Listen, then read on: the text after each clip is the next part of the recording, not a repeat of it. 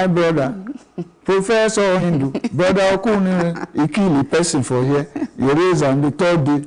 Wonderfully, wonder. It's in the song. It's not like I'm just blabbing. Yeah. Right. So the guy actually did that.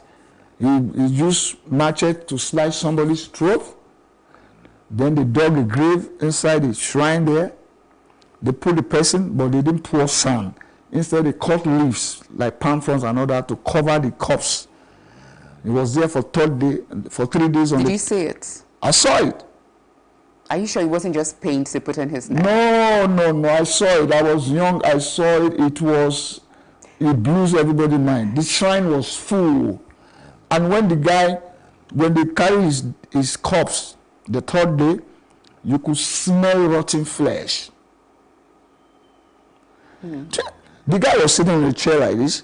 This magician came behind, took the knife, tapped the guy's chest 3 times, put the knife and start cutting. Blood was gushing out. The guy sitting on the chair got up, was fighting his hand. He cut and dropped the guy on the floor and continued cutting. Yes, so now the incident at the airport is a direct irony to this. Because yes. As a magician, he didn't do the needful. Thank you. What happened? So what happened? So at this period, the Idi Agbon and Buhari regime had just made a law that every Nigerian that wants to travel cannot carry more than 500 pounds. This was Fela traveling with about 50 to 70 27 people. wives. Yeah, everybody, we just going like that, big group. And then, by this time, Fela has high respect for this magician. He believed this guy has done what, I remember him saying that, they said Jesus died and resurrected the third day. This is my African brother, he killed somebody and resurrected it. Okay, so it was a big thing, for Pan-Africanism and all that, yeah. So, at the end of the day, we got to the airport. As his nature was, when we get to the airport, Fela will sit down. All of us will board. Well, after everybody has bored, maybe 5 minutes later, he will now board. Now, him and this guy, Fela, they have the same 4 coats for winter, the same make. So I think as they were about standing up, Fela now asked the guy, I hope you are not carrying any money. The guy now said he is carrying money. You see, where is he? It's in your 4 coat. Okay. Take my 4 coat, let me hold your own. Very loyal. Believing that. And protective. As Fela, and all that, Unfortunately, we were in the aircraft when some airport workers ran to the aircraft and said, guys, they have arrested Fela. He said, you guys can go ahead to America. So went to America. We had our show in Hollywood Mambo. It was a flop. Fela was not in town, so it was a flop. So we were stranded. So some promoters helped us organize a show in Oakland. We even played one in UC Berkeley, University of California, Berkeley campus, and one other one. To raise money for a ticket, by the time we got back, Fela was facing the judiciary. Justice Okoro Dogo. So you mean this magician couldn't make this evidence disappear? Couldn't disappear. And that would have been the time to discharge this guy, but he didn't discharge the guy. So Fela went to prison from 84 to 86. Yeah. And he came out of prison when Babangida came in as president. Okay. Yeah. Amnesty International has sent their whatever and all that before Fela was released.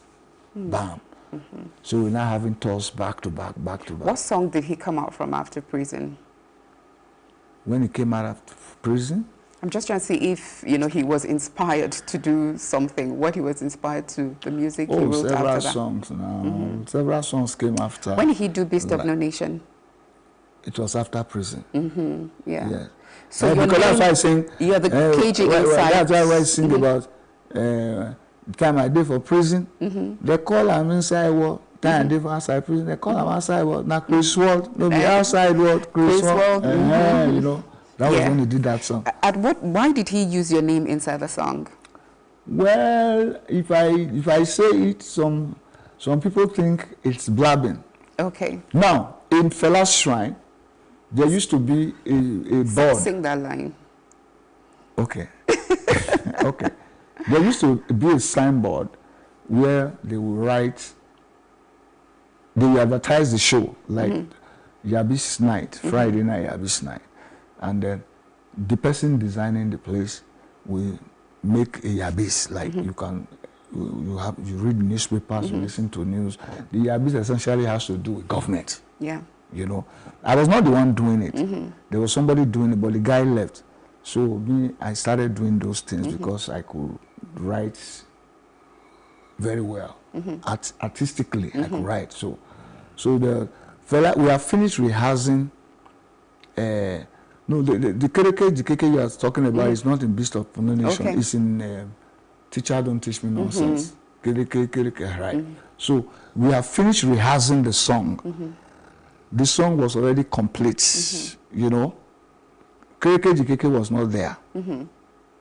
And when we finish rehearsing, we now start playing we have to start playing in Shrine, but we have not started playing it in Shrine. Yeah. But we have finished rehearsing as full package.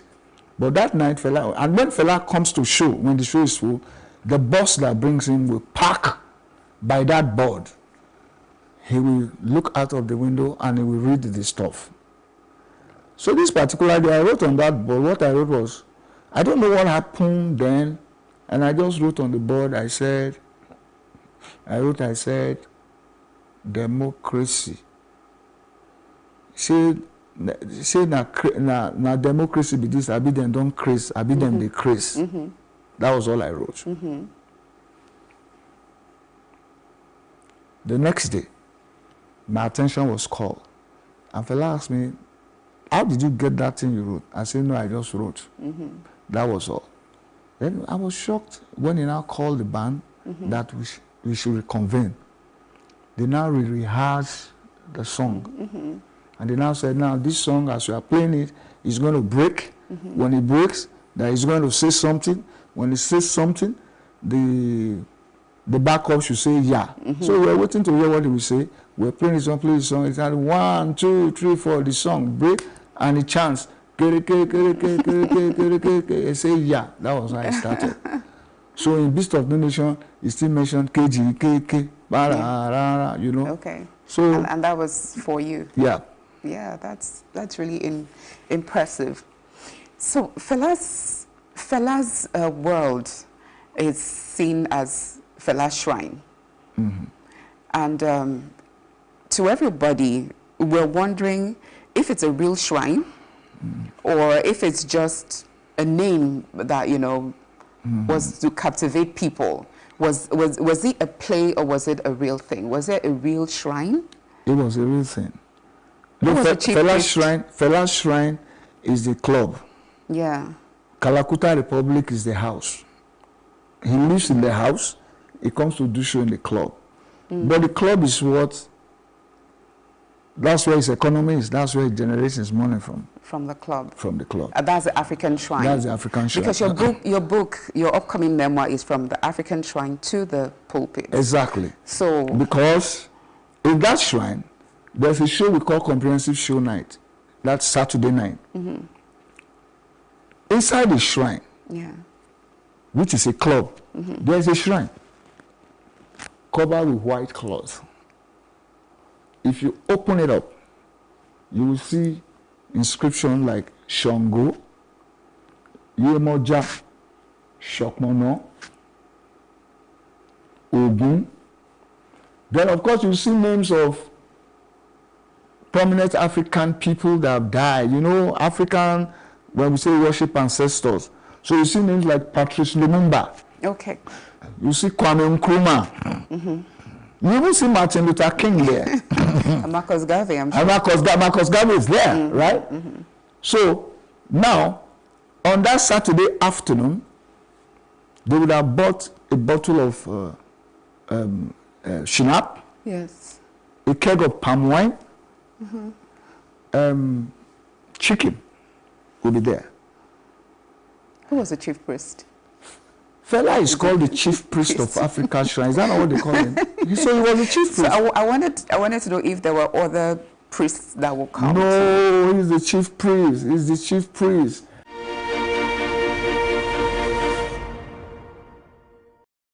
Thank you for watching. That's it for part 1 of this incredibly amazing story of KG Hamilton.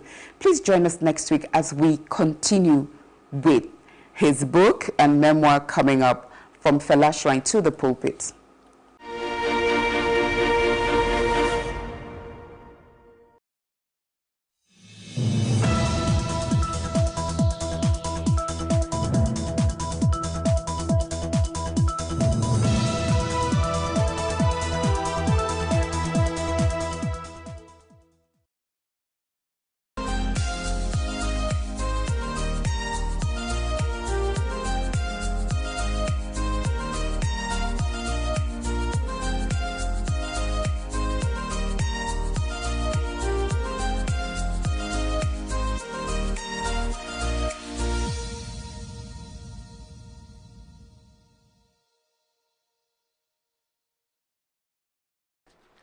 The family, they say, is the smallest unit of the society, and whatever affects the family rubs off on the society. What are the effects of a dysfunctional family? What really is a dysfunctional family? And what are the dangers of a dysfunctional family to the society? This is what our guests will be talking about today on the show. Welcome to Regardless, an anti-drug abuse TV series put together by Christ Against Drug Abuse Ministry, CADAM, a faith-based NGO under the auspices of the Redeemed Christian Church of God that is at the forefront of the fight against drug abuse. Louisa Olani is my name. Welcome on board. But as always, we take you through the case study for today, and then we come back to delve straight into the issue. Stay tuned.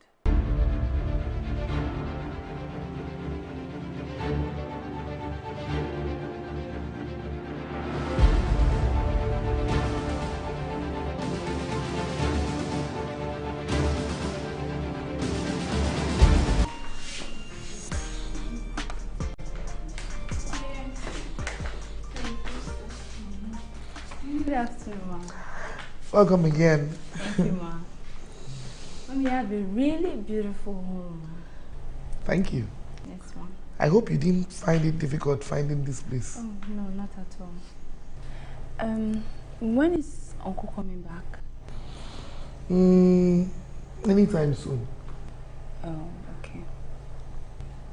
Are you sure you don't want to eat anything? Oh, no, Mommy, I'm fine. You know this is your home too as well, yeah? Yes, Mommy. Oh, that's him.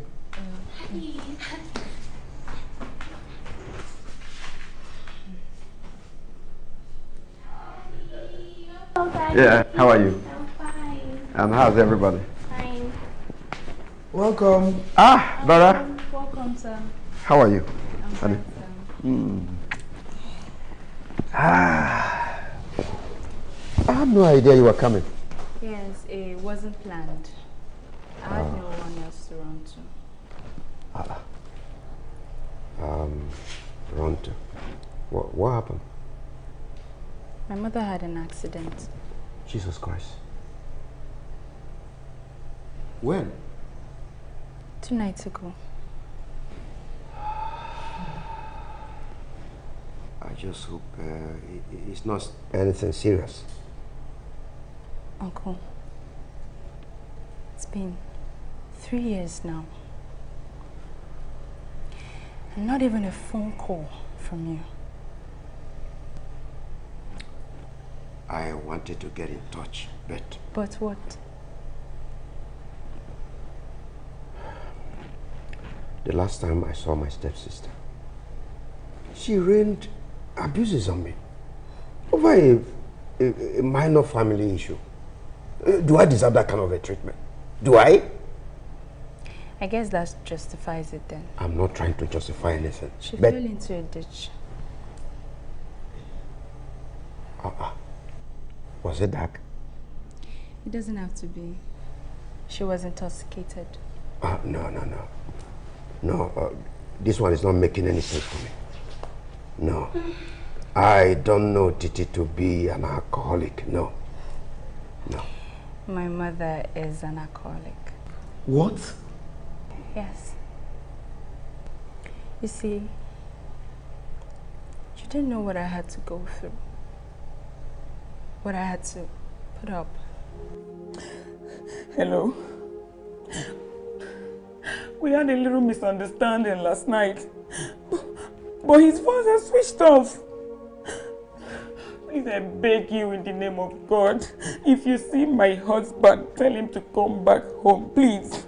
The kids are worried. Okay? Thank you, thank you.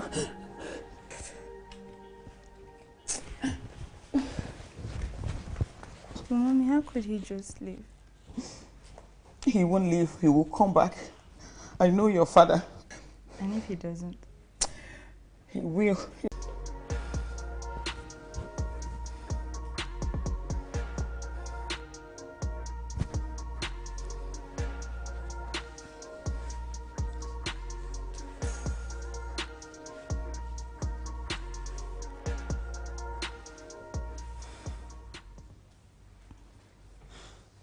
Mom. Mom, wake up. What is it? What is it? I need you to go lie down inside. Please. Why? Why? Femi and Benga will be home anytime soon. So? I don't want them meeting you like this. Besides, where have you been?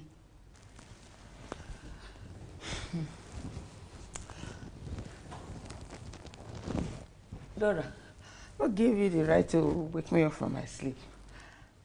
Mom, you were passed out drunk. So, because you have started hanging around these stupid boys on the estate, you think you are the same level, Abby? Think you are the same level? I don't blame you. I would have walked away the way your father go. I have just left. You're the reason he left. What did you just say? Yes. I still remember everything you put him through. So he has gotten to this. You not talk back at me. Mom, you know what I'm saying, it's the truth. Everybody knows it.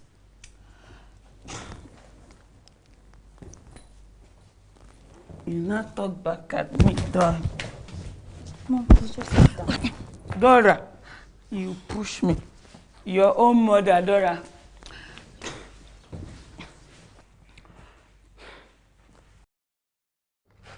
You all know it's been tough since your father left. I've tried all my possible means. I think it has gotten to a point where we'll start contributing. Contributing? How? When the school resumes next time, your brother here is not going back to school. And that's not going to happen. I dropped out of school, so he don't and won't have to. Things are harder now. So, there's nothing I can do.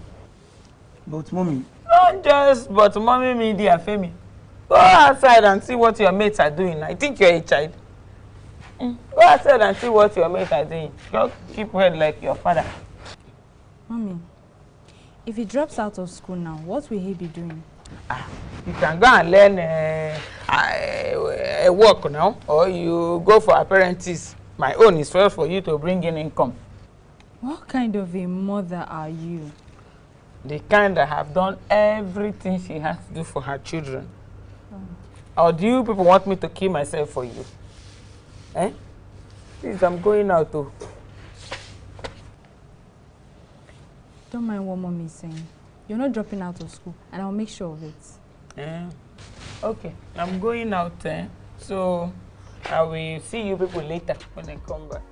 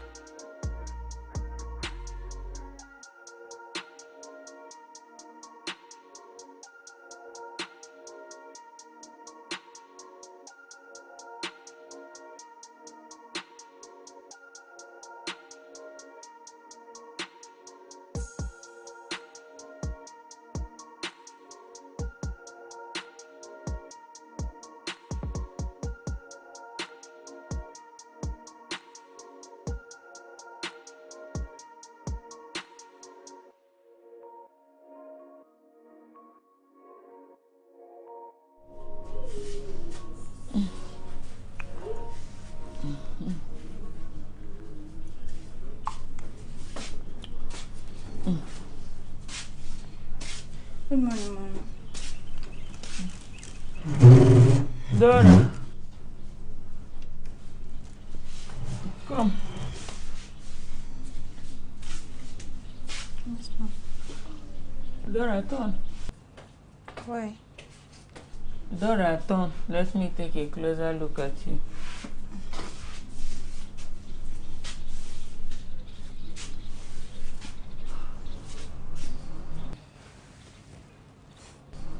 You are pregnant. Pregnant. Me.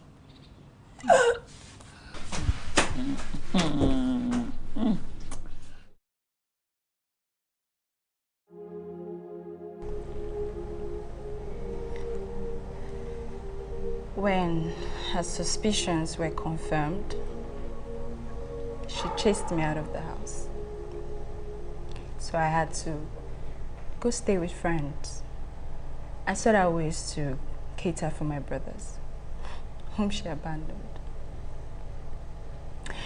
2 days ago, I got a call from a neighbor that she fell into a ditch when coming back from the bar.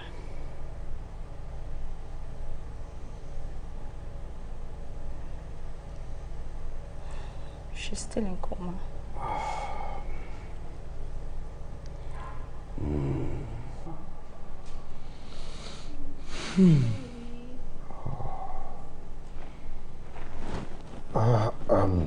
Honey, we just have to do something about it. I am so sorry.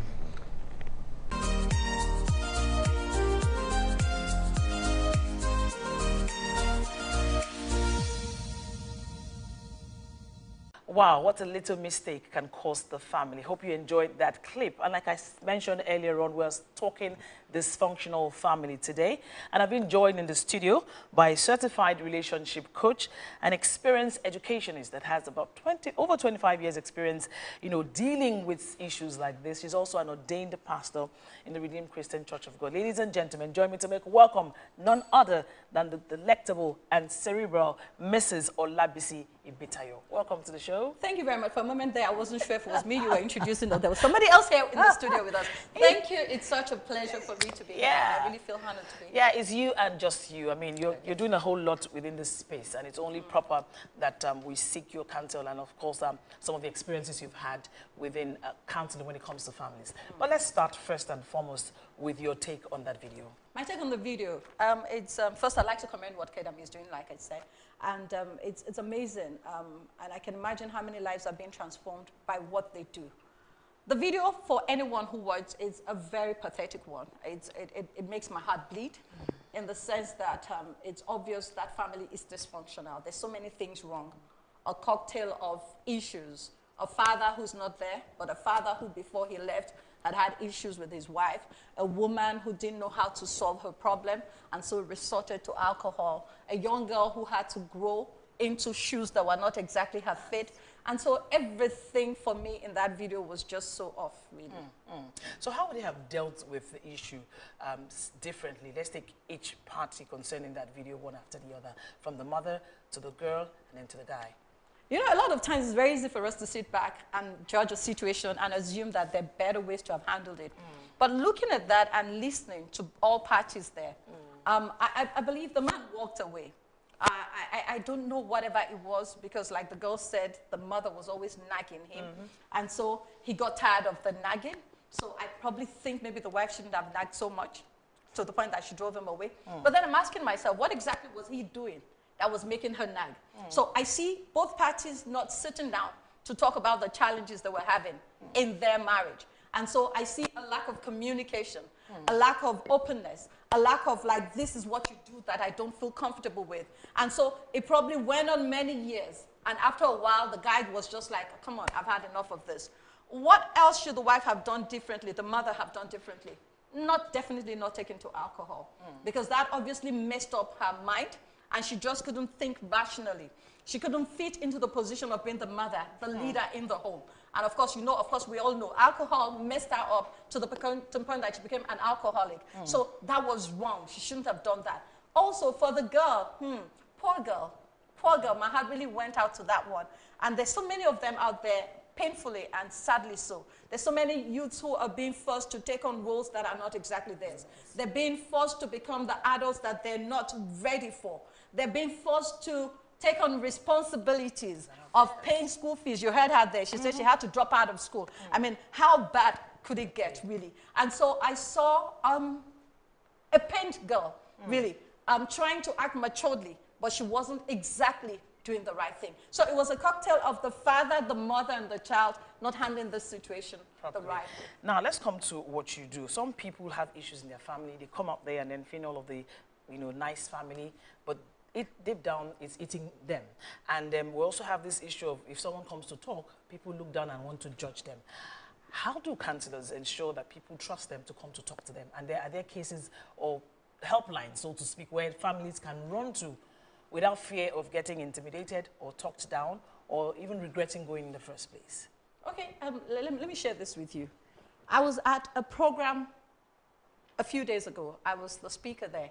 It was a marriage talk, making your marriage talk work. And I said something. I said, it's essential for us in our relationships, whatever the relationship is, work-related, marriage, whatever, to always seek prayerfully professional help or people who can assist. And then somebody in the audience got up and raised her hand, and she said to me, she said, I stopped asking for help the day the pastor in my former church got up and started preaching about my situation. Did you hear that? I mean, it's on YouTube. You can Google it. It's there. It's on YouTube. But he never mentioned her name. Yes, he never mentioned her name. But she said to me, because I asked those questions, she said to me he wasn't bringing it up to make people learn from. She said he said it in a scornful way as if I was foolish in my reaction. Right. And so I say to myself, why would people clam up in their relationships? Because people like you and I would definitely stigmatize them. Because people like you and I, even though we have our own issues burning under our skirts, will always give the impression that our homes and our marriages are perfect, our relationships are perfect, our children are perfect. And so what that does is it cages individuals who would really want to shout out for help. We don't have so much of even our spiritual leaders. I'd like to hear a pastor come on stage and say to me, these are the issues I'm having with my wife in marriage, but these are the ways. But when we come up and we so sugarcoat everything about our relationships, it gives the impression that everybody else's life but yours is fine. And so what happens? I try to cover my head in shame. I bury my head in sand. I don't want anybody to hear. And ultimately also, talking about the youth here, that's why a lot of parents whose children are dealing with drugs, whose children are having issues, will never come out to talk. Why? Because we all assume that every other person's child is perfect. And so you just think it's yours only. Someone said to me when she took her child to rehab, when she got there, she was amazed at the caliber of people whose children were having challenges, doing drugs as well. And so I think if the society could just stop being judgmental, we will have more people speak about their situations, and people would be able to help them also. So true. We all have our issues. I mean, they'll tell you every other family have their stuff, bothering them. It's only the ones that come out to speak that But I mean, don't resort to drugs or alcohol to solve any problem. That's my take home from there. We'll take a break at this point. When we return, we'll delve straight to what really is a dysfunctional family and what are the causes of dysfunctional family in the 21st century and how detrimental are dysfunctional families to the society. Still regardless, stay tuned. We'll be right back.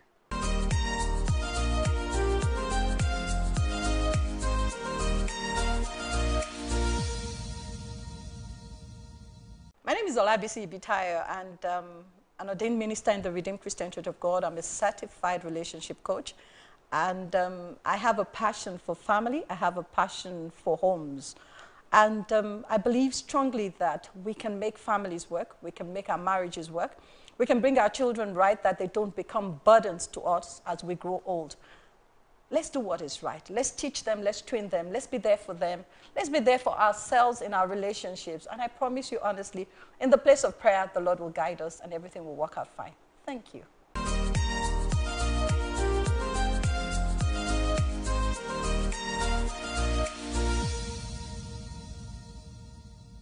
Interesting times in the studio here. You're still watching Regardless, Nigeria's #1 anti-drug abuse TV series put together by Kadam. Kadam, of course, is under the auspices of the Redeemed Christian Church of God at the forefront of the fight against drug abuse. And my guest, she doesn't like me to call her Pastor Mrs., but permit me to use it. Pastor Mrs. Bisi Ibitayo is still with us in the studio, and we're talking dysfunctional family. She's someone that has walked that shoes, that's walked that path, and she has an experience of something like this. She also deals with families with similar issues. So, of course, we're talking to the right person. Thank you for staying tuned, and of course, for joining us in the studio today. Interesting talk before that break. And now let's come back now. This is the 21st century, and so many things are happening. It's as if, people come out and tell you how it seems that the devil is attacking the family institution. But let's just leave the devil at one end and deal with our issues. Now, what really is a dysfunctional family, and what are the causes of dysfunctional families? Okay. We will not leave the devil out of it, because obviously the devil is against the family. But then I'll also like to say this. My mantra in life is emphasizing individual responsibility. That's my mantra. Everywhere I go, that. And why do I say that? Because if we keep pushing everything to the devil and we leave it at the devil, we'll never will go far in life. And so what is a dysfunctional family? Like I said, anything dysfunctional is something that goes against the right way that it should be. Well, that's the way it's been fashioned or programmed to. So ideally, a family is a place where it should be your safe haven. It should be a place of joy. Oh yes, you will have your differences, but not so much that it pushes one out of the home. So what is a dysfunctional home? The signs of a dysfunctional home. A place where there's continuous conflict. A place where there's fear. A place where there's intimidation. A place where there's so much uncertainty of what you're going to meet next. A place of physical abuse, both parents or the children. A place of emotional abuse. You know, these days we focus on a lot of, I hear things like, why should you be complaining about your husband or complaining about your wife? At least he doesn't beat you physically. Yeah. But do you know there are a lot of homes where people are battered emotionally? And it's even worse than the physical ones. Exactly. It has more damaging effect on people. So what is a dysfunctional home? A dysfunctional home is where there's no peace. There's just no joy. There's just, everything just doesn't work out. And each time I talk about this, my heart bleeds, because I've walked this path. I grew up in a home where I would watch my father beat my mother severally. I watched him strip her naked and throw her out, especially when we had to grow up in a place, in an environment. It wasn't a RAS environment. And so the next day you're carrying your bag, you're going to school, and people are looking at you and they're wondering what happened to you. Of course, what does that do to you as a child? What is it doing to our youths out there? It is pushing a lot of people, like it did me, to places where you wouldn't ordinarily go. Why? Because you're seeking for love out there. You're seeking for everything that is just not at home. Yeah, I would come back to how you dealt with yours. I mean how you scaled through, and today you're a better person and you could tell people's story. Not every other person will go through that and get saved at the end of the day. Now, we're talking about family. You blame the church and other people, giving us an example of the pastor that used the woman to preach. Now, at the end of the day, we saw that young lady going to the uncle. That means they actually had a family. Why didn't they seek help? Why did she have to wait? I'm asking as if we were there, but I'm just looking at how some people avoid other family members. You know, they just feel it's just me and my family alone, not wanting to seek help. You're not going to church. You're not even going to other family members until it now dawned on them before she eventually came. So how do people deal with that, and why is that in today's society? Okay, can I just say this? I didn't blame the church. I used the example of that woman to show you that a lot of people have issues with their issues now becoming topics of discussion to make them feel like bad people. So it's not just the church. It happens everywhere, even amongst friends. You're not talking, haven't you heard that this isn't working any longer? Okay, so you're saying, why don't they seek for help, like we saw? If you recall from that video, the uncle said he had reached out to his sister, that she sent her out of their house, if I recall that correctly. Many times it's out of shame. Many times it's because you don't want your, you know, sometimes when we get married, they say things like, don't let the third hear. Don't let the third person hear what issues you're dealing with. And so that woman was probably fixated on that. And so she's saying to herself, the third party mustn't hear what I'm going through. The third party, can I say this to every woman and man out there? There's nothing wrong with the third party as long as the third party is a sensible person who can help you out. So how can this same society that this dysfunctional family can affect, how can they be of help to such families before it gets out of hand? Can I just say this to everybody who's listening here? can we all be concerned for the next person? Can we all show love to one another? Can we stop criticizing people? Can we also, as parents, allow other people have input in bringing up our children? Can we begin to collaborate as parents with the stakeholders in the lives of our children? Can we ask more questions concerning the lives of our children? Can you please take time to talk to the teacher? You're not in competition with the teacher, to find out how your child is doing.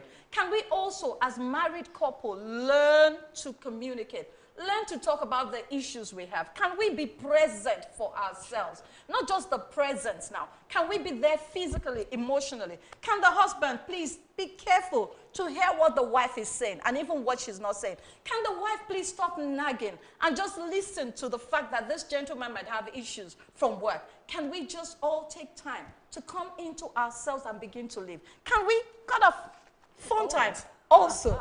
There's so many things I could talk about. But then, more importantly, can we please pray? Pray. The devil really is on the rampage. Can we just pray? And while we're praying, can we also watch and ensure that we do what is right? Prayer without good work, they say, is dead. I mean, I try to exonerate the devil, but he keeps coming into the picture. So let's pray and take him away from the picture. Thank you very much, Pastor Mrs. BC Ibitayo, for that very entertaining session on dysfunctional family. Well, you've heard it all. No one has it all put together, but you can still have it put together if you know how to go about it. And also seek help when you think it is not doing or it's not going the way you so desire. Remember, like we always say on the show, regardless of how far, how deep you've been into being a dysfunctional family or into drugs or falling out of God's will or plan for your family, there's always hope when you seek help. I can't leave the show today without saying thank you to all our partners. This program, of course, is proudly supported by Fitson Healthcare, NEM Insurance, CFAX Group, and of course our collaborating partners, the NDLEA and the National Orientation Agency. The NDLEA and the National Orientation Agency anyway. My name is Louisa Olani, until we come away again next week. Stay out of trouble, stay out of drug, and be good. Bye for now.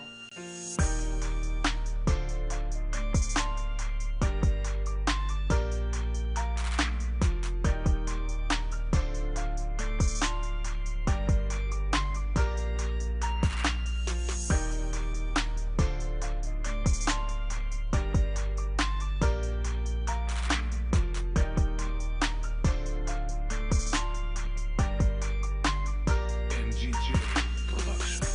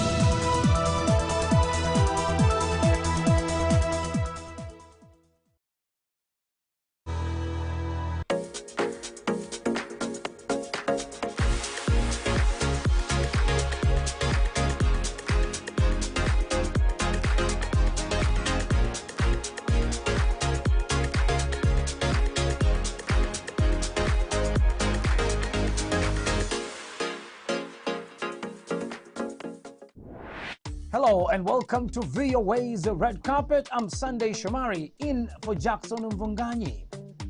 Here's what's on tap this week. Somalia's first female equestrian, Shuki Osman Muse, is turning heads on the streets of Mogadishu, exploring Namibia's Herero tribe through fashion designer McBride Kavari's mission to preserve their traditional attire.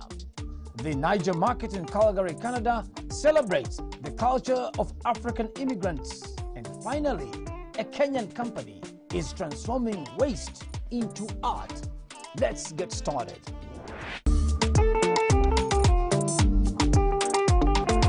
But first, the 97th Oscars are just a few months away and nominations are in. The Academy of Motion Picture Arts and Sciences announced Emilia Perez, the Spanish language story of a Mexican drug lord who transitions to a woman and starts a new life, has earned 13 nominations. While The Brutalist, which is about a Holocaust survivor and architect chasing the American dream, and The Wizard of Oz, prequel Wicked, picked up 10 each.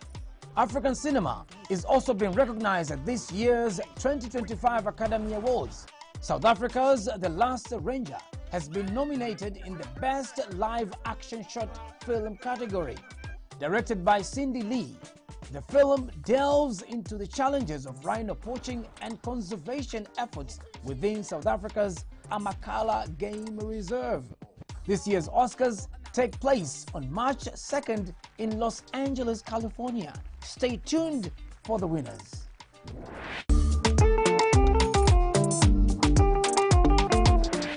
25-year-old equestrian Shukri Osman Muse has been turning heads on the streets of Somalia's capital, Mogadishu.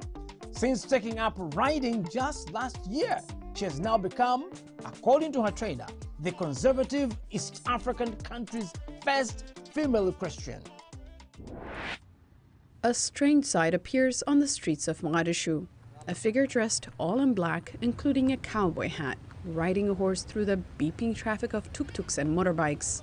Stranger still in conservative Somalia, the rider is a woman, Shukri Osman Muse. I am delighted to be the first female equestrian in the country. It was a dream of mine for many years. During that time, I faced numerous difficulties and challenges. There were no women in Mogadishu who had dared to pursue this path.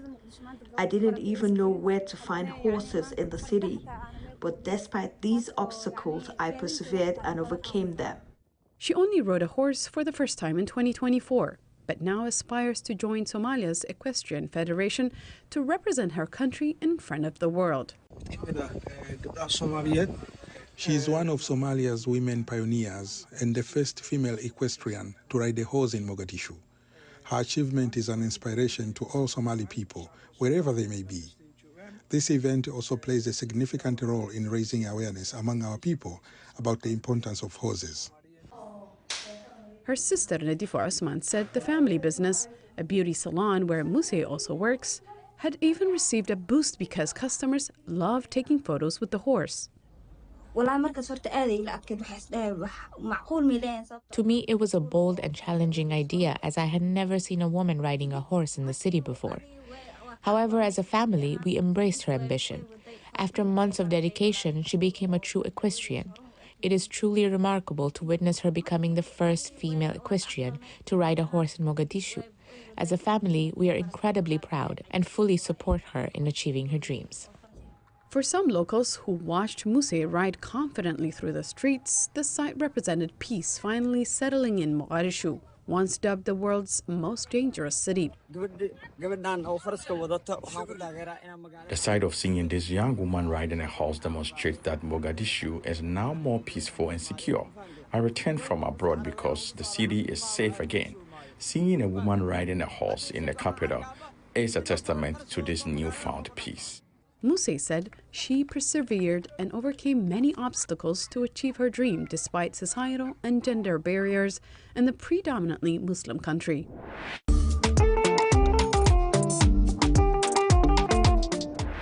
The Niger market in Calgary, Canada showcases the cultures of African immigrants and serves as a place for communities to connect. Azuma Compaore has more. In Calgary, Canada, the culture of the African diaspora is seen at the Niger market. Here, Nigerian and other African cultures and cuisines make up this vibrant indoor market. Olaide Fashola is one of the vendors. She shares soul food from Nigeria. I have fufu. This is fufu, fresh and frozen from Nigeria. So I have zobo. This is zobo tea. It is made. It has a lot of ingredients, 100% organic. You come here, you network with, and meet a lot of people, a lot of vendors. It gives you childhood memory. So that's why I came here, to make sales and to mingle with people. But it's not just about business transactions. Niger Market event organizer Abiodun Adetu says it's also about how immigrant communities can thrive in new lands. It's about community. Our children are happy because most of them haven't even gone back home. So coming here, they see it is a whole new game to them. And they're like, oh, is this how a typical African or Nigerian market looks like? In its 2023 annual report, Immigration, Refugees, and Citizenship Canada highlighted a record of about 438,000 permanent residents admitted in 2022, with over 20,000 from Nigeria. However, the numbers only tell part of the story. Titilola Akinro, a community member, says the market is a venue where diaspora communities connect. When you move abroad, one of the things that people struggle with is loneliness. If an event like this is in your city and you come, you meet people, you network, you're looking for a job, you're looking to start a business, you have people that do exactly what you want to do. And it's a good place for you to start from there. For DJL, who only goes by his stage name, it's an opportunity to share traditional music. Niger Market gave me that opportunity to come out and showcase what I do to the new people that come in. For attendees like Katie Fornell and Anne-Marie Cotton, organizers of the annual Okotoks Film Festival, the market bridges two worlds. Both shared their excitement. Outrageous. We're just having the best time. The energy here is... For many, a place to feel at home, a world away from the country they left behind. Azuma Compaore, VOA News, Calgary, Canada.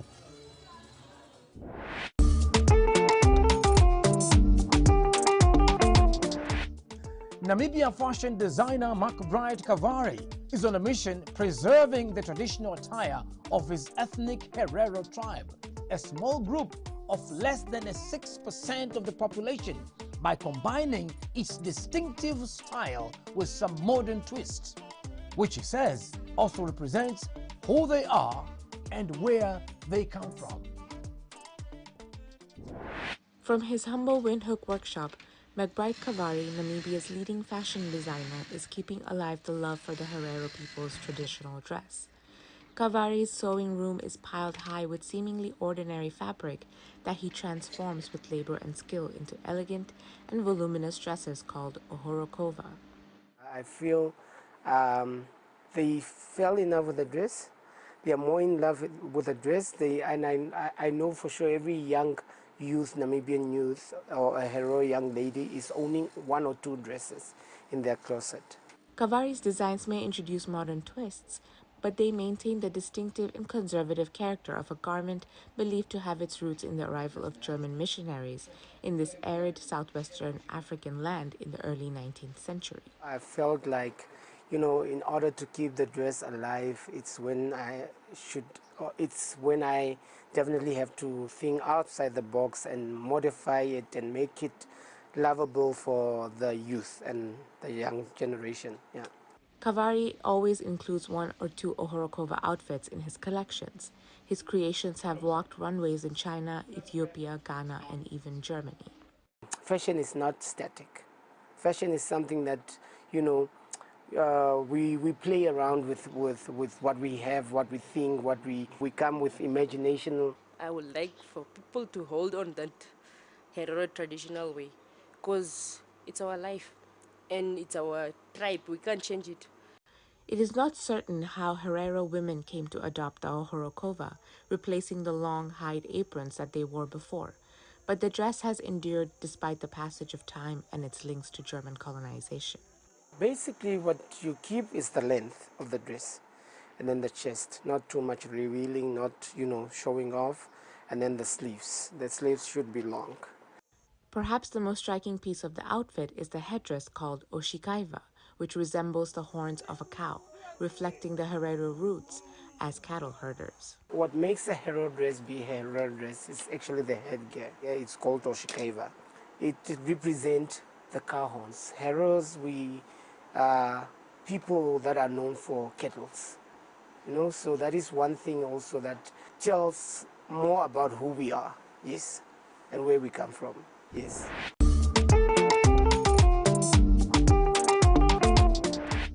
A Kenyan company is using the age-old art of glass blowing to recycle waste into sculptures, goblets, beads, and more. Juma Majanga reports from Kajiado, Kenya. At Kitengela Hot Glass on the edge of Nairobi National Park, James Gashuki and other artisans are busy recycling glass waste into these colorful products using the traditional art of glass blowing. We have wine glasses, we have tumblers, we have assorted vases, we have jugs, we have sculptures also, and for custom items we have dolls, which we use in making the furnitures and the panels. Glass constitutes 2% of the country's waste, according to Kenya's National Environment Management Authority. Kitengela Hot Glass owner Anselm Cruz says the company recycles about half a ton of glass per day and more than 4,200 tons since it was founded over 3 decades ago. Our mission was to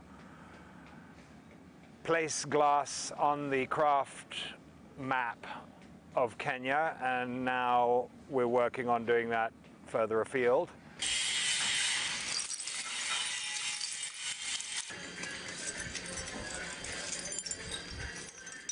The process begins with the collection of scrap glass, which is then sorted by color, cleaned, and left to dry. The dried glass is fed into a furnace and left to melt overnight at nearly 1,200 degrees Celsius. In the morning we have a big bath of molten glass that's like a bowl of soup, and from that we will gather and pull out the glass that we need, and the same honey principle, if you stick a spoon into honey and turn it and it pulls out a bit of honey, that's exactly what we're doing with the glass, except hotter and bigger. Then when you have that lump of stuff on the end of your blowpipe, that's when you start shaping and tooling and pulling and controlling it into whatever the object is that you want to make. The results are these glittering glass products that attract local and international clients. South African-based Kenyan sculptor Stanislaw Trebinski has exhibited in the United States and elsewhere. He worked with Kitengela artisans on pieces for a new exhibition. I mean, I think it allows people access to a very high-end product at a very affordable price. I mean, if you understand what goes into it. I certainly have benefited greatly from it. And Kitengela Hot Glass says the environment benefits as they turn waste into something beautiful. Juma Majanga, VOA News, Kajiado, Kenya. Thanks for watching VOA's Red Carpet. I'm your host for today, Sunday Shomari. For more entertainment news, visit voaafrica.com or find us on Facebook, Instagram, and YouTube. Don't forget to like, share, and subscribe. Until next week, goodbye, everyone.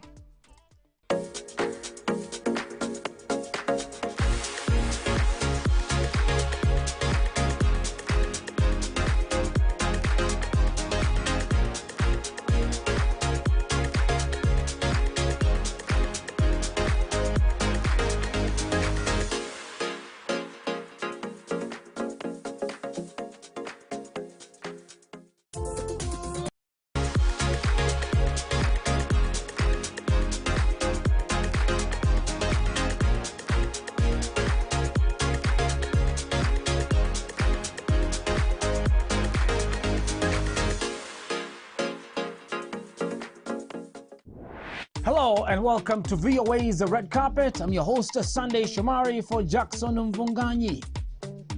Here's what we have got lined up for you this week.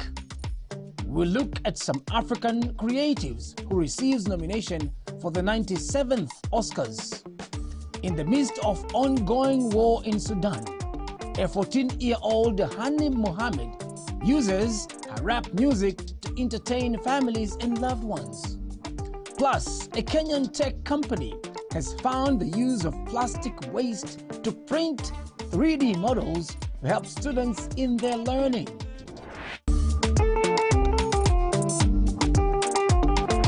Hosted by South African comedian Trevor Noah for the 5th year in a row, the Grammy festivities were revamped to be part awards show and part fundraiser for the people affected by the recent wildfires in Los Angeles area, which killed 29 people and displaced thousands, including many musicians. It was a big night for Beyonce, who became the first black woman to win Best Country Album for Cowboy Carter, fresh off announcing her upcoming tour for the album. She also won Album of the Year for the same record, the first time she's won in that category despite being the most decorated Grammy winner. It was also an exciting night for Nigerian singer Tems, who took home the Best African Music Performance Award for her hit Love Me JJ, being only the second year that the category highlighting African artists has been introduced. Kendrick Lamar took home Record of the Year and Song of the Year for Not Like Us, a diss track in his feud with Canadian rapper-singer Drake.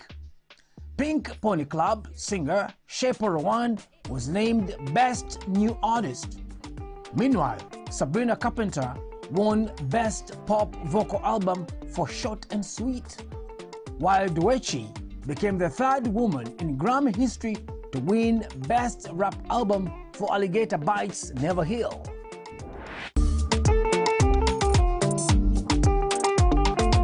The 97th Academy Awards, also known as the Oscars, are scheduled for March 2nd, and African creatives are among hundreds from different parts of the world who are anxious to see if they will win one of the prestigious golden statuettes. VOA's Mike Hove has more. Now this year's nominees for Best Live-Action Short Film. Alien. African cinema is being recognized at this year's Academy Awards. Included in the nominees is South Africa's The Last Ranger, which has been nominated in the Best Live Action Film category. The South African film explores the dangers of rhino poaching while highlighting conservation efforts in the nation's Eastern Cape province. Cindy Lee, the director of The Last Ranger, says she's happy that the movie is receiving international attention because it helps expose the threat that rhino poaching has on several South African industries, especially tourism. We have this huge problem in South Africa, rhino poaching. One rhino is killed every 15 hours in South Africa, and we've already lost over 10,000 rangers, who put their life on the line to try and protect the rhinos. So my brother wrote this beautiful short film. This is based very loosely. It's inspired by a true story.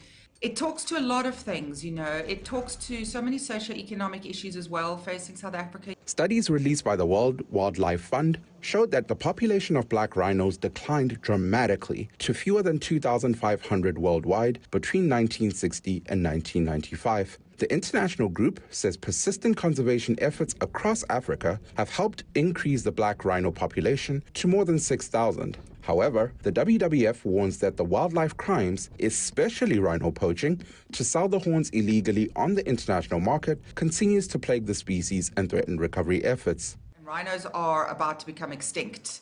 I think the black rhino is like right on the cusp of extinction. So that is the emergency situation we have right now, because if we don't stop this, we won't have rhinos. And if there are no rhinos, that could affect tourism. And if tourism collapses, South Africa could collapse. I mean, you have to understand the importance. South Africa's biggest source of income is its tourism. African cinematographers are excited about the international success of The Last Ranger. They say the film's a paving way for the world to learn more about Africa and the talent that the continent offers. Lee echoes those sentiments. The Tanda Choir is a beautiful choir out of Khayelitsha.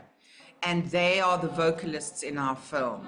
Now imagine Satanda Kwai, nobody knows who they are. Then this film gets onto a platform like the Oscars, and when people, all these Academy voters are going to go, there are 10,000, I think, Academy voters, they're going to go and watch this film. 10,000 people are going to see the actors, producers, writers, directors, 10,000 potential people who are into music hear the Thanda Choir, and they reach out to the Thanda Choir and offer them work, and their lives change. And their lives change, and more people want that to happen, and then the ball starts rolling. So it is, you know, we can change lives one film at a time. In the 95-year-old history of the Academy Awards, only 3 African movies have won an Oscar in the Best International Films category. The first was Z, an Algerian movie produced in 1969. The second was Black and White in Color, a movie from Ivory Coast produced in 1976. And the last time an African movie won the Golden Statuette was in 2005, after the South African movie Tsotsi received the accolade. Mike Ove, VOA News, Washington.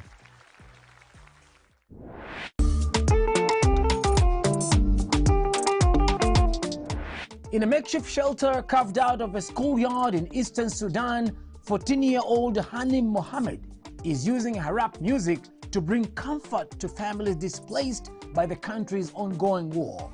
Mohammed's love for rap took root for years, but the outbreak of war really brought it home, pushing her to start writing her own lyrics.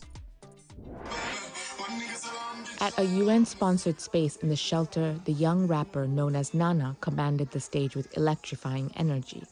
Laughter and claps echoed through the air as women and children swayed and twirled to the beat, defying a war that has gripped the country since April 2023. I started listening to rap 4 years ago, and a few months after the war erupted, I started composing songs. Most of the songs I composed were for the place I love the most and where I grew up, which is Omdurman.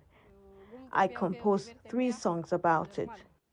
The conflict in Sudan has claimed the lives of tens of thousands, uprooted over 12 million people, and pushed Sudanese to the brink of famine. Nana's fans say her songs resonate deeply. I like her songs very much.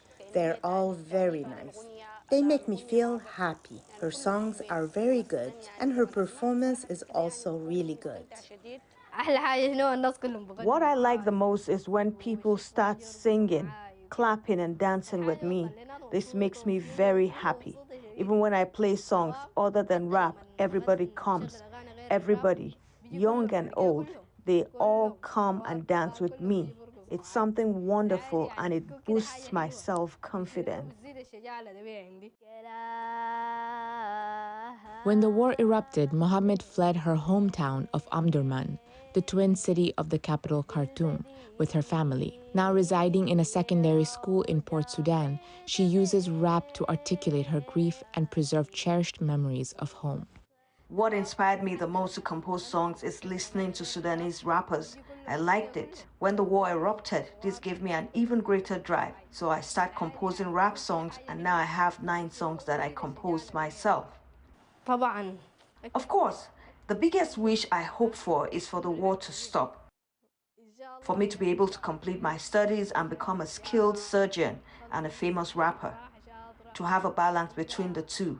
To be a surgeon and a rapper. It is difficult, I know, but I think I'll be able to do both. It's not a problem. I like the challenge.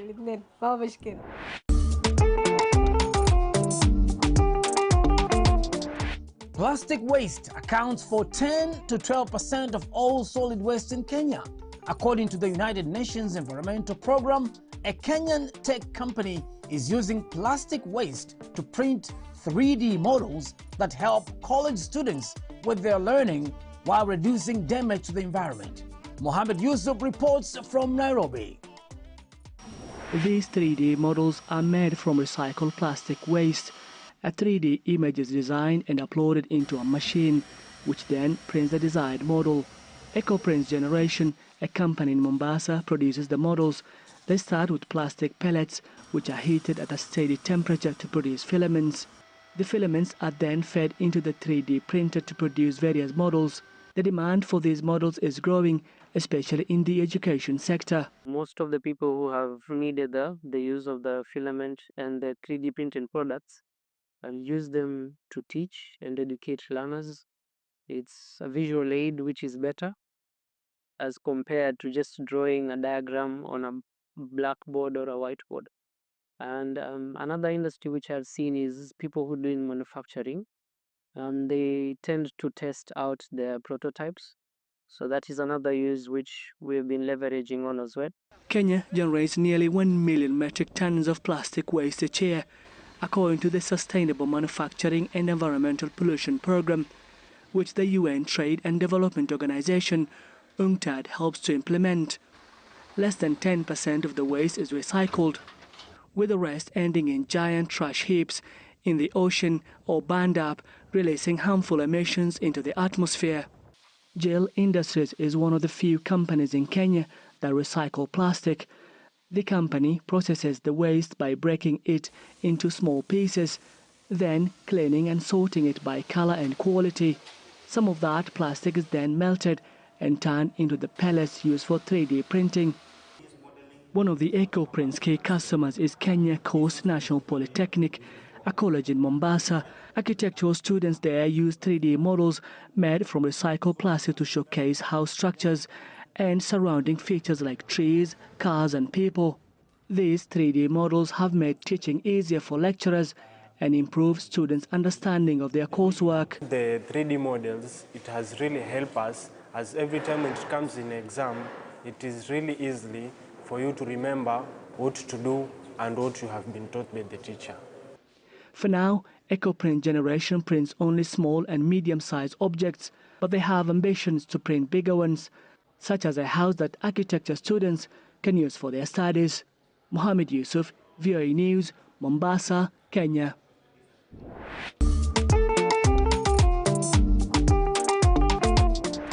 Japanese adventurer Gump Suzuki arrived in Cape Town at the end of a more than 6,000 kilometers journey across Africa while pulling a rickshaw. Suzuki began his African Odyssey last summer in Kenya and has a large following on social media where he has shared regular updates of his adventures. 34-year-old Japanese Yuji Gump Suzuki arrived in Cape Town to end a more than 6,000-kilometer journey from Kenya to South Africa on foot while pulling a rickshaw. Suzuki said it was a very good experience, despite some hairy moments like seeing a lion and a truck hitting his rickshaw. So the lion on the road, we just came back village. Yeah, and then, so, yeah, we are running together, so with any children in Tanzania. And then, so I broke my rickshaw so by hitting a truck. Yeah, 2 times, but I'm still alive.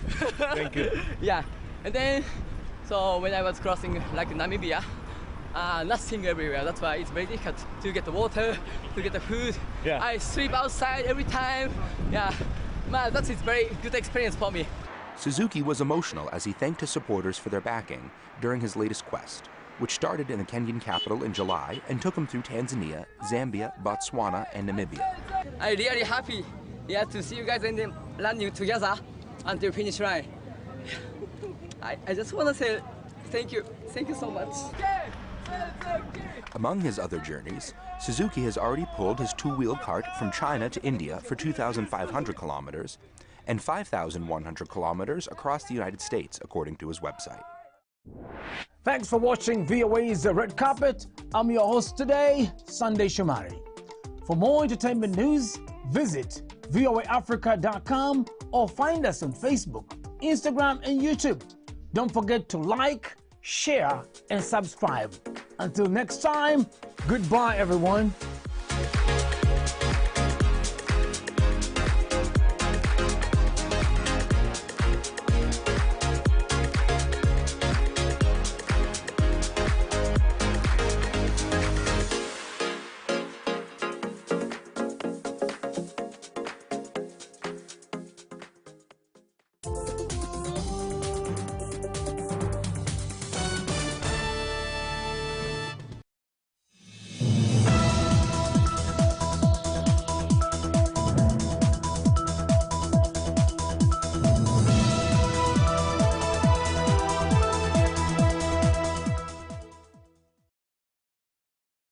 Sports betting has been around for a long time, even if data of the first bet seems untraceable. We can think of the Greeks, inventors of the Olympic Games, where it was not uncommon for spectators to bet among themselves on the winners. Over the years, pool staking and betting has been the traditional way of gambling in Nigeria. Recently, the emergence of sports betting has increased due to the various betting websites that have become famous. Due to this latest development, sports fanatics now take their interest in sports to a greater level, having realized the financial benefits that could be gained from predicting match scores. Unfortunately, addiction sets in along the line when one has no self-control, and it then leads them to the dark tunnel of gambling.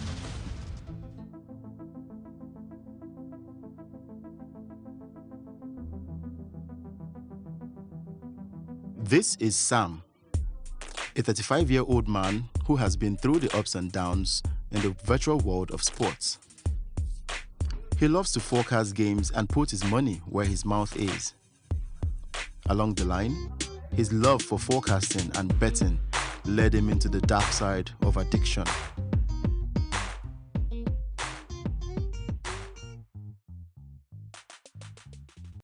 It all started 2015. Okay, I finished service 2013.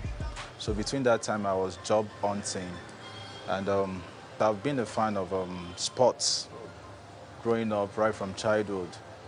But I have a neighbor that walked up to me that he won 140,000 with 100 naira. So as at that time, I knew little about sport betting, but I don't know how it works. So I had to sit him down. I was like, how did you come about this? What did you play? How did it work out? So he held the coupon in his hand. I made the ticket. So he showed me saying, I picked this team, I picked this team, I picked that team. So I was like, oh, I saw some other things there. So what does this one mean? What does two means? What does... So he was the one that put me through the fundamental part of the sport betting. Like, okay, if you picked one means the home team to win. If you pick two, that means the away team to win. If you pick GG, that means both teams to score. So I took my time to understand that. He only put me through how it works, how you stake. So I had to do further research myself. So I took my time to walk into the shop. So my first few weeks there, I didn't play. All I do was just to make friends, observe how things work. Oh. So I was there, I see people placing bets. So I started asking questions. I even asked the cashiers that, okay, if I pick this, if I pick this. But I remember vividly then, there were limited market options then, unlike now that we have vast majority of market options. Like I said, I don't have what I'm doing, so my income is so limited. All I do is, when I started playing, I use my pocket money to place bets. So, then to stake, the minimum stake is 100 naira, so I can still feel like, hey, the money I used to buy recharge cards and call friends, why can't I use it to place bets? So that's how it all started. And then it was fun. Some places I would have just one game that would make it a lost bet. I'll put the game, I'll be like, oh, I'm so close. And that will be like, you can't go further, you can try more. So it goes on and on like that. I could remember vividly my first win was a 5,000 naira with 100 naira. Oh, wow. I got motivated, yes. So the 5,000 then was like a gold, like, wow, this is cool business. With 100 naira, the multiple interests that comes or that is accrued to it, I was like, wow, this is good business. So I started going deep.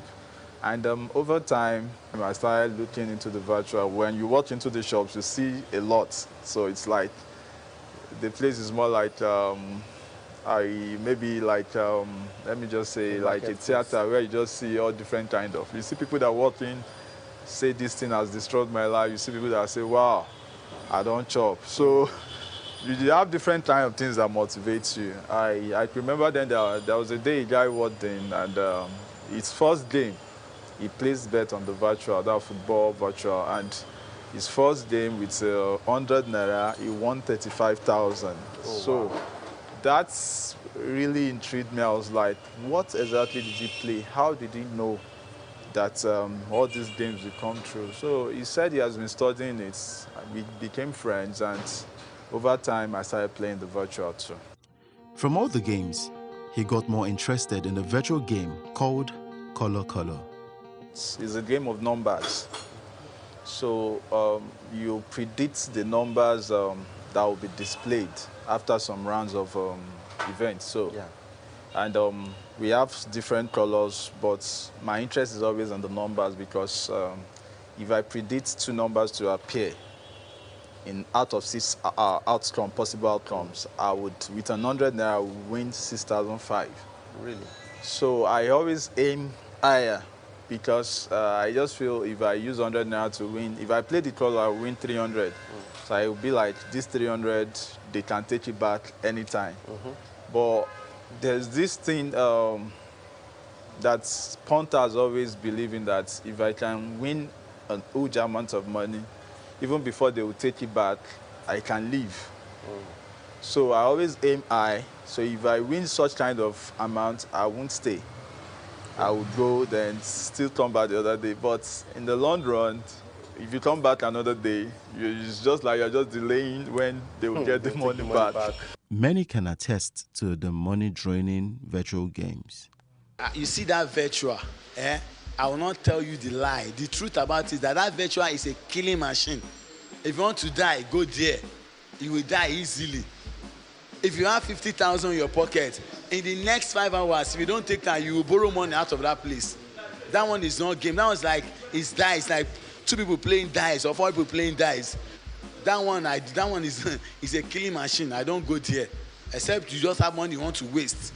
You go there, go and waste it. Money you don't budget for. But if you want to make something in life, I prefer to book game and wait for the results after 90 minutes. When Sam places bets, he spends about 2,000 naira, but it increased when he started working for a bet company. In a month, let me just approach it. In a month, I can spend like 2,000, 3,000, but over time, when I started working, I spend more than that. So let me just say, when I started in the year 2015, I do spend 2,000, 3,000 to place bets in a month. Wow. When I started working, the mentality of playing bets with 100 naira left. I was like, if I would choose, the idea behind it is, I was like, if I could choose 20 games, and 19 of it I could predict correctly, just one of it got spoiled. So why stress myself with 100 naira? So why not pitch something lesser and stick with a huge amount of money? Wow. So I started experimenting that. When I started, it was working fine. I could play a single bet with 5,000, place a single bet with 2,000. Reality dawns on Sam when he lost 200,000 naira on a single bet, but continues to play. The highest amount I would say that I've stayed with is 200,000. 100,000. 200,000 at a go. At a go? Yes. Wow. And I Tell lost. us about that. I lost. You lost it? Yes. Wow. I lost it at the nick of time. Okay? So, on that day, I'm a Man U fan though, so I stayed for my team to win. Wow. And that day, Man U was winning. I could remember Man U play Newcastle or so. Man U was winning. And at injury time, I think 90 plus, Newcastle equalized and the match ended 1-1. The money wasn't mine. Several things came to my mind. Like, I was like, I wish I didn't do this. Why did I do this? How can I get this money back? What will I tell the owner? It got so bad he borrowed a lot of money and spent 90% of it on bets. Borrowing money to place bets. You borrowed money to? Yes, I did. What was the highest amount you borrowed? 450,000, yes. 90% of it was to place bets. Now, for me to have been able to secure 450,000, I never knew what I wanted to do with it. Over time, I borrowed quite a lot of money, and the day I sat down to, you always be afraid to put your pen to paper to just write down the figures. But the day I did that, I noticed it's over 1 million, 1 point something million. Yes. Wow. And everything was within 2 years. 2 years? Yes. Everything was within 2 years. And for all the companies that were able to give me loans, it comes with interest. Then if you default, you have further interest. So the 1 million I mentioned is accrued interest on loans I've defaulted. Wow. So I speak with you, I'm still paying back. Wow. So it shows the extent, the damage it has caused. So the day I sat down and I put down names of each company I'm owing and the amounts with the interest. So, and individuals that I owe. Then I found out that, hey, this thing has turned to 6 figures. So that's when it comes on me that I realize that this is not fun anymore. It's an issue. In Nigeria, football betting has a long history that can be traced to colonial times when pool betting was popular, especially among the elderly, retired workers, and the unemployed. Since the 1920s, younger people have taken up betting on the results of football matches, including European football leagues. In the betting shops, you will find different kinds of people in clusters discussing either the Premier League, Champions League, the La Liga, boxing, and all types of sports, with their passion for the game increasing every day, having high hopes of winning the jackpots. There are factors responsible for increased football betting among youths in Nigeria. It keeps my hope alive. When the government are not trying and I don't have any other way, I don't have any other person to help me. It's only the bet that can help me.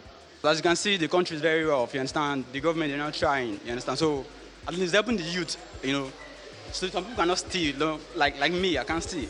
So I just do this way to make money for myself. In the past, people watched sports with keen interest based on loyalty to a particular club. But today, that is no longer the case with many. Like me now, I'm a driver now. For the past 2 months now, I don't have a car again. I don't have any bus that I'm using to work.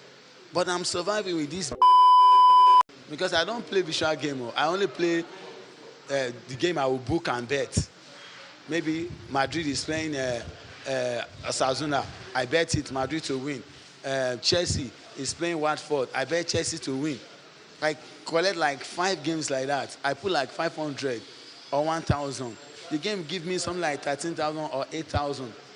As the game is going, maybe I play 8 games. 6 I've played. They are giving me a crash out 5,000. I'll just collect the 5,000, crash out. I book another one. Out of that one, I send a little money for my family. That was how I've been coping for the past 2 months now, because there is no hope. I'm not an addict. I'm not addicted to betting. It's just I just sat down and I studied and I decided, okay, I can make something out of this. Not that maybe if I have a work that I'm doing now, I will not sit down here and say I want to start betting because I'm a driver. I'm on the road now. Maybe it's when I close. And if I go to work Monday to Saturday, is it that night I will now start? I'm tired now, I'm going to relax. But for now, let me just use this one as another avenue to make money. There are those ones who have become addicted to this behavior. Sam is one of them, and every addict shows some vital signs. There's an attribute with someone that is addicted to gambling. And that is, you always find your way around things. And that involves lying to people close to you, people you know. If you tell them strange things, they will believe you. When you say that someone has gambling addiction, there are certain things you see in someone that has gambling addiction. Is this, you see that they have this strong compulsive use to this craving to always bet money. And you see them that they neglect other activities that they used to find pleasurable, spending most of their time gambling. They hide the fact that they are gambling from their family members. They feel guilty. They've lost vast sums of money. Sometimes they have to take loans, and they believe that if they keep gambling, they will be able to recover some of the money that they've lost. So those are some of the features you've seen that it affects their career, affects their family. Addiction is more. It's more like an eye. You have that feeling that you are high on something, so you feel uncomfortable until you place bets. A report revealed that about 60 million Nigerians between the ages of 18 and 40 are involved in active sports betting. They spend almost 2 billion naira on sports betting daily. And this translates to about 730 billion naira annually. Betting may appear to be a way to make quick money, either as a betting operator or as a gambler, but addiction sets in along the way. Usually most people, when they start for fun. They start with funds that they can afford to lose. But for some people, it progresses beyond that. And then they start to bet large sums of money. They have, when they can't bet or they are prevented from betting, they start to become very uncomfortable. They spend most of their time engaged in either betting or trying to get money to bet. And they start to suffer harm in terms of their career. They get into debt. They keep having, they find it they're unable to control their betting. When you see those signs, those are signs that the person could possibly have a gambling addiction or sports betting addiction. Are there consequences for addiction? Gambling addiction has significant comorbidities with psychiatric conditions. As you might imagine, if you've borrowed a large sum of money and lost it to sports betting, there's a high tendency for you to have clinical depression. It could also progress to having suicidal thoughts and attempted suicide. You could also have post-traumatic stress disorder. You could have sleep problems, sexual dysfunctions. It could predispose to even psychotic breakdowns. So having a gambling addiction predisposes you to having a whole lot of other psychiatric comorbidities. Sharing my experience now, I am someone that loves sleeping very well. I do have sound sleep, but when this issue become a problem, I couldn't sleep well. Wow. There have been different kinds of thoughts. You'd start thinking that life is not worth it. You know, such kind of things, and you start thinking of, oh, how am I going to pay this person? So shame comes in, reproach. Loan agencies started looking for me, calling my numbers. I had to start changing numbers. I started withdrawing from people because when I had the encounter with my family members, I had to change my numbers.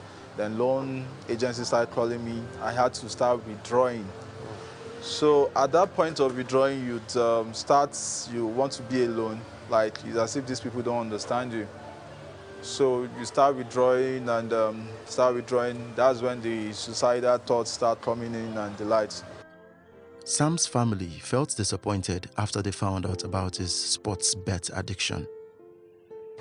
At a point, my family gets to know about this. I used to be like the favorite child. I used to be like someone they're looking up to just bring the name of the family, to to raise the bar for the family, to not to put down the name.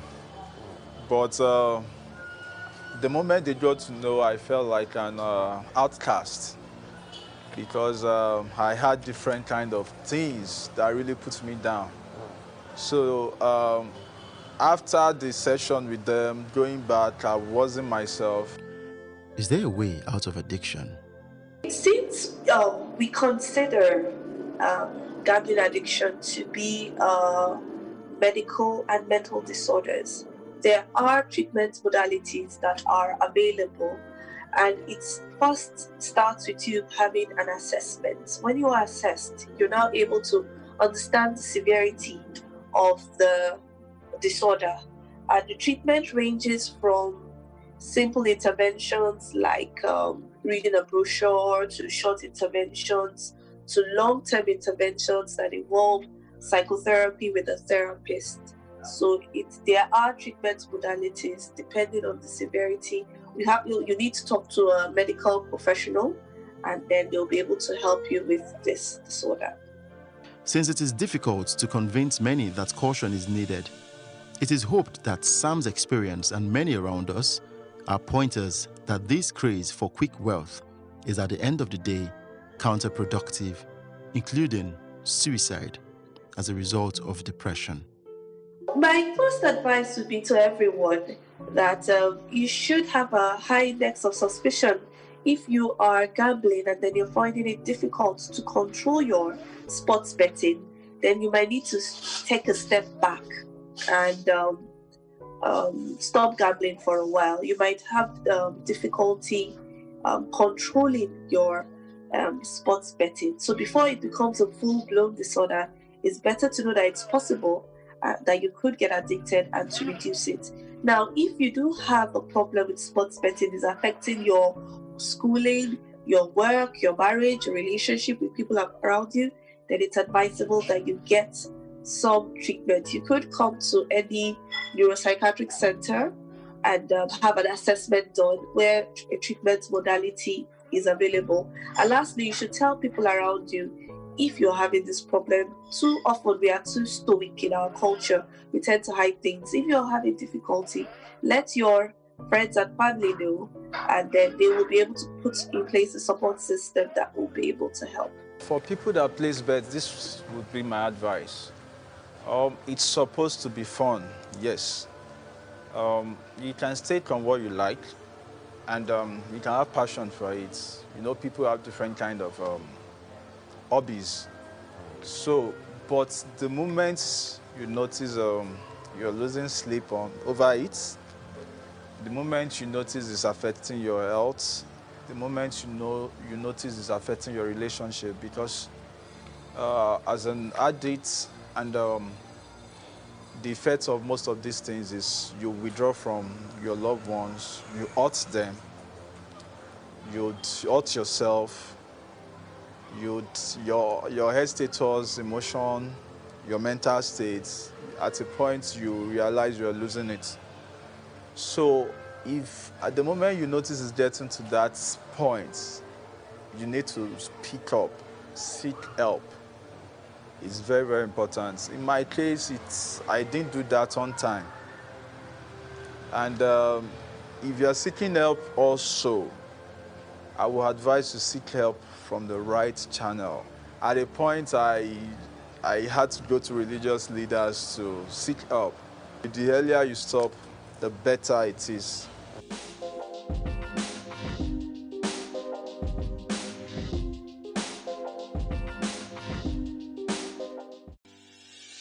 Increase the reach of your events or business services. To advertise on Plus TV Africa, please call 0906 000 5719 or 0909 040 8408, or send an email to marketing@plustvafrica.com. Plus TV Africa. Big stories live here. Often Sometimes when we see celebrities either on social media, television, or in person, we assume they have it all together, but we forget that they're also human. Well, here are some of the low points of some of your favorite celebrities. It's a long story, man, because after I left church, because I love music so much, like I've loved music right since when I was 9, from my primary school days, I love music. So I started working in a pure water company, where I was paid 15,000 naira in a month. I was earning very low salary then, but I had no choice. I had to do it because I had to pay for studio session, go to shows before you buy one or two, bus score for you to wear money don't finish, I went through so many challenges, man. After, I started working at Loot again, Loot, Lagos State, Like what? In what capacity? Yeah, health attendant, yeah.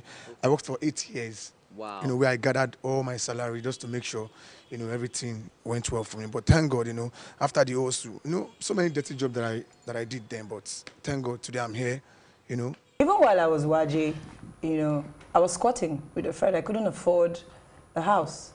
I couldn't afford an apartment of my own in my early years as a musician, and, sometimes at some point it was from one friend's house to the other because you also have to be sensitive to some people. You get the way they go take change and for you said go find how you go, you understand? And even at that point, for every money that I made, I knew that my daughter was living with my mom. And I knew that it was my responsibility to cater for my daughter.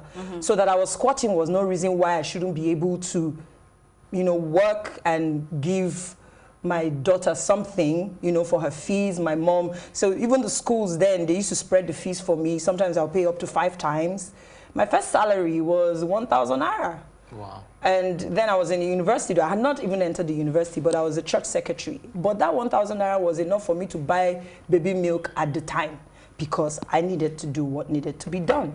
Without being too specific, it's just when I was making the transition from working from my grandfather's house to my own space, I went from having a lot to not having so much. So I thought I needed to quit, but it was just even actual reasons for me to keep going. So I don't need people to just, if they forget anything, they should just understand that if they need to keep watering, they need to keep ensuring the soil is good, and it's seasonal, but they are made of the stuff that roses will grow from, so they'll be fine. Being an entrepreneur in Nigeria has been very difficult. For me, I started my business over 10 years ago, so we're looking at about 12 years now.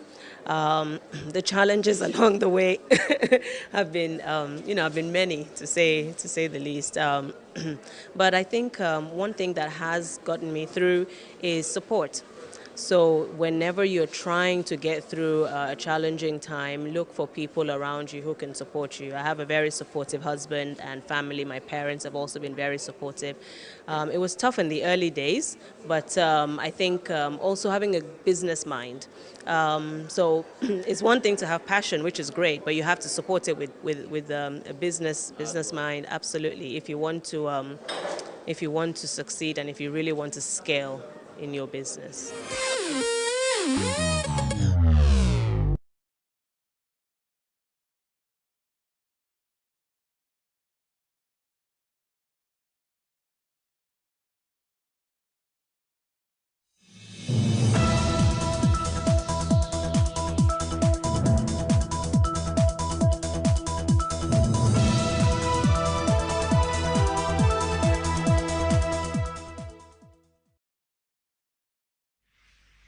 "60 Minutes with Angela" starts right now.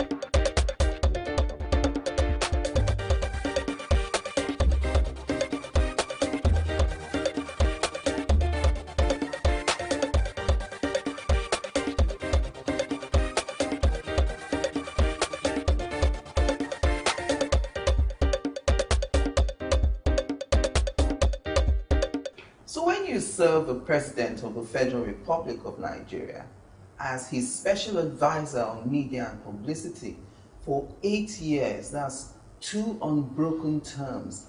I suppose it makes all the sense to write memoirs. And that's where my guest today comes in. He says, without documentation, revisionism wins because human beings have short memories. He also goes on to say that the reason he's written his memoirs is to help Nigerians know the true and real Muhammadu Buhari, as opposed to the conjuration we have had over decades. His book, Working with Buhari, Reflections of a Special Advisor from 2015 to 2023, was publicly presented on the 16th day of January 2024. And it was the first time the former president, Muhammadu Buhari, would make his way back to the Federal Capital Territory, Abuja, since he left office on the 29th of May, 2023. Well, Femi Adesina, the former special advisor to former President Muhammadu Buhari on media and publicity, joins me on the program today.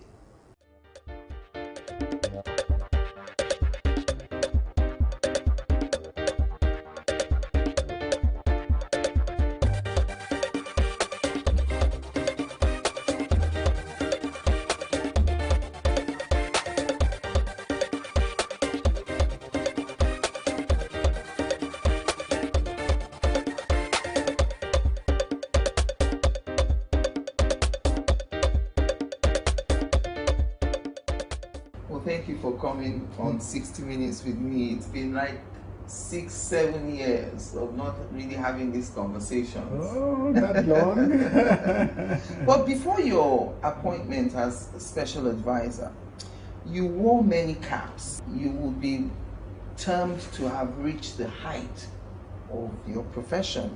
You were the managing director of the Sun newspaper. You were also the president of the Nigerian Guild of Editors. That's top, in the hierarchy of journalism in Nigeria. And in spite of your initial misgiving, when you got that call from President Muhammadu Buhari, you served 2 terms as special advisor. Correct me if I'm wrong, you must be the first special advisor to do 8 years with the president since our return to democracy in 1999. Yes, that would be quite right. Okay.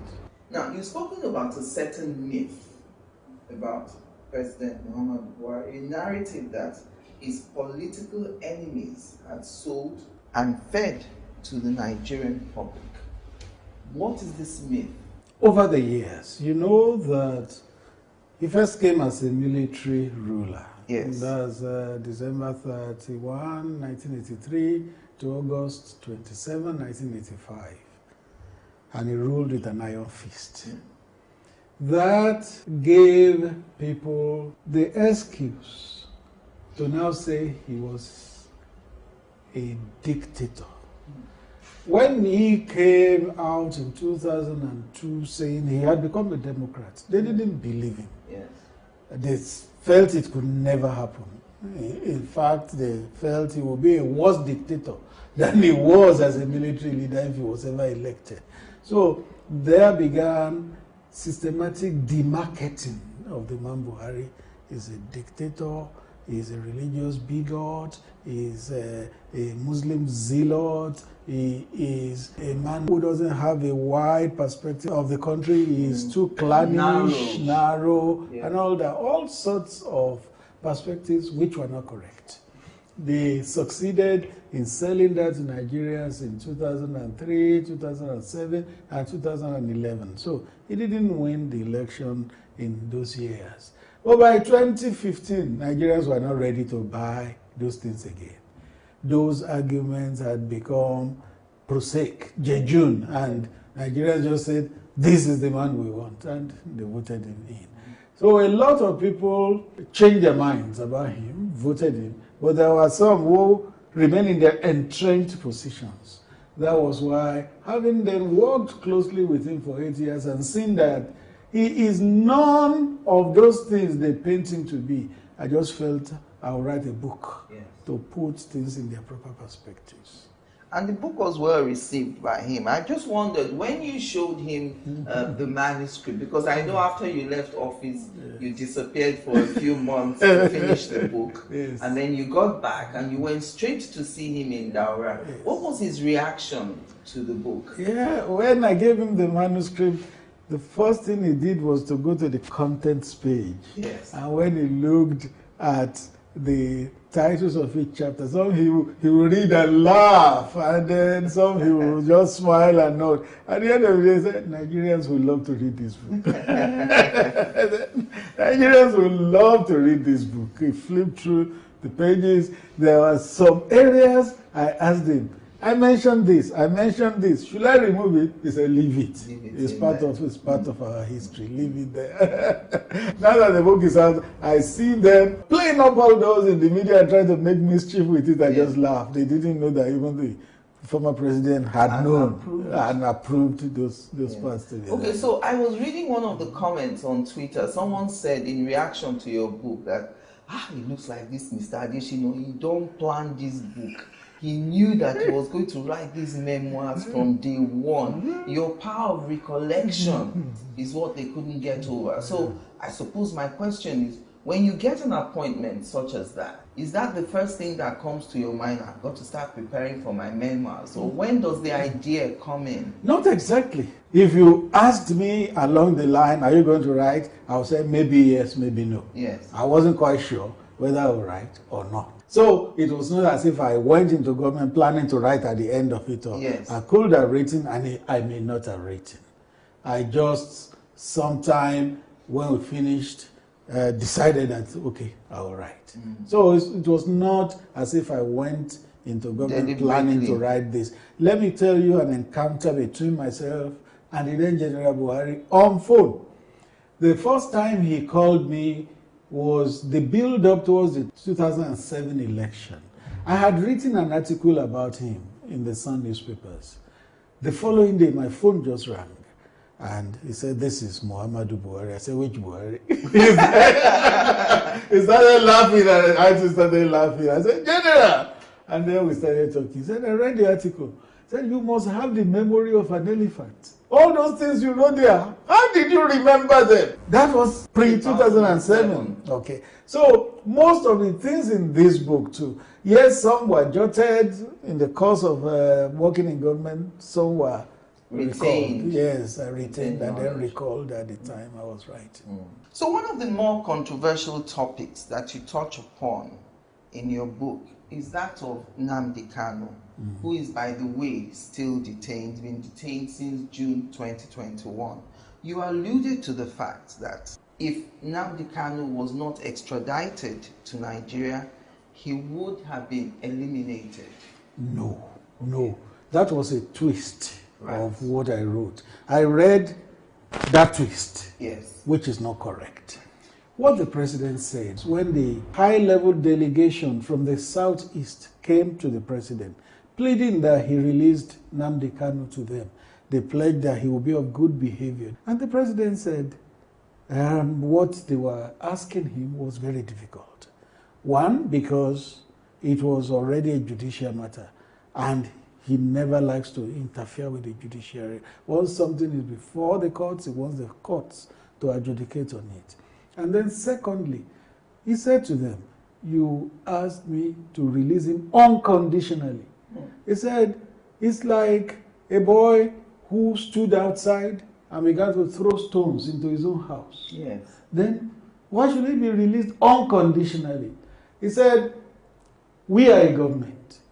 If we had wanted to kill Nnamdi Kanu, even abroad, we could have arranged it. Yeah. But we decided to bring him back home so that he can have his day in court and justify all the allegations he had leveled against the country. He said the country is a zoo. Let him say it before the court. Yes.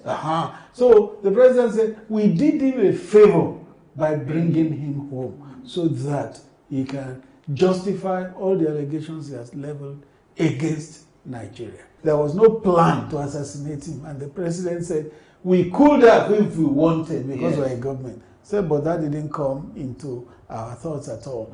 We preferred that he be brought home so that he could justify all the or what he had been saying. Yeah. One of the most interesting recollections for me in that is the Emilio Con episode. And the decision, as you put it, by the principal aides of former president to brief him when you were airborne. I think you were on a travel from with Spain. the president in Spain then. So you all decided that once you were airborne, you as his advisor would approach him so that, according to you guys, you didn't want him to get a varied and distorted version. Now, we all remember that speech of Emilio Con.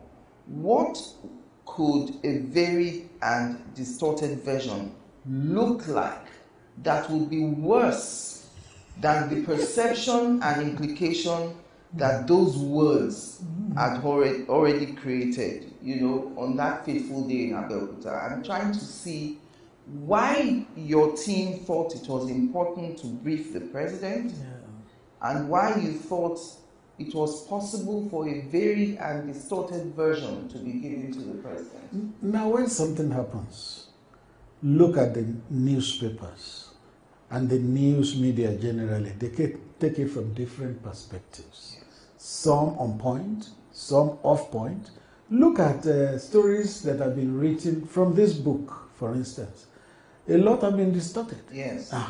So that was why we felt the president was going to land in Nigeria.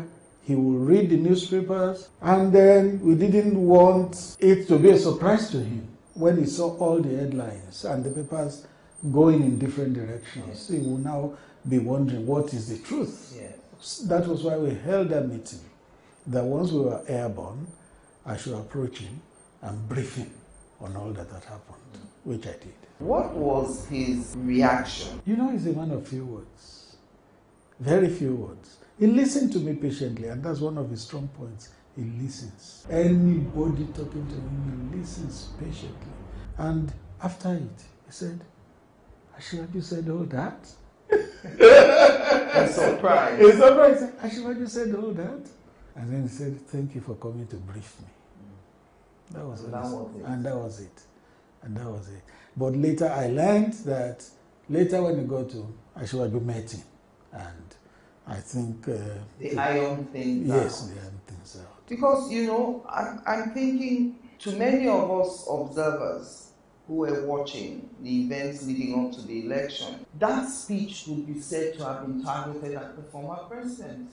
It looked like a resistance. Of course, some of current president's supporters have always thought that President Buhari was lukewarm at best to President Tinubu's ambition.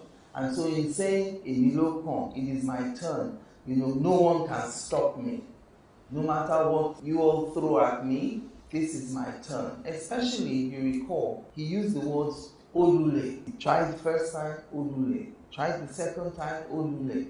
So everyone thought there's only one person who's tried to be president 3 times. And it's President It was not in doubt that he was talking about President Buhari. It was not in doubt.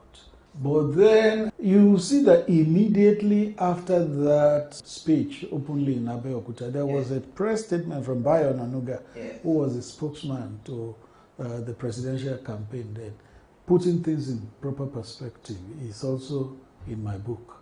You said lukewarm. Lukewarm is not the word I'll use. Neutral is the one I prefer to use. If a sitting president is lukewarm towards you, nothing will happen. Nothing will happen. If you know the power that resides in the presidency, you will know that if a sitting president is lukewarm towards you, doesn't want you, nothing will happen in your favor. Yes. The president was just neutral, and he allowed things to play out. And he wanted a level playing field, which he ensured with all the candidates. Okay, so till today, some of Asiwaju's supporters still have it in their minds that President Buhari didn't want Tinubu as his successor. They have a right to their opinion.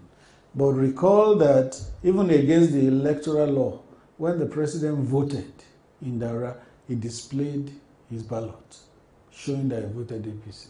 So, how else will a man prove that he wanted somebody as his successor than that? Yes. Yes.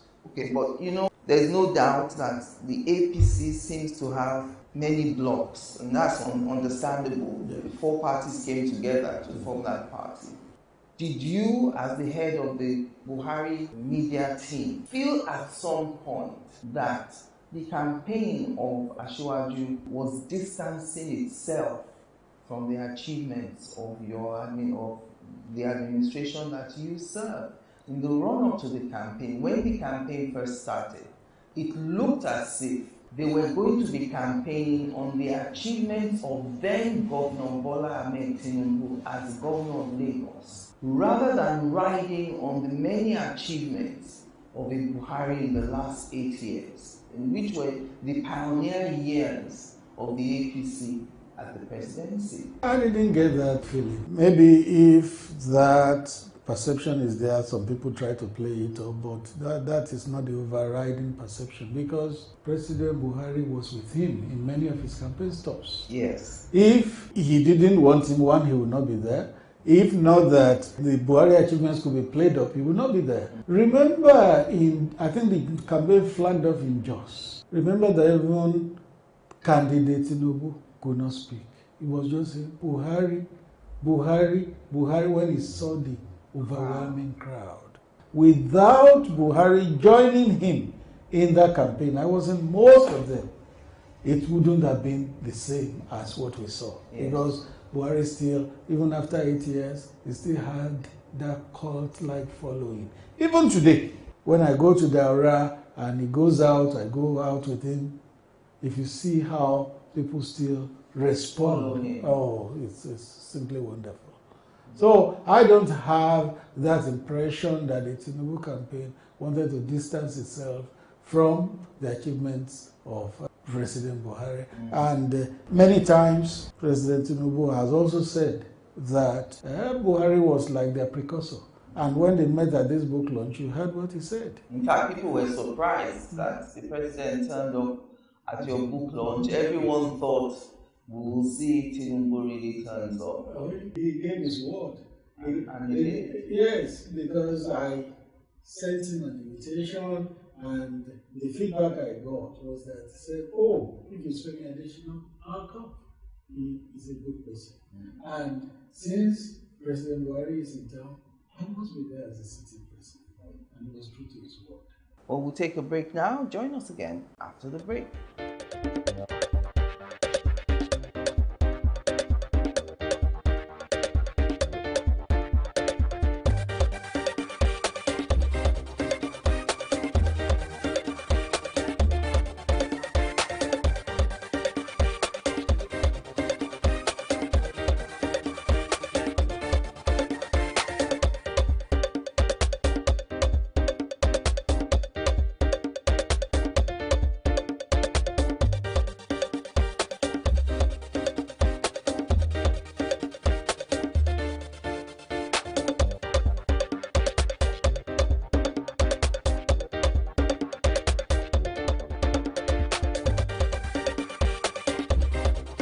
All right, welcome back, and I still want to stay on this issue of the alleged friction between former president and, you know, one of the things that the current president's supporters hold on to is that currency change, the Naira redesign.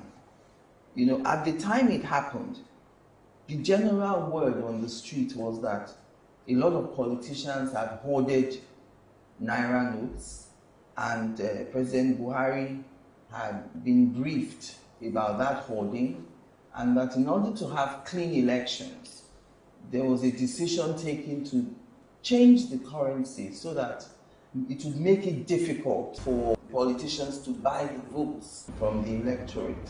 What would be your reaction to Tinubu supporters who think that that singular policy was directed at them so that it would make it difficult for them to get people to vote for the APC? Why would it be difficult for the APC and not for other parties? If it affected APC, it must affect PDP. It must affect Labour. It must affect all the other parties. The one thing leaders must know is that they need to be careful of what their supporters say. They need to discern carefully, otherwise they will cause problem between them and other leaders. So, if the Naira redesign policy was to give us cleaner elections, was it only one person that was going to the election? Was it only one party that was going to the election? So if it affected one party, it must affect all the parties. I know that President Buhari still keeps saying that. Do you know that in that election, 9 governors who wanted to go to the Senate couldn't win their elections? Do you see governors ever failing elections? The retirement home. Well, we failed during that election. So we had cleaner election. It was not targeted at any single politician or any party, but we had cleaner election. And do you also recall that even during that time, kidnapping stopped? Because if you kidnap anybody and you ask for ransom, there was no cash to bring. I remember that in Kano, was it the APC secretary that was kidnapped? Day 1, day 2, day 3? Nothing. Nobody answered their call, nobody brought a dime. When the captors were tired, they just slapped the man 3 times and pushed him out. That market, because there was nobody answering them because there was no money to bring. Was the president fully briefed? Because there's still this brouhaha in the polity about whether or not the president was properly briefed, whether or not the then CBN governor had the capacity to push forward this policy. Were we prepared for that Naira redesign? Yes, I was privy to most of the things that happened as build-up to that redesign. How many times Godwin Emefiele came to meet with the president, meetings they held which I sat in and had to issue statements and all that. So I guess the policy was properly enunciated. The actual implementation may not have been as seamless as it should be, but the enunciation was good, and the president was convinced that it was the way to go. If you read this book, he spoke about it. Are any of you who are the members of the media team of Buhari surprised that sometimes when you read the papers or you listen to current members of this administration, it would seem that the government of Buhari is being vilified by members of the same party? I still remember the current National Security Advisor, Nuhu Ribadu, talking about how this administration inherited almost nothing in terms of kind of economy, and some of them saying things like, oh, the country was run aground for the last 8 years by President Muhammadu Buhari. I mean, the shocking thing for many people is that both Buhari and Tinubu are from the same party. And we're surprised that from the same party would come such harsh words about the former president. Well, I ascribe it to limited knowledge. If you have limited knowledge about something, what should you do? Try to understand it. Try to read up, try to get information. But if you begin to speak without having done that, the shallowness will come out. So it was limited knowledge that made some people say what they said. And do you know the response of President Buhari to us privately? Said, leave them. Everything is documented. That's what he said. So everything is documented. So he's not worried, he's not fearful if there's a probe? Not at all. During this launch, he was talking about the importance of documentation. That was what he meant. He said nothing was done under the veil of secrecy under his administration, and everything is on record. So those who said what they said, if they had sought to look at the records, they would have been better educated, and so would not have said what they said.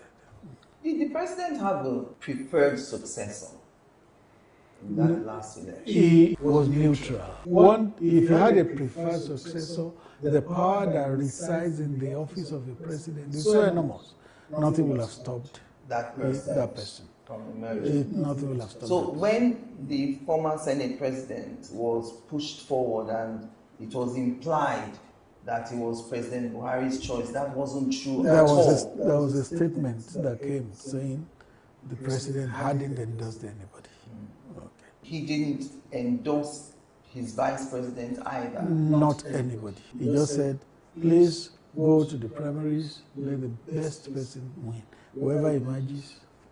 And he received many visits from everyone who was aspiring. Oh yes, that's the right thing to do. He was a father of the country. So a good father should create a level playing field and bless anybody aspiring. But you know that all those who were coming to tell him were obviously coming to tell him because, they thought... They were endorse them. Yes. Well, maybe they didn't know President Buhari enough. Those of us that know him know that he's such a fair-minded person. If he does something and he thinks he has wronged another person in that process, no, he would rather not do it. He's a person who is always mindful of the last day when Allah will ask him questions and judge him. Yeah. This is what he told me. You get to see it in that book later. When there was talk about lopsided appointments in the country, particularly in the area of security, the day he called me to announce Lawal Daura as DGDSS, he had removed Itai Ekpeyon from South-South. So I said, Mr. President, tongues are wagging that you are appointing too many people from the North. You have removed a man from South-South. Why not replace him with another person from the South-South? He now told me that when he's going to fill positions like that, a committee is set up, a search team is set up, and they work. At the end of the day, they come with 3 recommendations. 1, 2, 3. Yeah.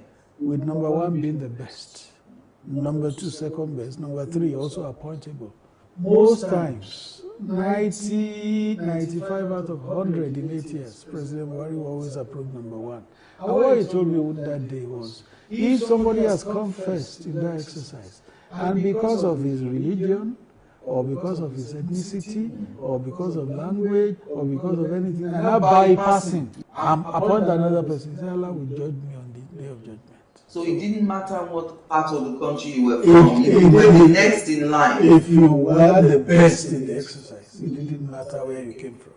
And like I said in the book, that's the bit ahead of its time in Nigeria. Because Nigeria not only will look at everything from the area of where you hail from, they will look at it from religion.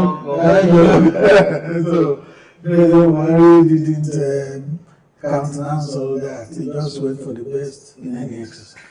Let me bring you back now to your relationship with the late Chief of Staff, Abba Kyari. I was shocked to read that there was a fractured relationship between yourself and him.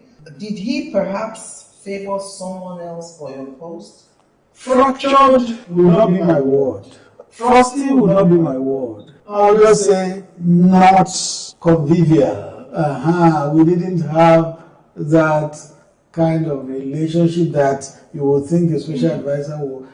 His successor, Professor Ibrahim Gambari, I had a better relationship with him. Yes. Because the day he resumed, he said, Femi, just take me as a big uncle. Yeah. And anything I needed to discuss, I went straight to him. The late Abba Kyari didn't have that kind of disposition. He was a bit aloof. And you are the way you are. You can't help it. Yeah. If that was the way he was made, no problem.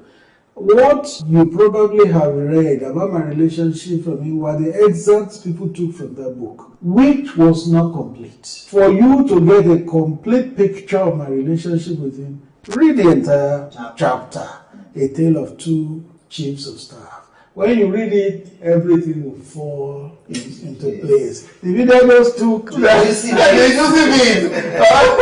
what will sound good, what the readers will like, and what will reverberate, and will latch on. Will latch on to. If you read the entire story of my relationship with him, how I mourned him when he passed on. I know. I genuinely felt it when he passed on, because I would have wanted him to finish with the administration and No, but because it got me thinking that were you an outsider when Buhari brought you in? I think if not the first appointment, the first 2-3 appointments that President Buhari made. Yes. And a lot of people were shocked. I wasn't. But we all knew your relationship with the then General Buhari. Yes. You know, so I thought, okay, was it that he considered you to be an outsider brought in? I wouldn't think so, because he just needed to know what was the background between me and General Buhari, who later became President Buhari, and then he wouldn't consider me an outsider. As far back as 2013, when my mother died, President Buhari came to attend the commendation service we did for her in Lagos here, a Christian service, and he stayed all through.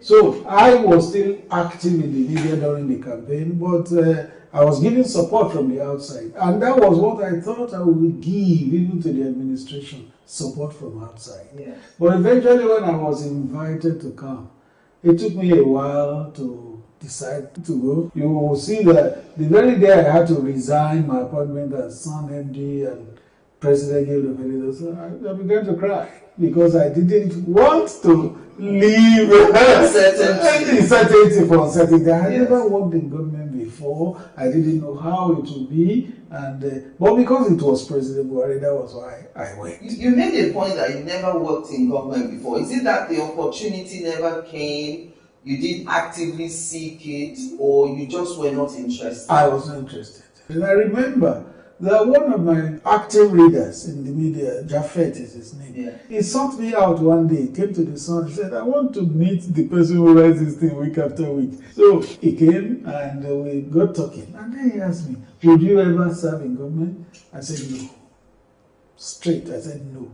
Then I thought about it again and I modified my position. I said, well, I can serve in the government headed by Muhammadu Buhari. That was what I told him. That was my conviction then. Any other person apart from Muhammadu Buhari, I wouldn't have taken. So now, if you're called upon to serve, like in your home state or Osun State, for instance, would you be open to that? After 8 years, you get tired, don't you? After 8 years, I felt I had done my bit. Out of 200 million Nigerians, I had served for 8 years, more than my fair share. And it wasn't really a thankless job. Well, they call it so, but me, I wouldn't call it so. You remember, if you read that book, you will see the encounter between me and the Sultan of Sokoto. He had known me before I took on the assignment. He called me Kuli Kuli after my email address. So, the very week I was appointed, he came to the villa, he saw me, he said, Kuli Kuli, this job you have come to do, it's a thankless job. He said, with your predecessors, it has been a thankless job. He said, but with you, it shall not be so. And I said amen to it. So today, I don't see it as a thankless job. It was a tough job, no doubt, but not thankless. I remember when you were appointed and you coined that phrase, the wailing wailers.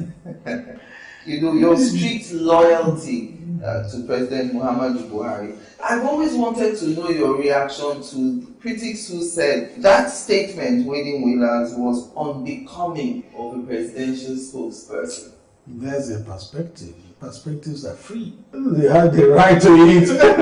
But you know the truth about the wailing wailers was that it was directed at the PDP and Olisa Metu, their spokesman. Yes. In the first few months in office, you find that President Buhari could not do anything right.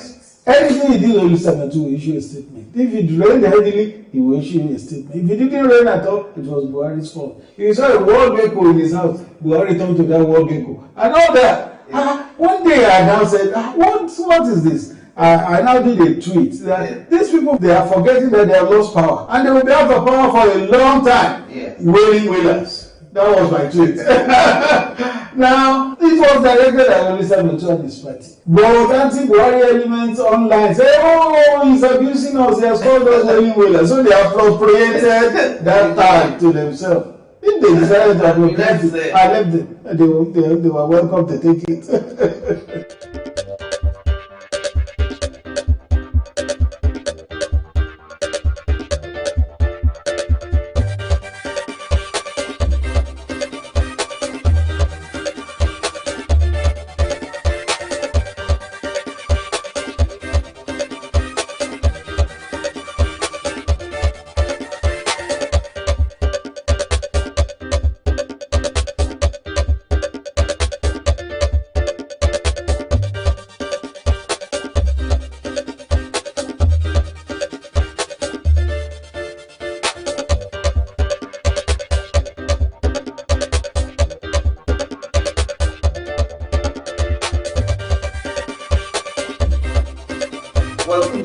my concluding moments now with former special advisor to former President Muhammadu Buhari, Femi Adesina. All right, so two major issues that made Buhari trend.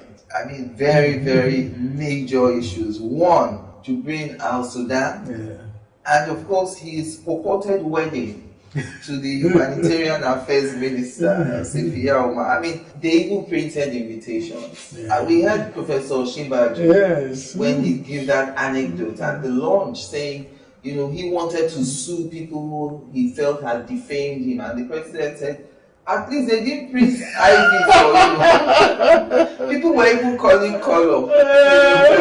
Color will not move. So I want to get a feeling of what happens in the villa when issues like this come up. Give us a real look into how the president reacts to those sort of stories in conversations with you. Because I know you've told me that he reads the papers voraciously, and you brief him every morning on, you know, issues that you At think 10 a.m. he wants to see. he wants to know what is going on. So, what was his reaction to that Jubril Al-Sudan first? Well, the Jubril of Sudan was foolishness. It was completely obtuse. He left the country in January on a medical trip. He came back in March, went again in April, and came back finally in August. August 19 to be precise. The day he arrived, I remember that the then Chief of Defense Staff, General Gabriel Olonishaki, was giving out his daughter in wedding. So I went to attend that wedding, and naturally I was in Agbada and cap. And before I left for church, I had got a message that he would be arriving that day, that I should inform Nigerians. So I issued a statement. From the church, we went to the reception. I left the reception about 3 o'clock. Yes. The president was to land at 4. And I didn't feel I should go back home to change before going to the airport. So I went to the airport. If you still recall the tape of that day, you will see that when he shook me, we were laughing. And what did he say when he shook my hand? He said, Adesina, this is the best I've seen you dressed. So you made it complete today. And brother, we clapped to him and we laughed. Now the question is, if he was Jubril, will he even recognize me? Will he know I'm Adesina? Will he know how I normally dress? Yes. So that just knocked out the story of Jubril for me. Yes. Anybody that said it, I knew was being foolish. How do you think the man that was in the villa was another person and his wife would not know? He says I saw him every day. How did that story start, and how did it get entrenched to the point that people believed? And you know it came from Nnamdi Kanu. Right. Yes, he was the one that started it. That the real Buhari is dead. Yes, and you know that Nnamdi Kanu has a large following. Everything he says to some people is the gospel truth. So they received it, they believed it, but those of us that know. And you know, before the president himself left government, he responded to it. Yes. He said it was absolute foolishness, which I believe it is. Did he laugh about it? I mean, at some point it must have been funny to him. No, he just dismissed it. Okay. He just dismissed it. Just like one time there was this thing in the social media about his daughter getting married on a certain day at a certain venue. Yes. It was so widespread. And I went to his office and said, oh, so I see that a wedding is coming up in the family. He said, where did you get that? I said, social media. He said, don't mind those nuisance. There was no wedding? No, not at that time. Yet, they had appointed a venue, named one of his daughters, and everything was false. The other funny one was his purported wedding and people turning up at the Central Mosque on Friday for prayers. Yes. And everyone assuming that the wedding was going to hold, and they all turned up. Yes. Even though they were not directly told by the president that I will be getting married. That shows you how fertile the imagination of some mischief makers can be. When the president was ill and was in London, and after he had come round and he was recovering, I remember he placed a call to me one Saturday. And he said, Adesina, thank you for holding out against the mischief makers. He said, I see everything you do, I watch. He knows that there are plenty of mischief makers in the country. That purported wedding was a product of mischief makers. Recall that the DSS arrested one man whom they paraded, yes, who did a tape purporting that the president was going to marry the finance minister. Yes, Zainab. So that's just part of it. And then they say that of the humanitarian affairs minister too. Just concoction. Those were funny times. Did the former president have any regrets? I have attempted to answer this question before, and the media twisted it. As I said, he regrets so many things. Yes. And my answer was that there is no human being who does everything right all the time. You can't claim that everything you do 100% all the time. No, there will be some shortcomings with the benefit of hindsight. But regret is a very strong word. What I would say is that President Buhari did what he considered was good for Nigeria at any given time. With the benefit of hindsight, he may feel, oh, maybe this one I should have done this way or this way or this way, but regret would be a very strong word. Why did he apologize for some things? Because maybe he felt it rubbed some people down the wrong way. So, regret would not be the word, but he just felt maybe this could have been done better. His guiding principle was to do the best thing for all Nigerians at all times, to the best of his ability. One of the things that Nigerians are disappointed about is that they thought in President Buhari coming in as a former general that the issue of insecurity would have been tackled more than we saw. Yes, when he came in, Boko Haram was controlling some areas and some local governments in the northeast and all that, but we subsequently saw many incidents, the Buniyadi incident, we saw the Chibok girls. Buniyadi was before him. Chibok was not even under him. It was under Jonathan. It was under Jonathan, and he recovered a large number of the Chibok girls. Dapchi was under him, and within that week, majority of the girls were recovered except about 3 or 5, including Leah Sharibu. In terms of that insecurity, could he have done more?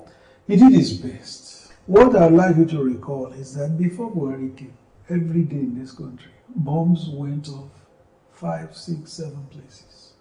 Daily. In fact, we, our friends of Ruben Abati, used to even jest that Ruben already had a template for his statements of bombing. He just will change the time and the date. Because there could be 7 bomb blasts in one day. Yes. He will just fit in the venue and the time to differentiate it from the last one he issued. But by the time Buhari left you, did you still hear bombs? No, you didn't hear bombs. Schools were being bombed, markets were being bombed, motor parks were being bombed, lives were lost in hundreds. He had made tremendous progress on the security front. It was not fully accomplished, yes, but a lot had been achieved. Those who live in the Northeast will say it better. I remember that in his last year in office, February of 2023, we went to Yobe. We were in the palace of the Emir, who told us that previous years nobody could stay in that palace. Everybody had evacuated, including himself, the Emir. He said they put $1 billion in that palace. Nobody but you were to go in there to say you want to take that money. Because Boko Haram was sitting there. But by that time, the emirs had returned to their palaces. Orientation camps for ones that had been shut down had resumed. Roads that were impassable had resumed. President Buhari did a lot in terms of combating insecurity. It was not fully accomplished, but that is why governance is a continuum. Yes. Wherever one government stops, another one continues. No government can do everything.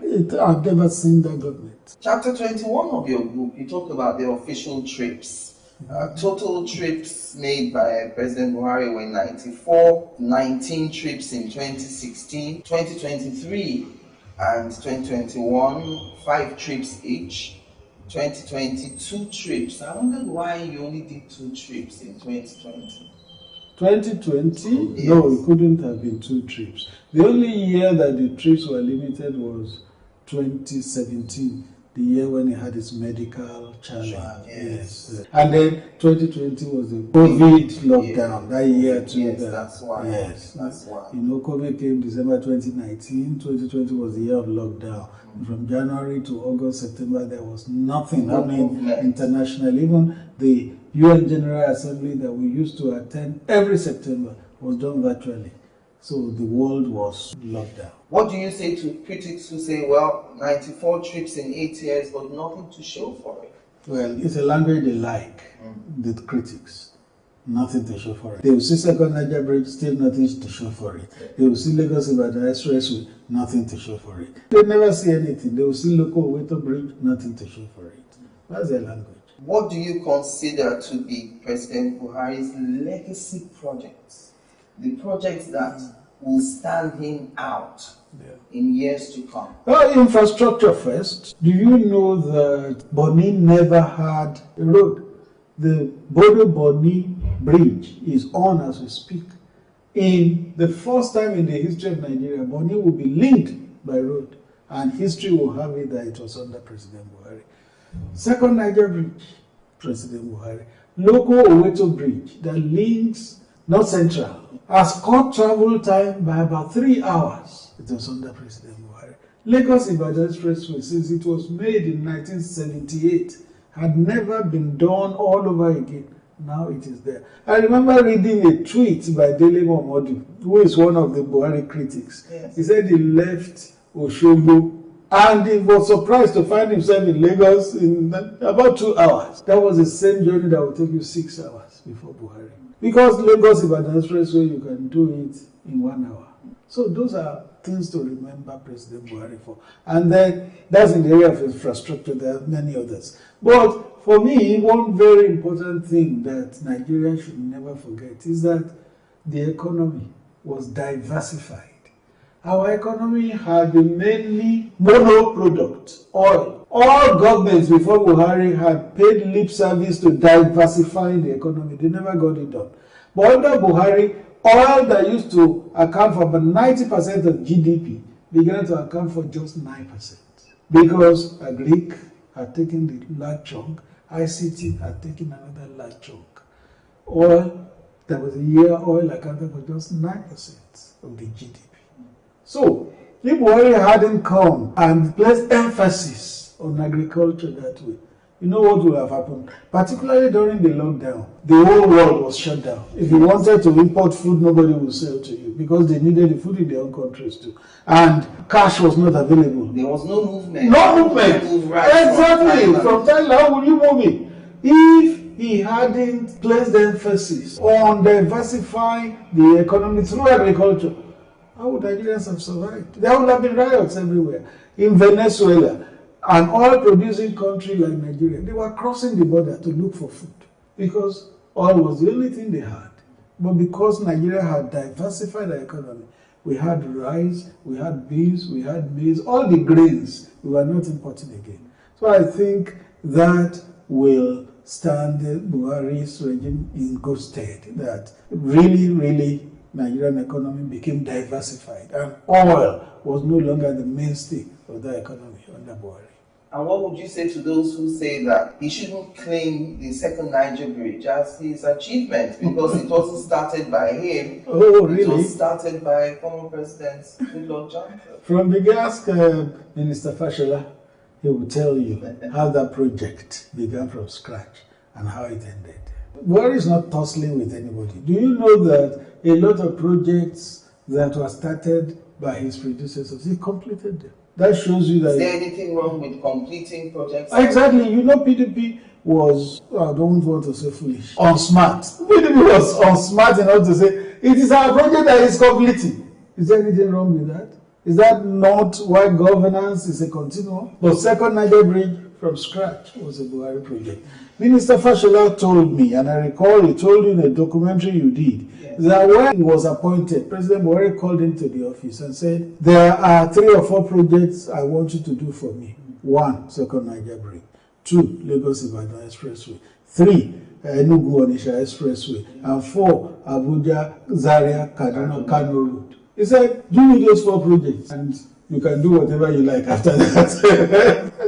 That's President Buhari for you. Well, you talked about Dr. Reuben Abati earlier on, and I remember when his term was over as special advisor, he had written this article when he said, when the phone stops ringing. So I wanted to ask you, now that you've left office as special advisor, has your phone stopped ringing? There's no difference. No difference between how I receive calls when in office and how I receive now. In fact, when my phones begin to ring back to back, my wife will say, don't they know you are no longer in government?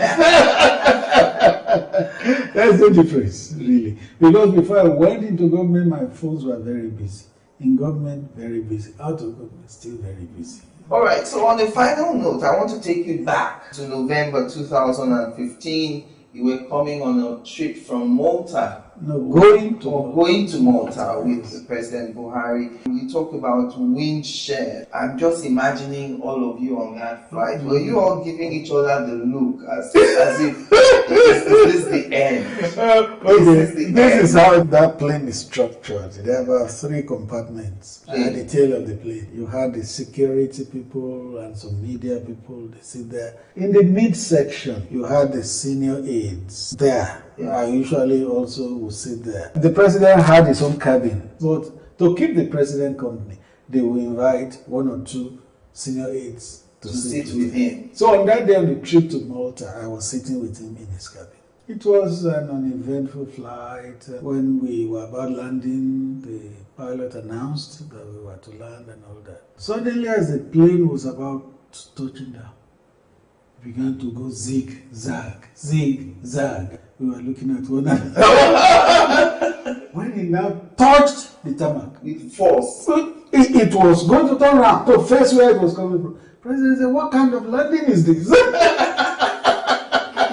And then the pilot came to us from the cockpit and he said, "Mr. President and distinguished passengers on board, what we just experienced is what is called wind shear, when the direction of the wind suddenly changes." And that was how it happened. We'll fly according to the direction of the wind. So when that direction changes, it swings the plane. Yes. The plane almost turned back to face where it was coming.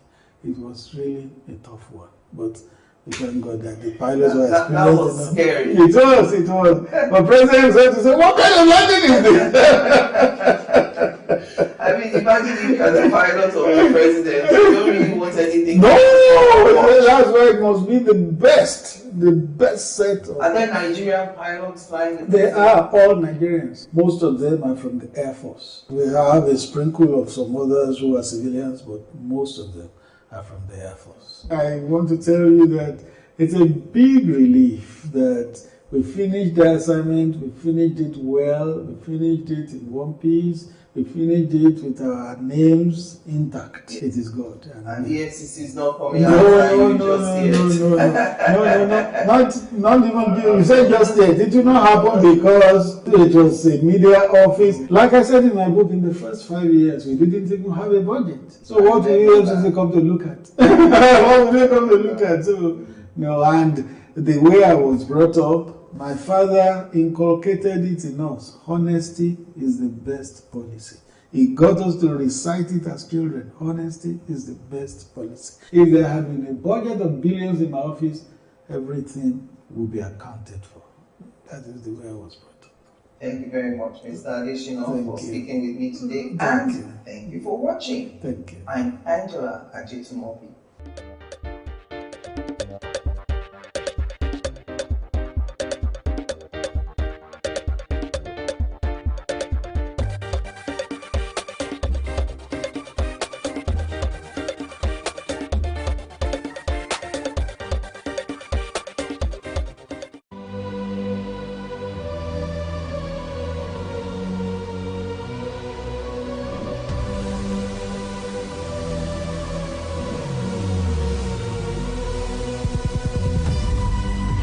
What we do not understand, we will stigmatize.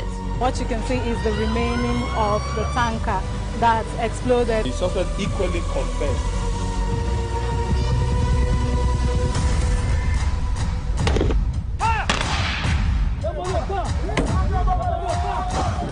A 500 naira they collect them. If no talk, then go beat you. Now 2,500 they pay.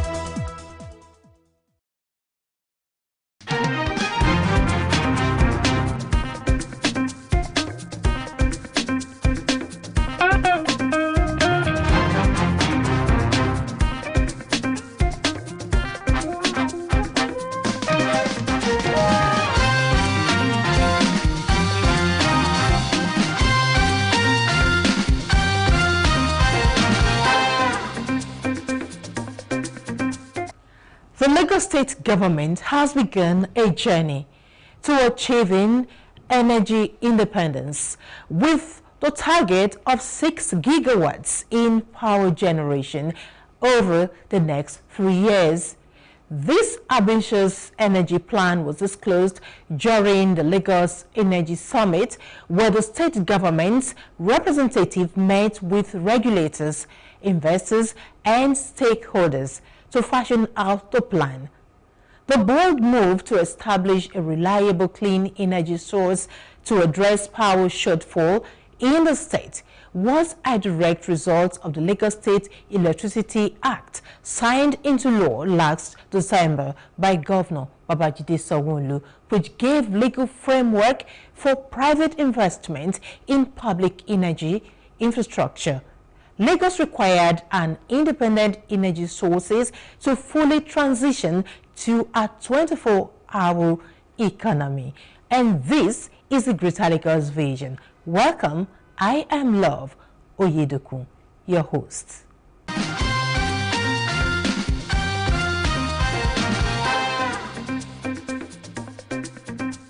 This episode featured Lagos celebrates Ilera Eco Day 2025 with renewed commitment to universal health coverage.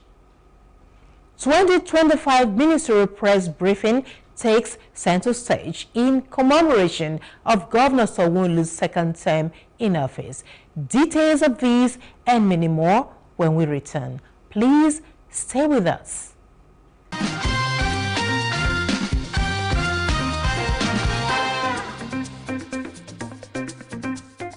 In a bold affirmation of his commitment to universal health coverage, UHC, the Lagos State government has marked the 2025 Ilera Eco Day at the Lagos Television Blue Roof Arena, Agidingbi, Ikeja. The event celebrated the progress made through the Lagos State Health Scheme, LSHS, and called on residents, stakeholders, and corporate bodies to support the initiative to ensure that no one is left behind in accessing affordable and quality health care.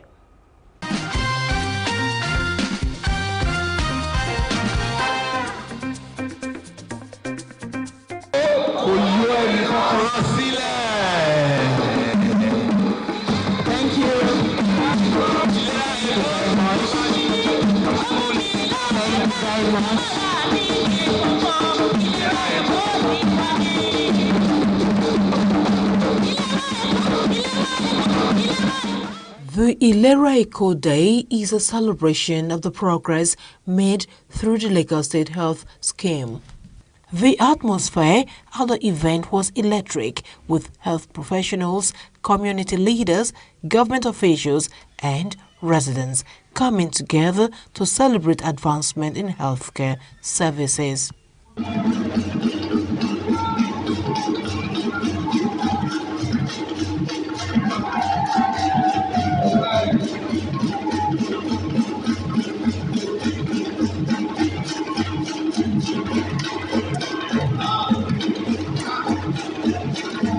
This year's Ilera Eco Day theme, Ilera Eco, Health Coverage for All, highlighted the state government's ongoing commitment to ensuring accessible and affordable health care for all residents. For pharmaceutical care, we give drugs, and if, for example, if you go to the hospital and they don't have drugs, we've partnered with community pharmacies where you can get your medications for free for outpatients and patients that have been discharged from the hospital.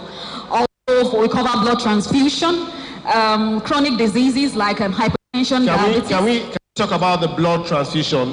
How many, each person is entitled to blood, 2 pints of blood? 2 pints of blood in a year. Yeah, in a policy year. Yes. Yeah, okay. Now we cover donor screening too. Okay. Yeah, then chronic illnesses like diabetes, hypertension, sickle cell disease that we talked about earlier. Then HIV services. So in this benefit plan, you can go to the hospital and request that I want to know my HIV status. So we have the privilege to request for your HIV testing under this plan, and also the doctor can also refer you for HIV testing. And the drugs also are free. We refer you to where you can get drugs for free. Yes. Then we can also do screening for tuberculosis for patients or enrollees that are coughing for 2 weeks and above. You know, we can do the testings here, and we'll refer you to where you get your drugs for free. Then other investigations like your full blood count, your malaria parasites, kidney function tests, your cholesterol tests, liver function tests, all these are covered. Then for x-rays, yes, we cover x-rays too, x-rays of the skull, x-rays of the back, your limbs, the upper limbs, the lower limbs, and chest x-ray, of course. Then we cover ultrasound scans and tests. Then for maternal and newborn. Speaking at the event, the First Lady of Lagos State, Dr. Ibijuke Sowolu, described the Ilera Eco scheme as a symbol of dignity, health, equity, and peace of mind for residents. She emphasized that health insurance is a right, not a privilege, and highlighted the scheme's growth from 100,000 enrollees to over 1 million beneficiaries. The 2025 edition of Ilera Eco Day, very, very important. The theme, very apt. Ilera Eco, health coverage for all. Health coverage for all. Not just for a few people, but everybody. Everybody has a right to health. And it should be accessible and affordable. Kudos to the Lagos State Health Management Agency and the implementing agency of Lagos State Health Scheme. A lot has been said, like I said. The scheme had just about 100,000 enrollees. Today, it has grown phenomenally to cover over 1 million residents across the 57 local governments and local council development areas under Ilera Eco platform. Now, it's good that we are clapping, but then remember, Lagos State has 20 million and still counting, and only 1 million has been captured. So you can see we still have some work to do. My emphasis is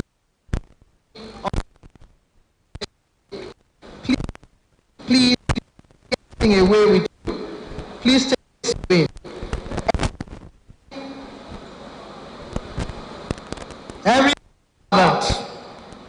Every mosque, every church, every market, every garage, every school, every hospital, every businessman or woman, council members inclusive, women leaders, politicians, area boy, area girl, no one is left behind.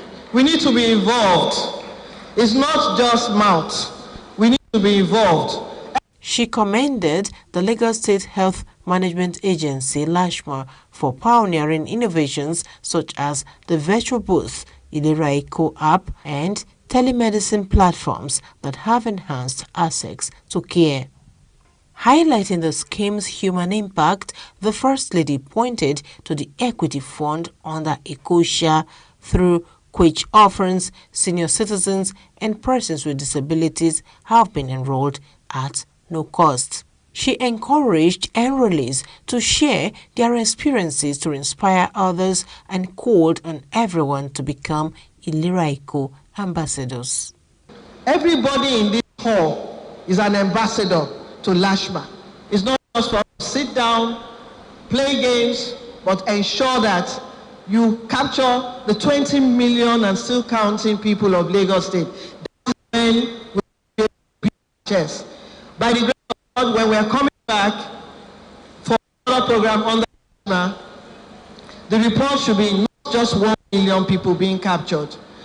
Even in some local governments, we have 1 million people or 2 million people. So the same strategy we apply when we are doing politics to ensure that everybody comes out to vote. That is the same strategy that we are going to apply to ensure that our people are covered, that they are healthy, that no one is left behind. That is really the message for today. I want to say a very big thank you to all our partners that have been supporting the Ilera Eco programs.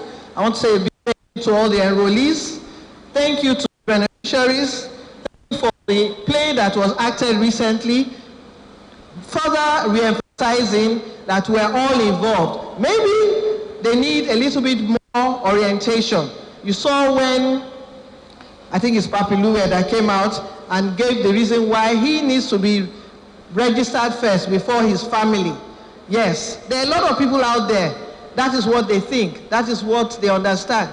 Unless we continuously make a conscious effort to reorientate our people on a regular basis, we shouldn't be tired.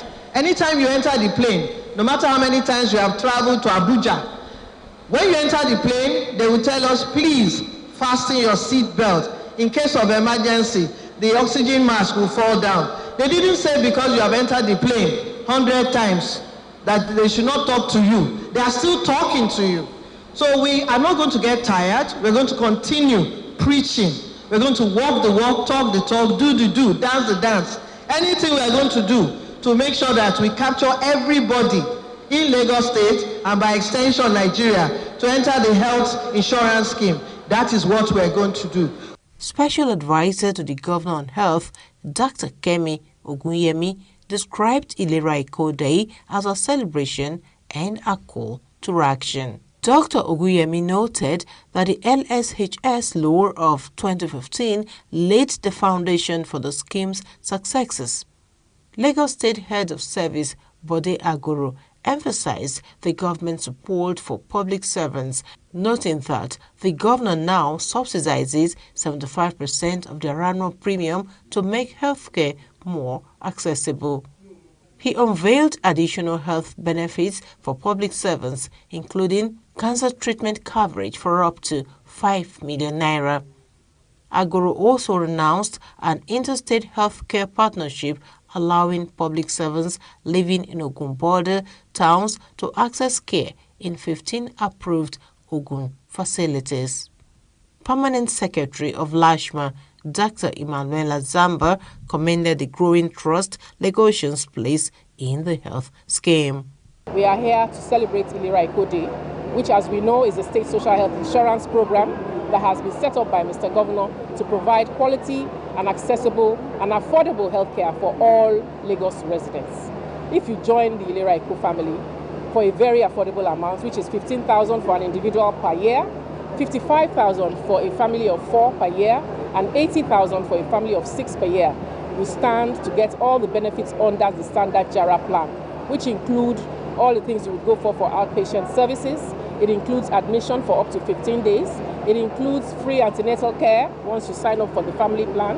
Your wife can deliver through vaginal delivery or even have a cesarean section free of charge.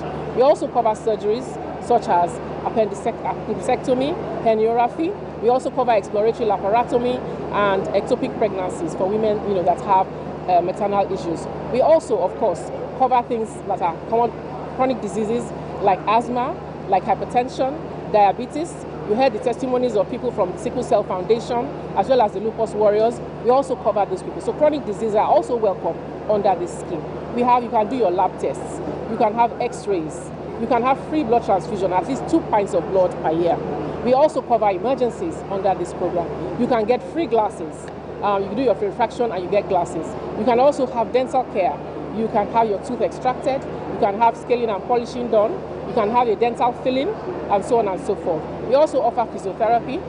On the second year of the scheme, you have coverage for cancer cases up to 2 million. We also cover dialysis in the second year of your scheme for people that have chronic or acute renal failure. That is also covered under this scheme. We have all sorts of things that you can benefit. Just come on board and you will find that you cannot get anything better for the amounts that you are getting it for, simply because Mr. Governor has subsidized this plan and it has made it very affordable for people. Also, we are able to look after the vulnerable in Lagos State because Mr. Governor has given us 1% of the Consolidated Revenue Fund, also called the Equity Fund. So far, we've been able to enroll almost 500,000 vulnerables in Lagos State under the scheme using the Equity Fund. And he has even given us the Equity Fund as a first-line charge.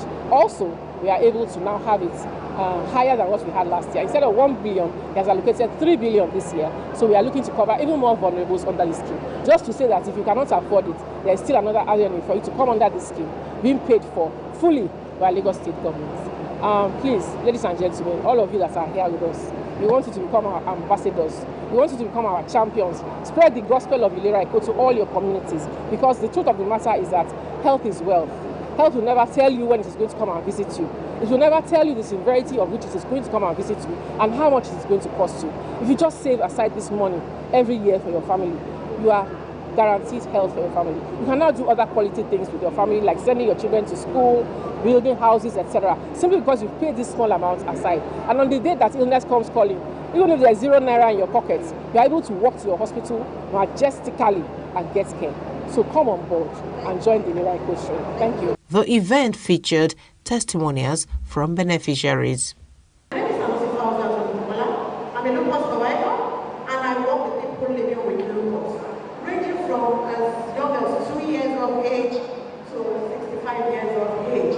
Lupus is a rare disease. It's a condition whereby the body fights itself, leaving the sufferer with virtually exposed to everything. So the Lashma has been so supportive to our community. We have our patients go in on admission, on regular examinations for free. They cover some of our medications. And every time I walk up to Dr. Zamba, that is still overwhelming for me. We need the government to support us. She will tell us, give me a list of your medications. Our diagnosis is not done in Nigeria. We are calling on the state government to please look into it. We spend as high as 350,000 for diagnosis. Monthly medications is also high. With the help of Lashma, we've been able to cover about 40% of our medications, but we still live on hope that the government will come through for us in other ways. Thank you. And we started going at the Lagos Island Maternity Hospital, and the doctors, the staff, everybody there, they were so nice. And when they paid me the day of delivery, I told my wife, I said, we still have to get some money somewhere in case they will. But from the beginning, they scanned everything. They did not ask us for any money. They did not. And interestingly, my baby was preterm, so they have to put him in the incubator session, and it costs a whole lot of money as well. So the day we were discharged, they did not ask any money. So I told my wife, I said, as we are leaving the hospital, don't walk too fast so that they will not think we are running away from paying our bill. And till when we left, everything was free. The high point of the event was the investiture of the First Lady of Lagos State as the Ilera Eko icon and Grand Dame of Ekosha, as well as the launching of the Ilera Eko Healthcare Provider Handbooks by the First Lady.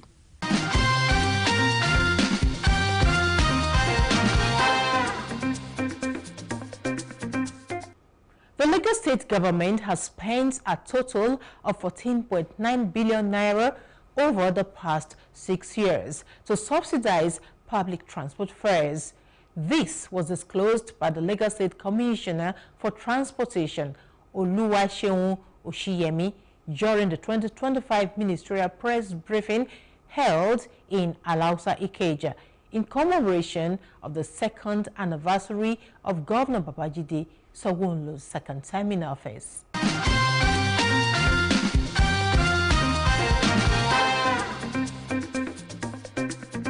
We've seen a lot of accidents over the years, and the only way we can do that is one, ensure that we put street limits on our roads. One, for safety. Two, the cameras that we use, they are AI cameras. They also help us in getting data of the number of vehicles that apply a particular route, online real time, which would enable us to plan against infrastructure, routing of buses or public transport into that zone. It has a lot that it does. And beyond that, it also would capture infractions such as lane indiscipline. What do I mean by lane indiscipline? You are going straight. You want to turn off at, say, Nitel or Mombolo Bankantoni Way. Rather than staying on the last lane that will take you to turn off, you go on the right, trying to be fast. And you get to that junction, the light has not passed you. Now you have created 2-3 lanes as against 1 lane that should be. So those going all the way to Sheraton, you are blocking them. that light will capture you. We have those ones on Allen and Olowopopo, where we have the speed limit cameras as we speak today, and I want people to please note. 1, Mobolaji Bankantoni Road, Alakbere. The one on Mobolaji Bankantoni is 60 kilometers per hour. The one on Alakbere is 80 kilometers per hour. And then thirdly is on Third Mainland Bridge. We've done an upgrade from the 80 to 100. It is going to be 100 kilometers per hour. The cameras are there and they will pick you. There are AM/PR cameras. We have footages, we have videos that we can review and send to you if you do contest those violations. We'll show you. In fact, let me share something with you. We sent an infraction message. An SMS was sent to the owner of the car, who interestingly was not even in the country. And he said to us that, oh no, what are you guys doing? My car is parked, I'm not in the country. We sent him his footage, and he realized that his driver went behind him to take the car, and he was speeding. The Ministries of Education, Environment and Water Resources, Waterfront Infrastructure and Innovation, Science and Technology equally took turn to render account of stewardship and achievements. We have 1,710 government-built public toilets in Lagos. I repeat, 1,710. Now we still have over 3,000 toilets attached to gas and petrol stations by independent petrol marketers and major marketers. Now, if you had this, we're looking about over 5,000 public toilets. So the question we ask ourselves, how will you wake up and choose to do the do in the middle of the road without caring for anything? That's the question. Now, we've been doing a lot of advocacy. A whole lot of advocacy, and we can't stop the advocacy. We've been doing a lot of enlightenment to enlighten our people on the negative effect of open defecation. And then we did a lot of enforcement too. And we realized the enforcement is working actually. And that is why you see that we not just clean up areas like Bega, Oshodi, okay. If you are caught committing that crime, what we do is we take you to the court and we ensure you come and clean it yourself. We will put you to that community service. And if you are becoming notorious on that same spot, then we have to remand you afterwards. The enforcement is a way to make people change from bad behavior, whilst we are not stopping the advocacy and the enlightenment. Lagos is growing in numbers. 3,700 plus square kilometers of land. A third of it is water. The south of it is at the Atlantic Ocean. So you have a small land and you have 22 million people. So that alone throws up its own environmental challenges, naturally. But are we going to throw our hands up and surrender to them? No. Somebody must do the tough job. And that's why we must keep enforcing.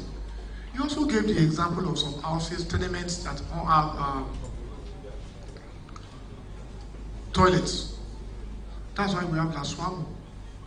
Laswamo doesn't sleep 24/7. They are out there and they will keep doing that. I don't know how people do it. At times I ask myself, you discharge even your waste into a drainage.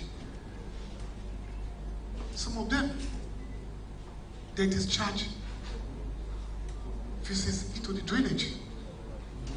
And they do them at night.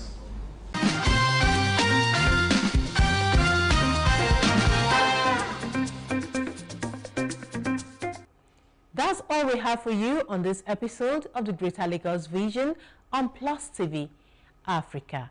I'm Love Oyedeku. Bye-bye now.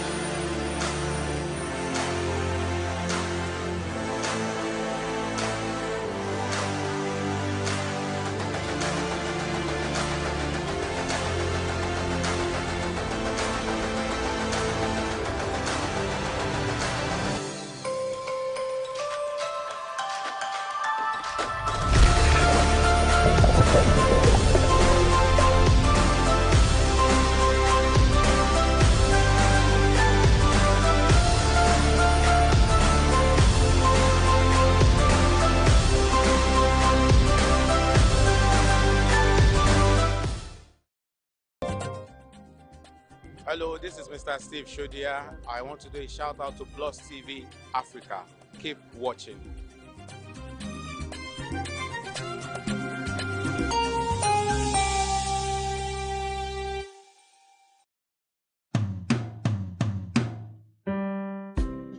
My name is Demola Bakri.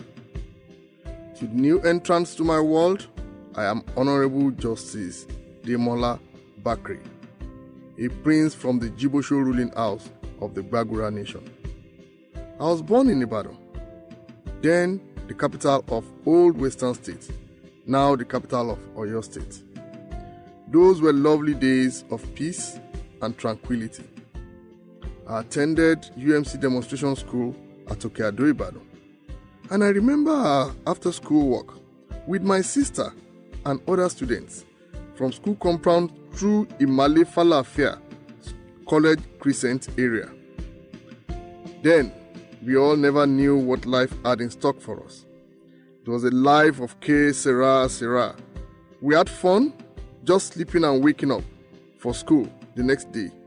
I remember the midday meal, sometimes yam, porridge, and vegetables. I remember fan milk. The dream was to be an electronic engineer, to understand how a voice from the box could reach so many homes. I remember Rediffusion, also my neighbor's television in the early 70s, and my father's struggle to buy one. I remember later my mother's struggle to buy a radio cassette player for the family.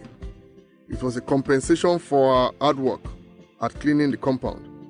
I remember the creation of states in 1976 and our usual weekend trips from Abeokuta to Ibadan. I remember the Ibadan-Abeokuta road and the Odeda sharp bend with inscription, "Sharp bend ahead, many have gone, be careful." It was indeed an era to behold. I remember the good old days of common entrance into secondary schools and the right to choose based on your ability when it was only 5 kobo per term as allowances. Today, in reflection, I wonder why we cannot have a brighter future. Yes, our children deserve more. Let each of us rise to contribute our quota to see to a bright and wonderful future for Nigeria. We still have an opportunity to print our foot boldly on the positive sides of sands of time. Our children deserve a brighter and better tomorrow. Not just the good old days. Let's change the narrative. I join Shemore in this collective drive towards a greater tomorrow. Thank you.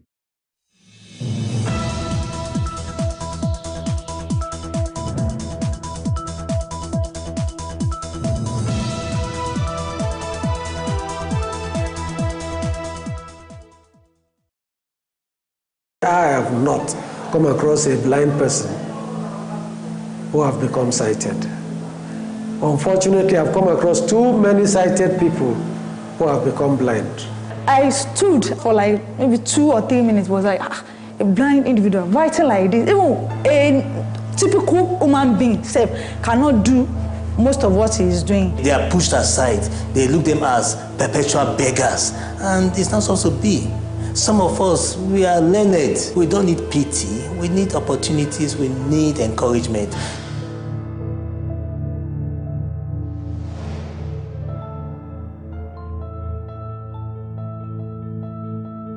A February 2021 report by the World Health Organization says that globally, 2.2 billion people have a visual impairment.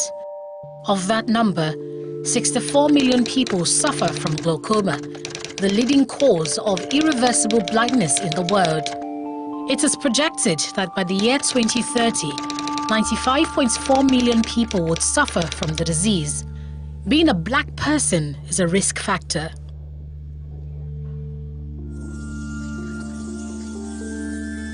At Ikeja Junior High School, Lagos, Nigeria, there are 55 steps from one end of the hallway to the other.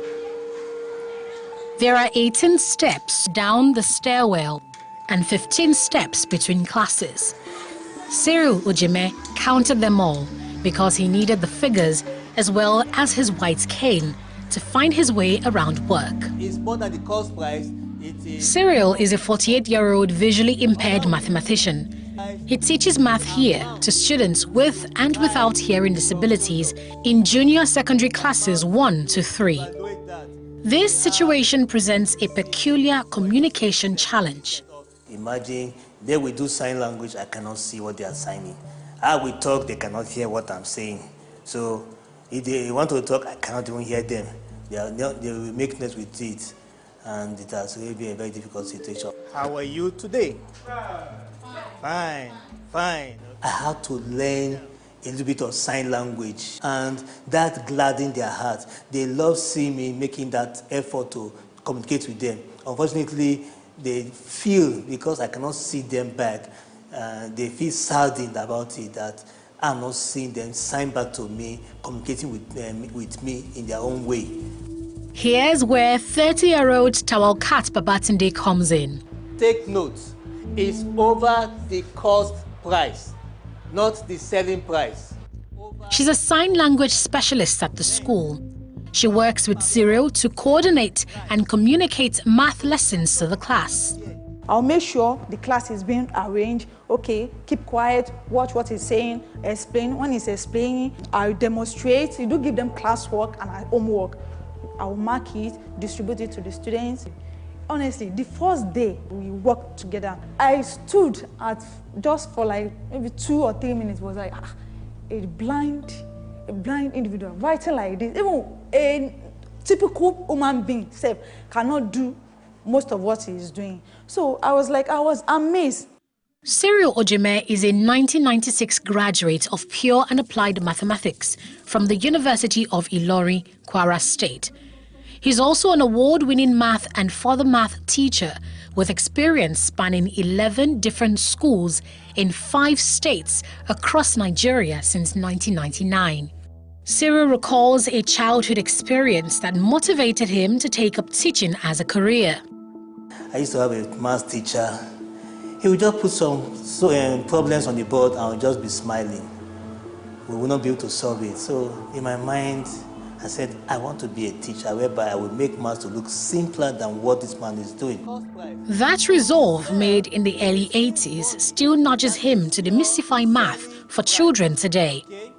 However, in 2012, Cyril was diagnosed with glaucoma. This almost puts paid to his life ambition of teaching math. When I first of all found out 2012, it was like a shock to me. Because as a then, in my family, the extended family, we only know for maybe eye issues such as myopia or long distance issue. Then maybe at was cataracts, but nothing like glaucoma. So it was a surprise to me. And when it started, it was as if it was an insect in my eye that was blurring my vision. So when I was told it was glaucoma, I went to Google it to read more about it. When I learned it was white blindness, I got a bit scared at first. But I said, okay, let me see what can be done.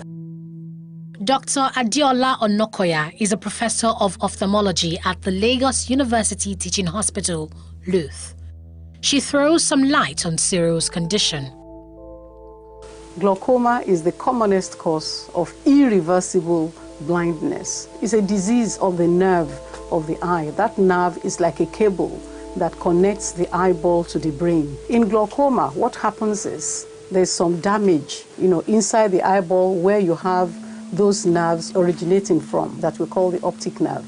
They are damaged. And what damages them? Well, it's either there isn't enough blood flowing into them, or because there's a lot of pressure inside the eye. And once those cells in the eye die, even the eye is opened, is looking at whatever object, but there is no connection. There's a disconnect between what the eye sees and the brain. So the eye looks normal, but no image processing is taking place. What causes glaucoma and how can it be treated? Nobody knows the cause. And if the cause of a disease is not known, then there's no cure. It's commoner in blacks than in the Caucasian. There's just an inherent, risk for us to develop glaucoma, being blacks. And then if you have a family history, because genetics is at the basis of glaucoma, really. And then if that pressure is high. That's eye pressure, intraocular pressure, if it's high. And then people who have severe hypertension, people who have very low blood pressure, even people who are using low blood pressure medication but they are overusing it. Management of the glaucoma, we can give eye drops. And if the eye drops are not working well, then you may have to go to surgery.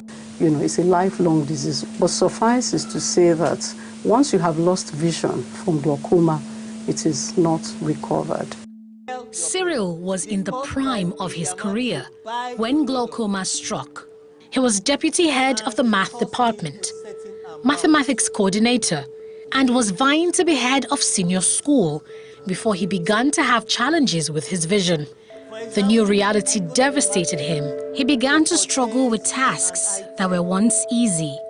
Then, to be moving around, it was difficult for me. There are times I would just miss my way when going to the class. I would not really know the right class that I'm going to until I therefore come back and count my steps again. Some of my colleagues will be assisting me in typing, to be marking that I'm going through a phase. And I thank God for my colleagues then who rallied around me to see that I was not failing. You know, being a private institution, they were not looking at whether you are going through a phase or whether you are going through a medical situation.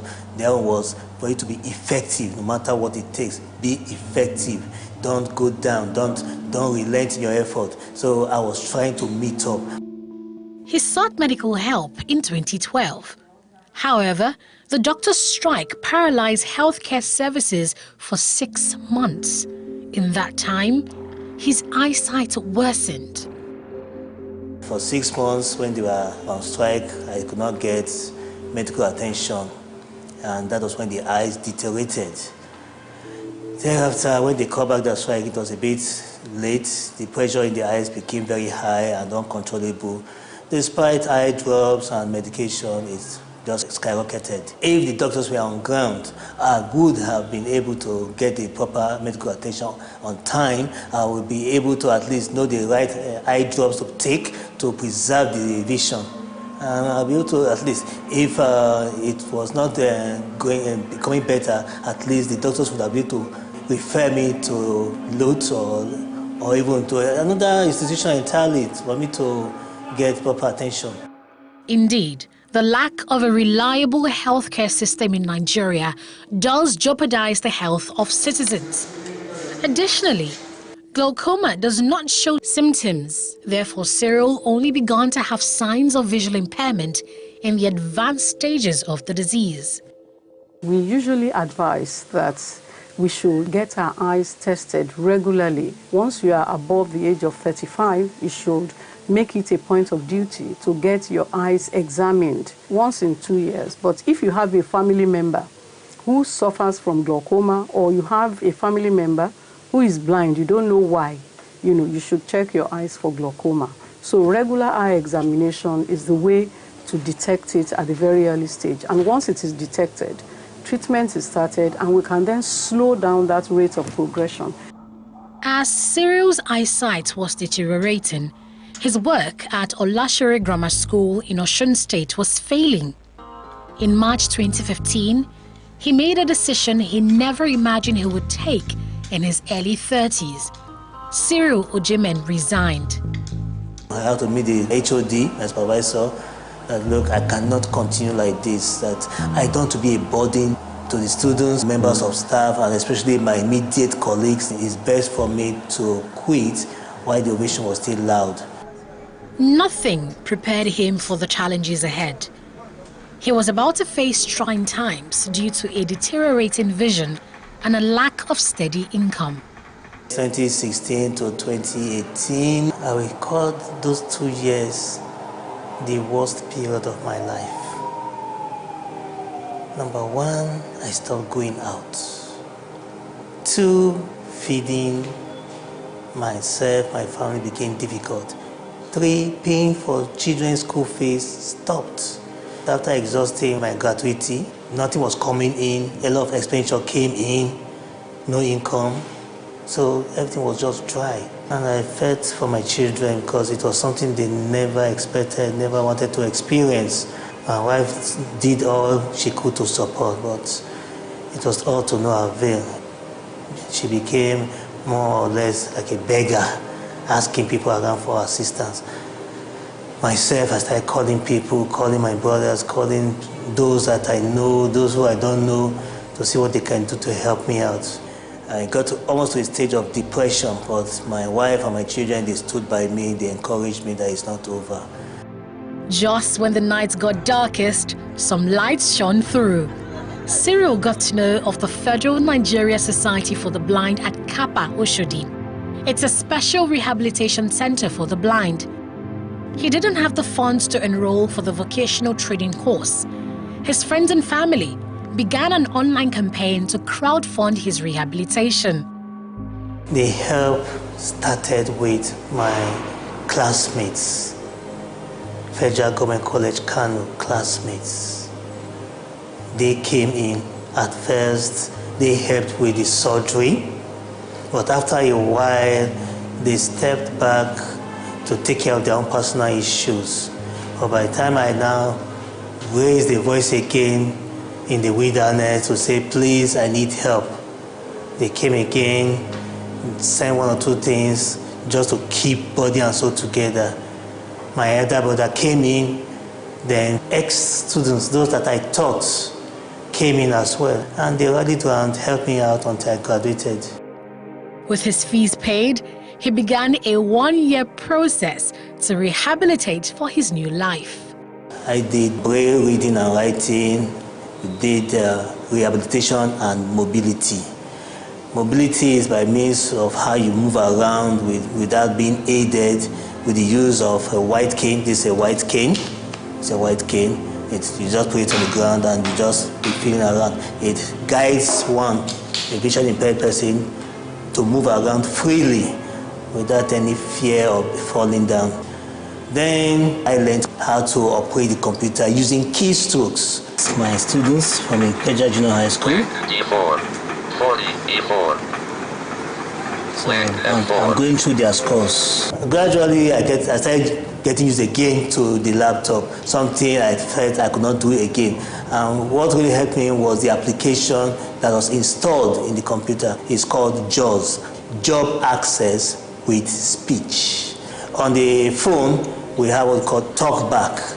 So that's the way we started using handset and the computer in general. The experience changed my life and my way of seeing life in a new perspective. In 2019, Cyril graduated as the best student at the rehabilitation school. Thereafter, he enrolled in another course by Sight Savers, an international non-governmental organization dedicated to empowering the visually impaired with digital skills.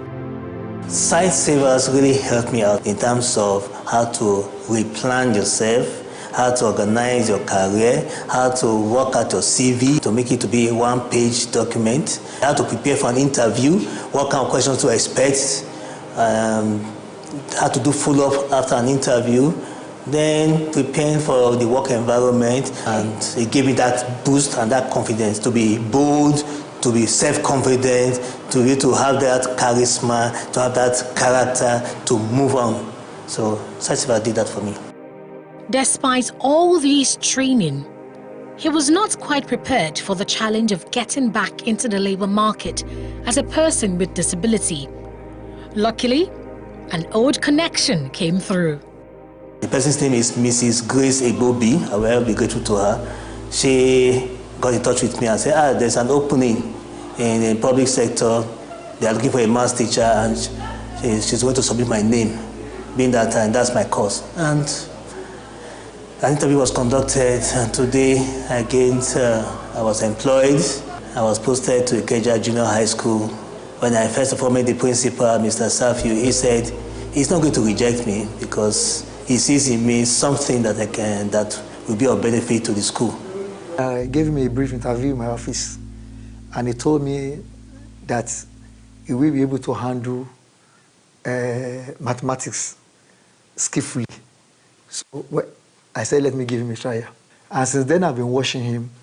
And what I noticed about him is that he has great passion for this job. you will never see him coming late to work. He's always front in the class, and he does the work with passion. I'm happy his decision of accepting me is paying dividends now. And ever since I stepped in here, I've been putting my best, and I believe the best is still yet to come. Just when he thought getting a job was hard enough, commuting to and from work as a visually impaired man became a tough road to travel. When I leave the compound, I stay at the gate side. The person that do help us at times, he comes in, he will take me to the bus stop. I will enter a bus going to Oshodi.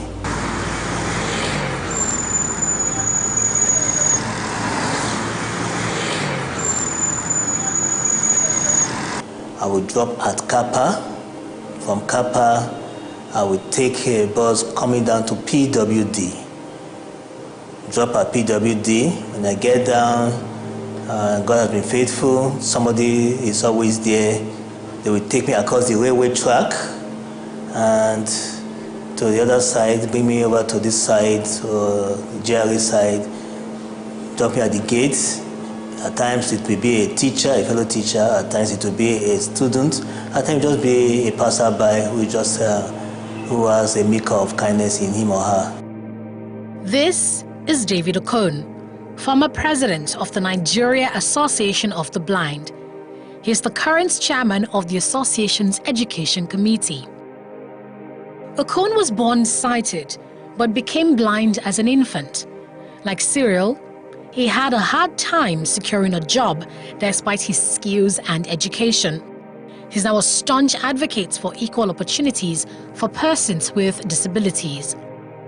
Blind people can work as long as they have the education that is required.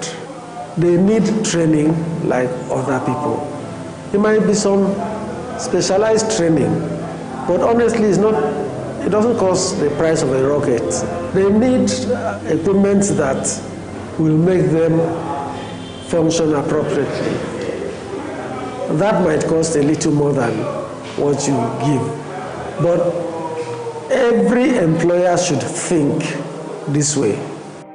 Okon also analyzes the role that the Nigerian society has played in perpetuating the belief that persons with disabilities are outcast. The society is yet to come to terms with the fact that a blind person or a person with disability is a member of the society. Or they see him as that lesser being. You can even hear things like, this handsome man or this beautiful girl or lady is blind. That is just nothing but pity. But are they ready to see you as an equal stakeholder in the society, in the organization, in the workplace, in the school environment, even in the church? The answer is not in the affirmative for now. A blind person would have ordinarily not been so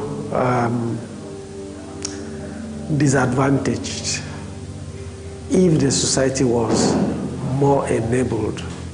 The environment, the road networks was not built with me in mind.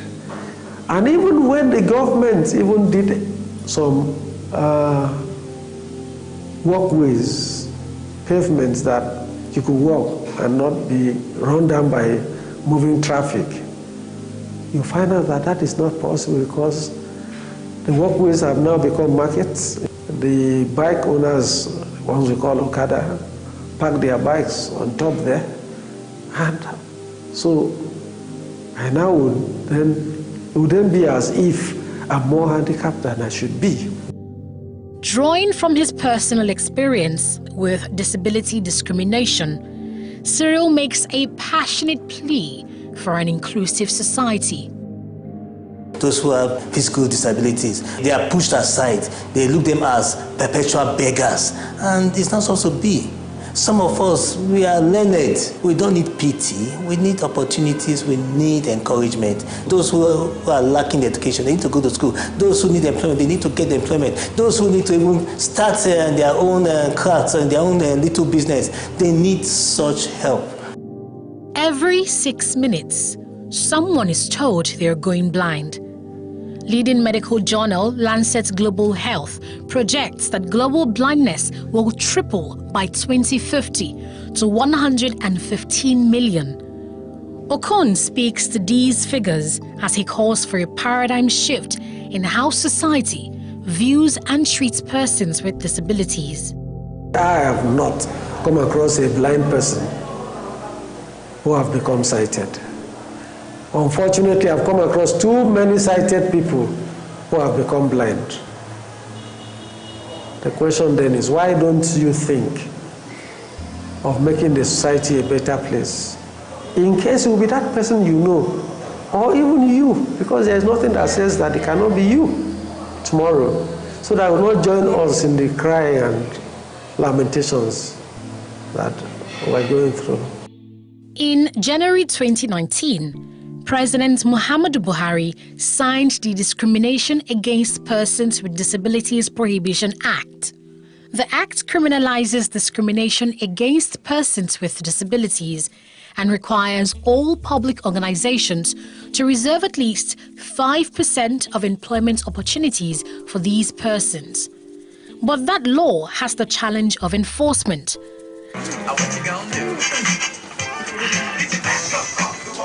As for Cyril Ojemen, he has found a job that pays him 2 times Nigeria's minimum wage, and he plans to retire in the teaching profession.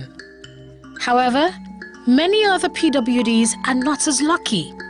They can be found on the streets, begging for alms to survive, or locked up in homes, hidden by their families for fear of discrimination.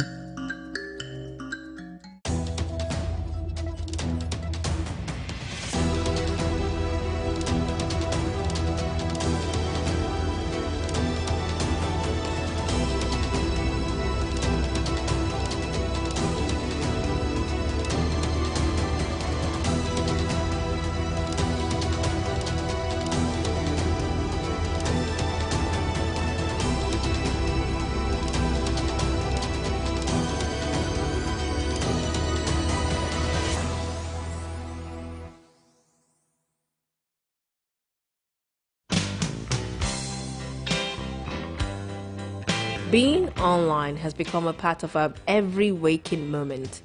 From the moment we wake up in the morning till we hit the pillow at night, we are browsing, scrolling through social media, responding to messages. We live our lives online almost as much as we live it in reality.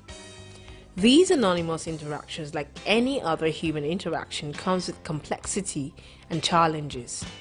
People get into civil discussions, debates, banter, and share with one another. With these interactions come disagreements, arguments, conflicts that can soon degenerate into trolling, bullying, and general unpleasantness. The discretion we employ in face-to-face interaction is further decreased online. In fact, according to psychologist Robert Sutton, disrespectful, demeaning, and downright mean-spirited behavior is worse than ever. This behavior is especially true of online discourse, which researchers describe as the online disinhibition effect. Stanford psychology professor John Sula in 2004 said, "The online disinhibition effect can cause people to act out in either a benign manner, wherein they overshare their personal information, or in a toxic manner wherein they become abusive or threatening."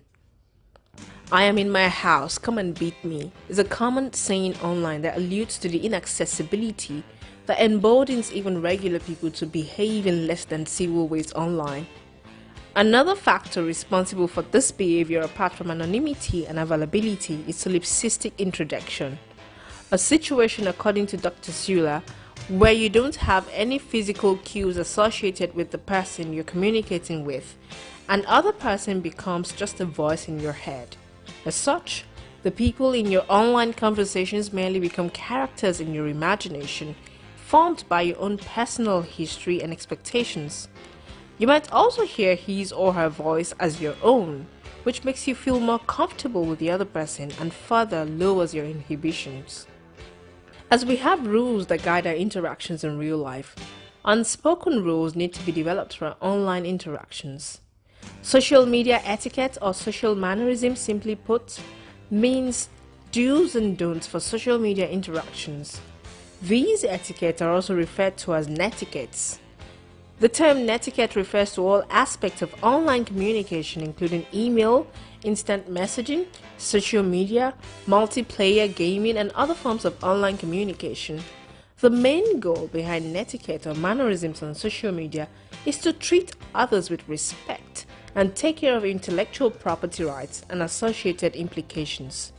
Personal information, images, or videos of anyone should not be shared without consent or mentioning credits where due. Except we seek to change such behaviors, it will pervade. Here are some social media netiquettes. When sending a DM, be polite and go straight to the point. When responding to posts, even if you disagree, be careful not to use condescending and insultive words. Take a 5-minute pause before you post any comments. Don't comment on topics that people tend to be passionate about. Don't respond to insults or hateful language. Don't say to people online what you won't have the audacity to say to them in person. Avoid excessive tagging of people. Ask before tagging people. Although it may seem inoffensive, tagging a friend or acquaintance on social media without their permission could in many ways cause problems for that person. Good social media etiquette means you should always request for permission before tagging anyone. Post only flattering pictures of other people. Apply the billboard test. Assume that everyone in the world can and will see everything you post. So if it's not billboard worthy, don't post it. Give credit where it's due. Don't post other people's photos or quotes without clear attribution. This means no screen grabs even if you have the best intentions. Instead, use a repost app to properly credit others for your own content. Think of the future you. Your taste will change, as will your sense of humor, but your photos will live on forever. Use caution when posting. Don't take screenshots of other people's private moments that they shared with you in confidence. Censor yourself. You might treat your Facebook or Twitter accounts as diaries. Don't share everything with your readers. Some things are meant to be kept private.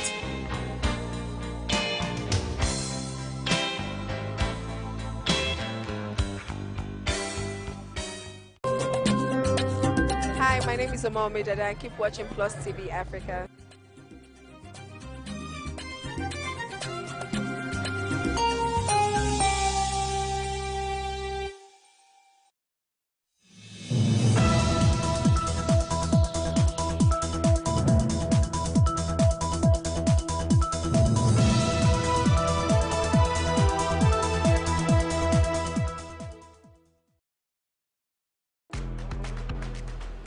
$1.2 million cars are scrapped each year in Germany alone. Before getting crushed, they first serve as a store of spare parts.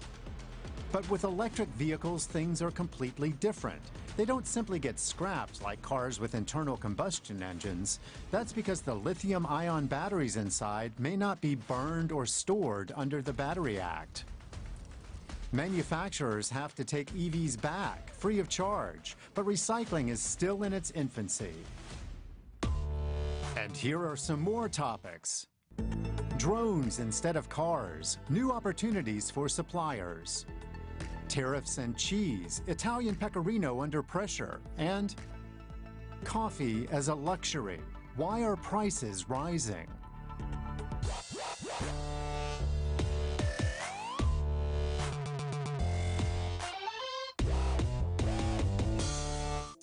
EVs are booming, but they don't last forever. Bad news for EV owners, good news for recycling.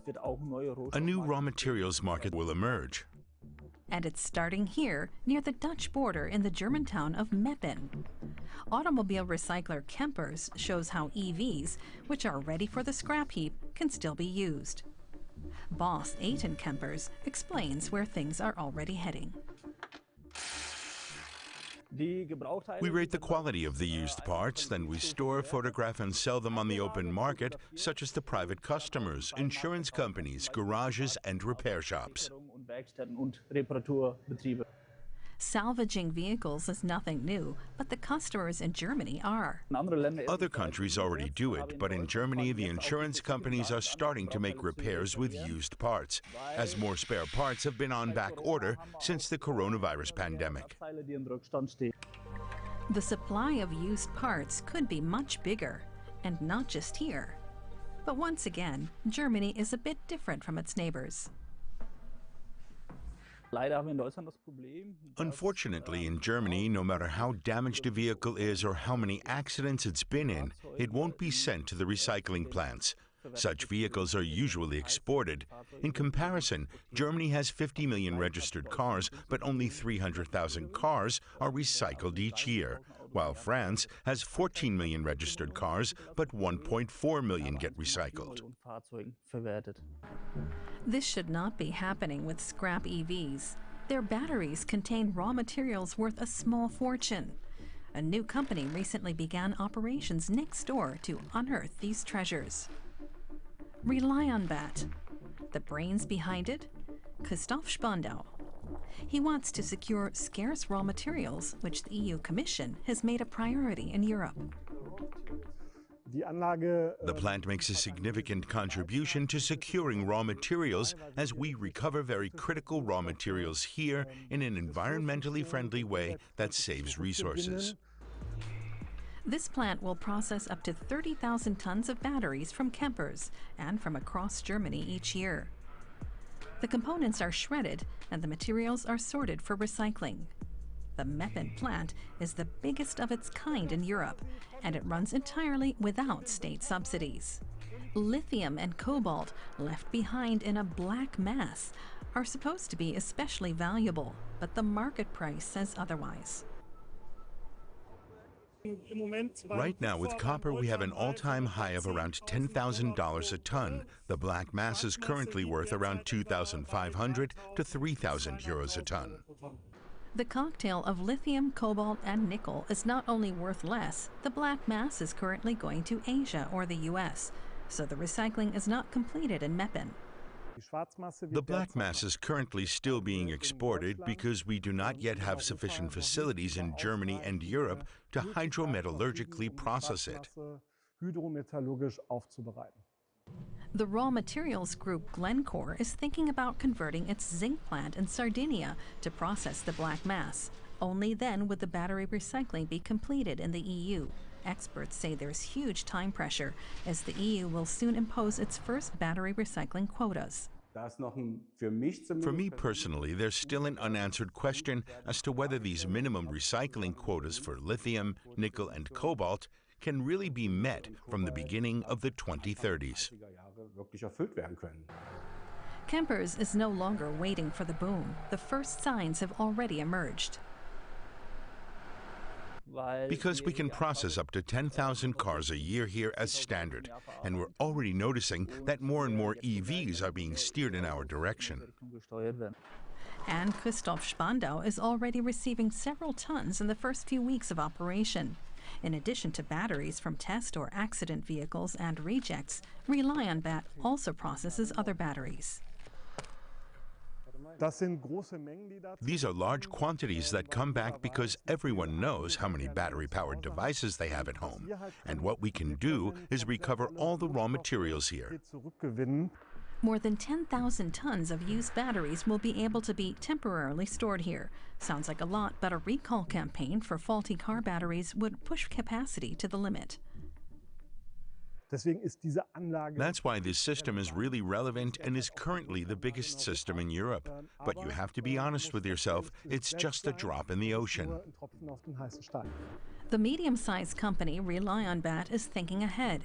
As soon as the capacities are no longer sufficient, the plant can be doubled to 60,000 tons of batteries per year. But that's not bad. In 5 years, 400,000 tons of used batteries are expected from across the EU each year. Volkswagen, BMW, Mercedes, the German automotive industry is in crisis. So are suppliers, but a completely new market is opening up, armaments instead of cars. The 500 billion euro special fund for the arms industry is giving rise to new ideas. Will VW soon be building tanks and suppliers drones? Can car manufacturing simply be converted to weapons manufacturing? Startups and young entrepreneurs are producing more and more combat drones and flying objects for surveillance. This one is called a Cricket, and it picks up injured people from the battlefield. Military drone production is picking up speed.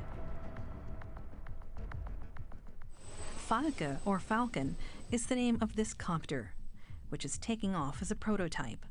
The production of drones of all kinds is booming in southern Germany. The Falke can be used in agriculture or by rescue services, but its developers have designed it for use in war, such as on the front in Ukraine. It's basically like a falcon which can stop in the air, look for its target, and then swoop down. And that's a similar concept if you can compare it like that. The developers of the Falcon copter focus on the flying object's design and material.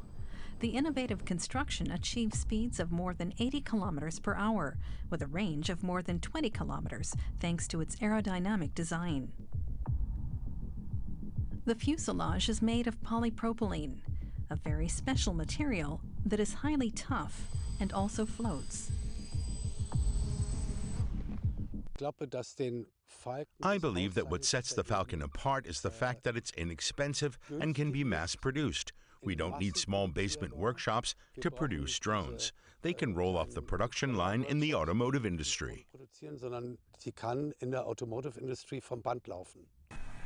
The material for the drone is used in the automotive industry as a material for reinforcing bumpers. The drone pioneers are already working with one auto company. The engineer and his partner are based near Munich, a region where aircraft construction has a long tradition. The development of drones for the military is a completely new field and has an industrial base here. The Falke prototypes can be produced quickly in this workshop. I paid attention to the research suppliers in the area. And they're everywhere, really everywhere, in the villages, the medium-sized companies. That's really great. Our automotive supplier is also not far from here. He has this art of making foam, which is difficult. Just a few kilometers away is the next drone manufacturer. The company HiCat is already delivering the first drones to the front line in Ukraine. The drones provide reconnaissance and are almost impossible to take down from the sky, even for Russian jammers. Software updates mean that new features are installed at short intervals.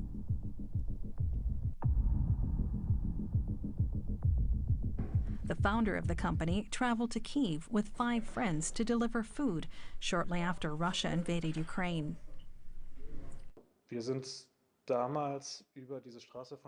Back then, we drove from Zhytomyr to Kyiv along this road, which was later named the Road of Death. And it was the first time we really experienced what it means to do defense. Defense in the sense of being able to defend yourself, to defend your country, your friends, your family that you love. And we decided then that we wanted to help with the know-how we had in our skills. They are software engineers, mechanical engineers, and medical technology technicians. Drones used to be their hobby, but now, with the Russian war in Ukraine, their hobby has turned serious. They make a point of only installing components that they can manufacture themselves. Even the batteries are produced in the workshop. The aim is not to use any components from China or the United States. The company's own drilling and milling machines cost a lot of money. Banks and private investors are now prepared to finance them. In the beginning, investments in armaments were still taboo for many. 3 years ago, it was still very hard to get money. We went completely through venture capitalists, but now it's different. The subject is socially acceptable. This year will raise around 10 million euros in financing. We have our first orders, which makes it all possible. The drone startup has found a partner in the automotive supplier Yop. The managing director of the company, which has around 1,200 employees, can imagine producing drones in large quantities. So far, all kinds of components have been produced for luxury brands. The business owner's concerns are growing. Orders have been declining for months, and hundreds of employees have already had to be laid off. Whether producing drone hardware or precision car parts makes little technical difference. The suppliers can do one thing: produce in bulk and cheaply. We're used to manufacturing with high precision, in high quality, and even in clean rooms, and we're also sworn to secrecy. We can take these advantages with us for other industries. We know how to manufacture cost-effectively. Threats were long not critical to the Bundeswehr. But with the Russian attack on Ukraine, the military is starting to see the need for this technology, not only highly useful for combat missions, but also for rescuing the wounded. This drone from the company Avelius is used to retrieve injured soldiers from the combat zone in an emergency. Avelius does not have its own factory, but works together with many suppliers. This opens up new market opportunities, such as for this packaging material company. The packaging is used for civilian purposes, including to ship expensive electronic devices. In a new department, engineers are developing special containers to carry sensitive equipment for the army. This box is designed for large drones. The engineers have come up with several ideas for transporting the various types of drones safely in all weathers. Some transport boxes are fitted with a kind of air conditioning system. This keeps the drones operational. Civilians have to learn to think like soldiers with these products. With this case, you're ready for action. There's light in the case at night. You can have the drone up and running in 2 simple steps. There's a landing pad on the top shell, so the drone doesn't get dirty, and you can take off and land it cleanly. More and more companies in Germany are now working for the arms industry, but are afraid to go public for fear of foreign sabotage. In the Lüdenscheid region, there are traditionally many companies suited to producing military equipment. Local politicians are aware of the concerns and fears of business people when it comes to weapons. There's a discussion going on now. I want to stay with it, because it's not about supporting a dictator in an aggressive war of conquest. It's about protecting a democracy from a dictator and a war of aggression. And this discussion is actually taking place today. More and more entrepreneurs are making a conscious decision to enter the defense industry. On the one hand, there's a lot of money in the industry thanks to the 500 billion euro special fund. On the other hand, more and more people are realizing that there is a real threat from Russia to democratic countries.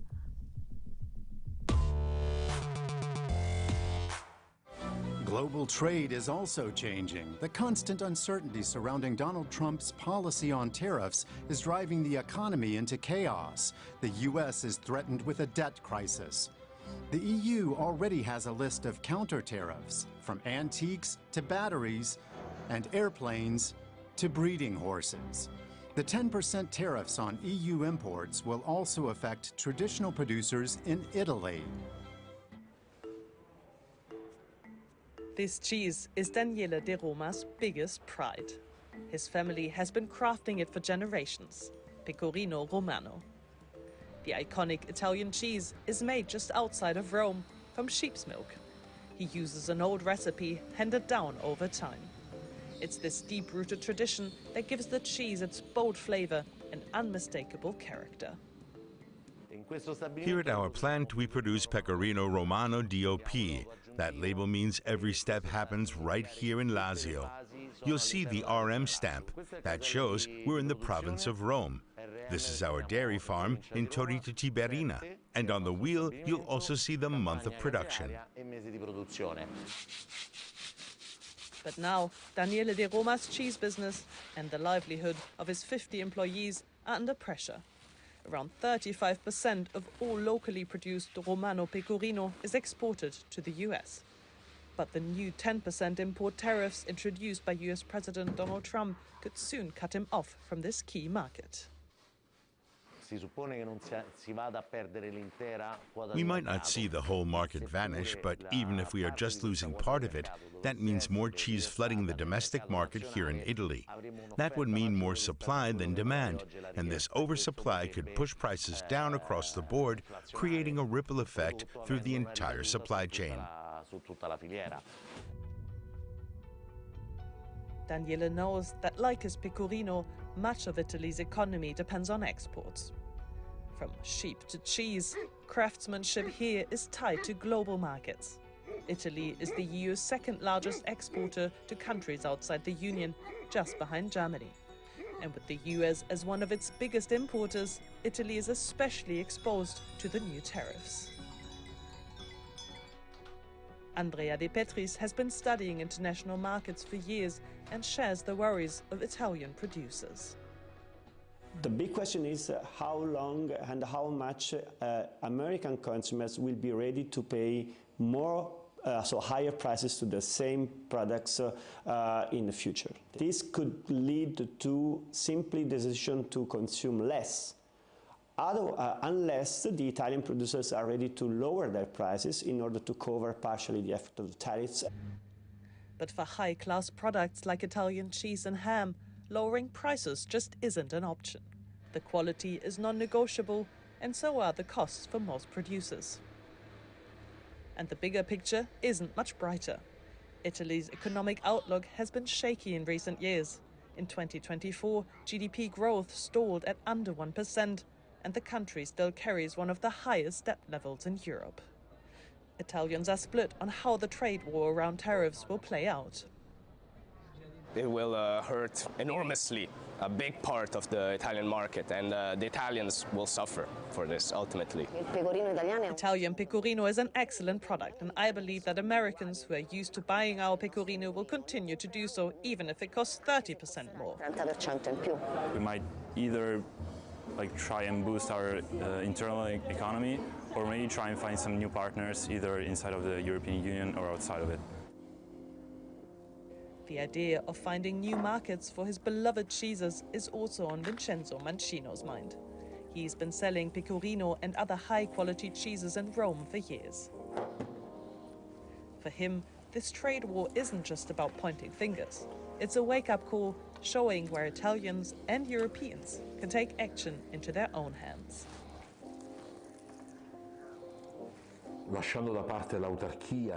We should set aside the idea of full-blown self-sufficiency because it could be a mistake. We should rather pay closer attention to local and national production. Buying locally isn't just an economic or political gesture. It's also a way to preserve our traditions. Back at the production plant, Daniele De Roma shows us the result of his hard work. Pecorino Romano and other traditional cheeses aging on site. His annual output stands at 1 million kilos, and he has no intention of slowing down.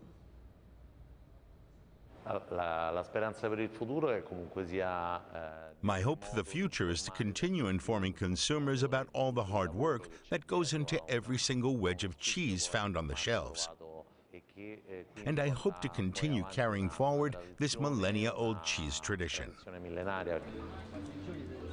While the challenges of tariffs loom large, Italians are hopeful that there will soon be an end to this trade war, so that Italy's cultural food heritage can be kept alive for years to come.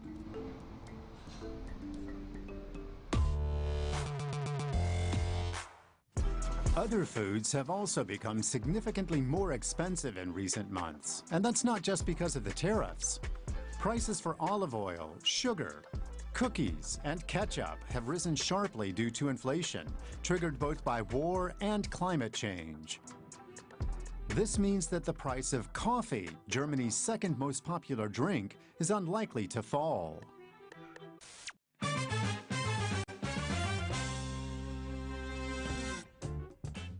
Coffee is great. Coffee is an incredibly healthy drink. With cake in a good atmosphere, it's a wonderful experience. But the price has almost doubled compared to last year. Why is it so expensive?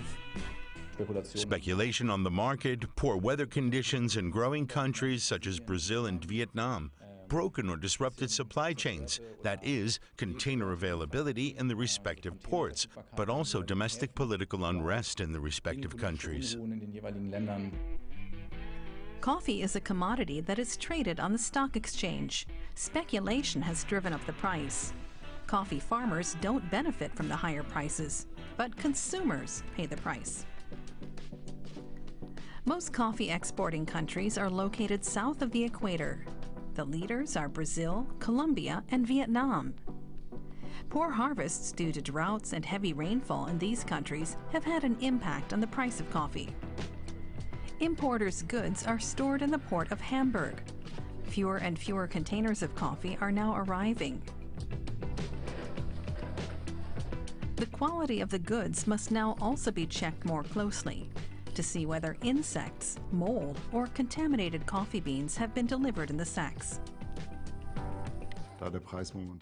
As the price is currently very high and a market imbalance, I would simply call it that, has been created as a result, we can see it immediately in the lack of volume. Credit lines are quite high. Banks are not prepared to take the risk. Fortunately, we haven't yet reached the point where European dealers and customers have had to file for bankruptcy.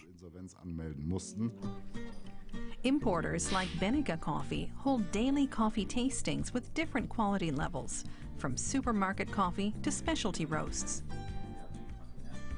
Ground coffee is infused with water, heated to 95 degrees Celsius. After 4 minutes, the aroma unfolds under the coffee crust. Everything is tasted, and quality reports are written up. They source coffee from all growing regions. If coffee farmers have a poor harvest, coffee beans are bought from other plantations. This can affect the quality. This will no longer be possible due to the new EU regulation on deforestation-free supply chains, which is due to come into force in 2026. Then the origin of the coffee must be clearly proven. Specialty coffee roasters like Speicherstadt Café, who have been trading directly with farmers for decades, are also feeling the effects of higher coffee prices. We are increasingly hearing from our suppliers, from the farmers we work with, that they need to invest in security services to protect the coffee to ensure that it's not stolen.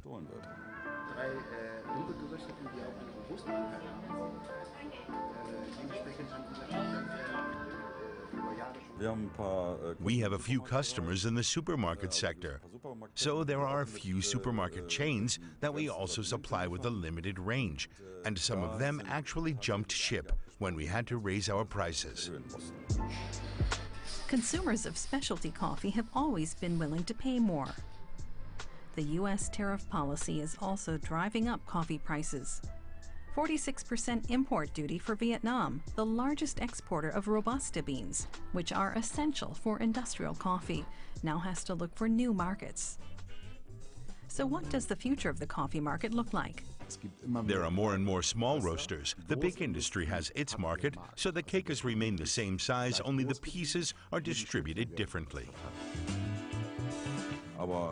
You have to ask yourself whether coffee hasn't been somehow too cheap, but it's only been drinkable with added sugar and condensed milk. In the long term, coffee will simply become more and more expensive because the climate will make it more difficult to grow.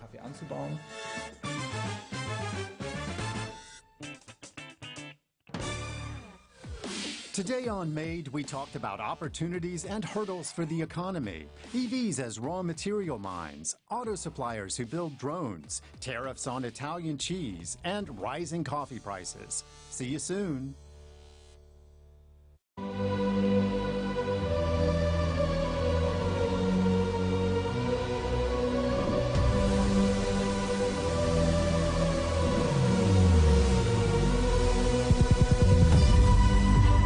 we do not understand, we will stigmatize. What you can see is the remaining of the tanker that exploded. He suffered equally confessed.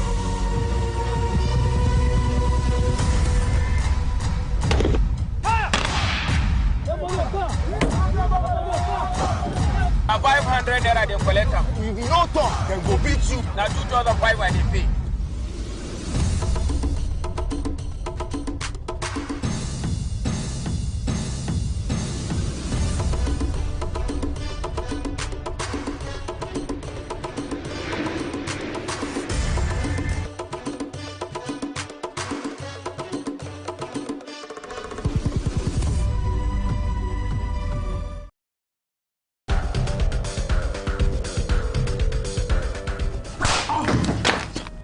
Your treacherous body would have been manure for the motherland. Listen to the words of a corpse. You cannot win this war. My production career started off practically by some form of divine intervention. I work in TV production, and I've done that in advertising for over 20 years. I do storytelling as well. I do narrative. I've done films, TV series, etc. I taught myself to draw. And that meant 4 hours of sketching every day, minutely competent, where people will say, this doesn't suck. You actually had to practice. For God's sakes, Emeka, we don't even have enough guns or food. What were you thinking? If you and Uzogu had not unleashed your unique brand of madness last January, we wouldn't be swimming in beers and blood. It was a revolution! I was one of my uncles, and he got me a job in, then it was Vanguard newspapers in Apapa. And I got to meet all my heroes because in those days, I knew every cartoonist of every Nigerian publication by name because I would always look for the signature. Advertising was obviously the way to go. English then, if you're doing English, you're either going to be a teacher or something. I was like, no, this is a cool industry. This industry is really cool. It's really being paid to be creative. I was sent around the agency to learn every aspect of advertising. And when I got to TV production, the then head of TV production of ESO and you, then Mr. Greg Odutayo, said to me, okay, I want him. So he just made a request. There are many highlights. I've won awards for films I've made, TV series I've done. But let me just jump forward. The most recent thing I've done I'm extremely proud of is being one of the 3 directors on MTV Sugar, Niger. Then you have to learn. So when I came into production, I was always asking questions. So I was on a quest to know why this visual image was better than this visual image. And that got me into studying and learning about production. It helps to be always focused on what will make you win. There's a very healthy sense of motivating yourself to always get things right. Make sure your work is up to standard. It resembles anything else across any other platform across the world. The second thing is it must have your identity. It must have your strong cultural identity.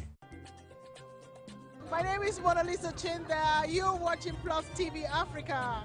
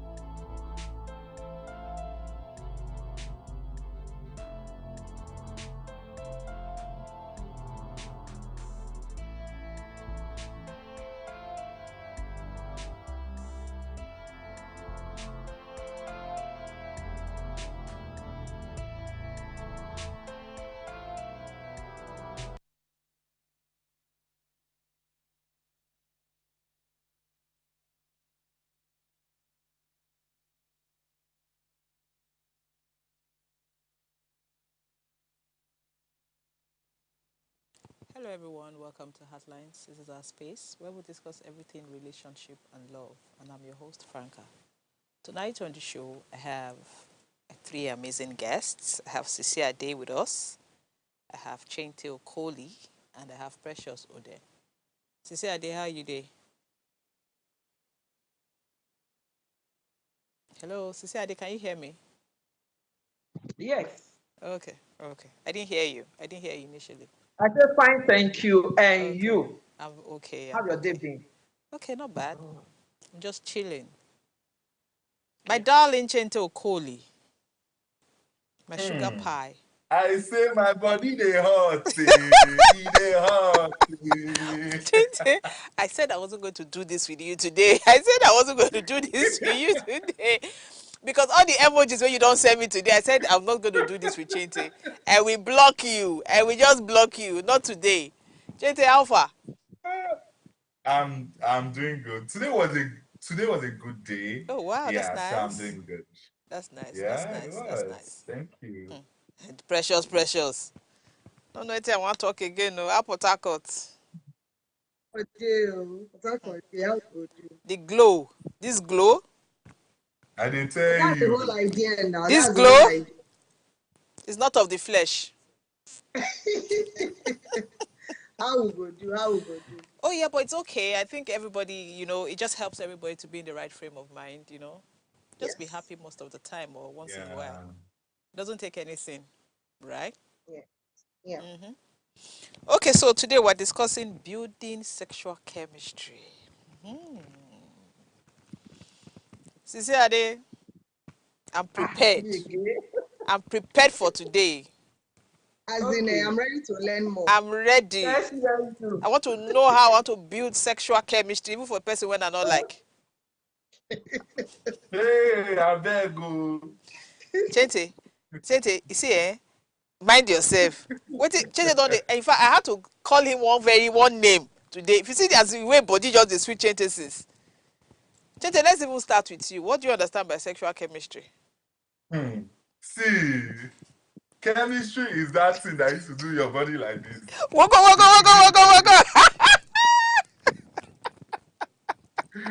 So yeah, I feel like, I feel like chemistry is, I don't know how to explain it, right? Okay. I think it's just that vibe. I think it's that energy. I think in the Gen Z word, the word I'll put it as is that energy.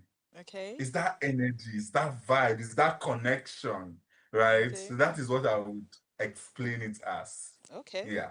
I get that. Precious, sexual chemistry. Social chemistry is a level of intimacy that is amazing. So what it means is you're building a special bond with this person that goes beyond just physical attraction. It has to do with the sexual aspect of it. So this person teases your break and down. Okay. Sexual chemistry is a very strong, powerful, intense, overwhelming bodily feeling of attraction and desire from one person to another, longing for what? Physical intimacy. Do you understand? It can also, yes, I am. Essentially, it comes from what? Lust, desire for sexual what? Gratification. Oh, wow.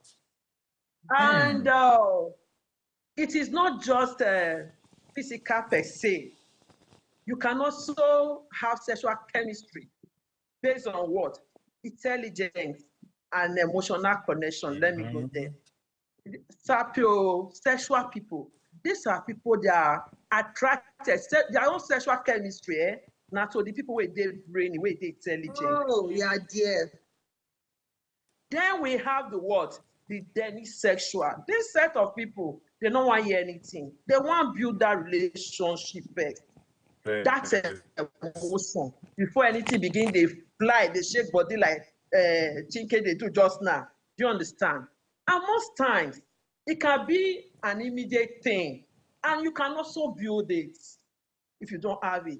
And in no distance, you can have it at a close range, and you can also have it at what? Far range, as in somebody you've never met before.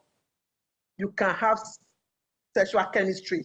Most of us, if you think back, our first crush, but that time we almost not sexual chemistry. Maybe in school that year, your chemistry teacher, you know the feeling, or your senior brother's friend, you don't get as body they do. You know that time you go, they know say you want to play. Do you understand?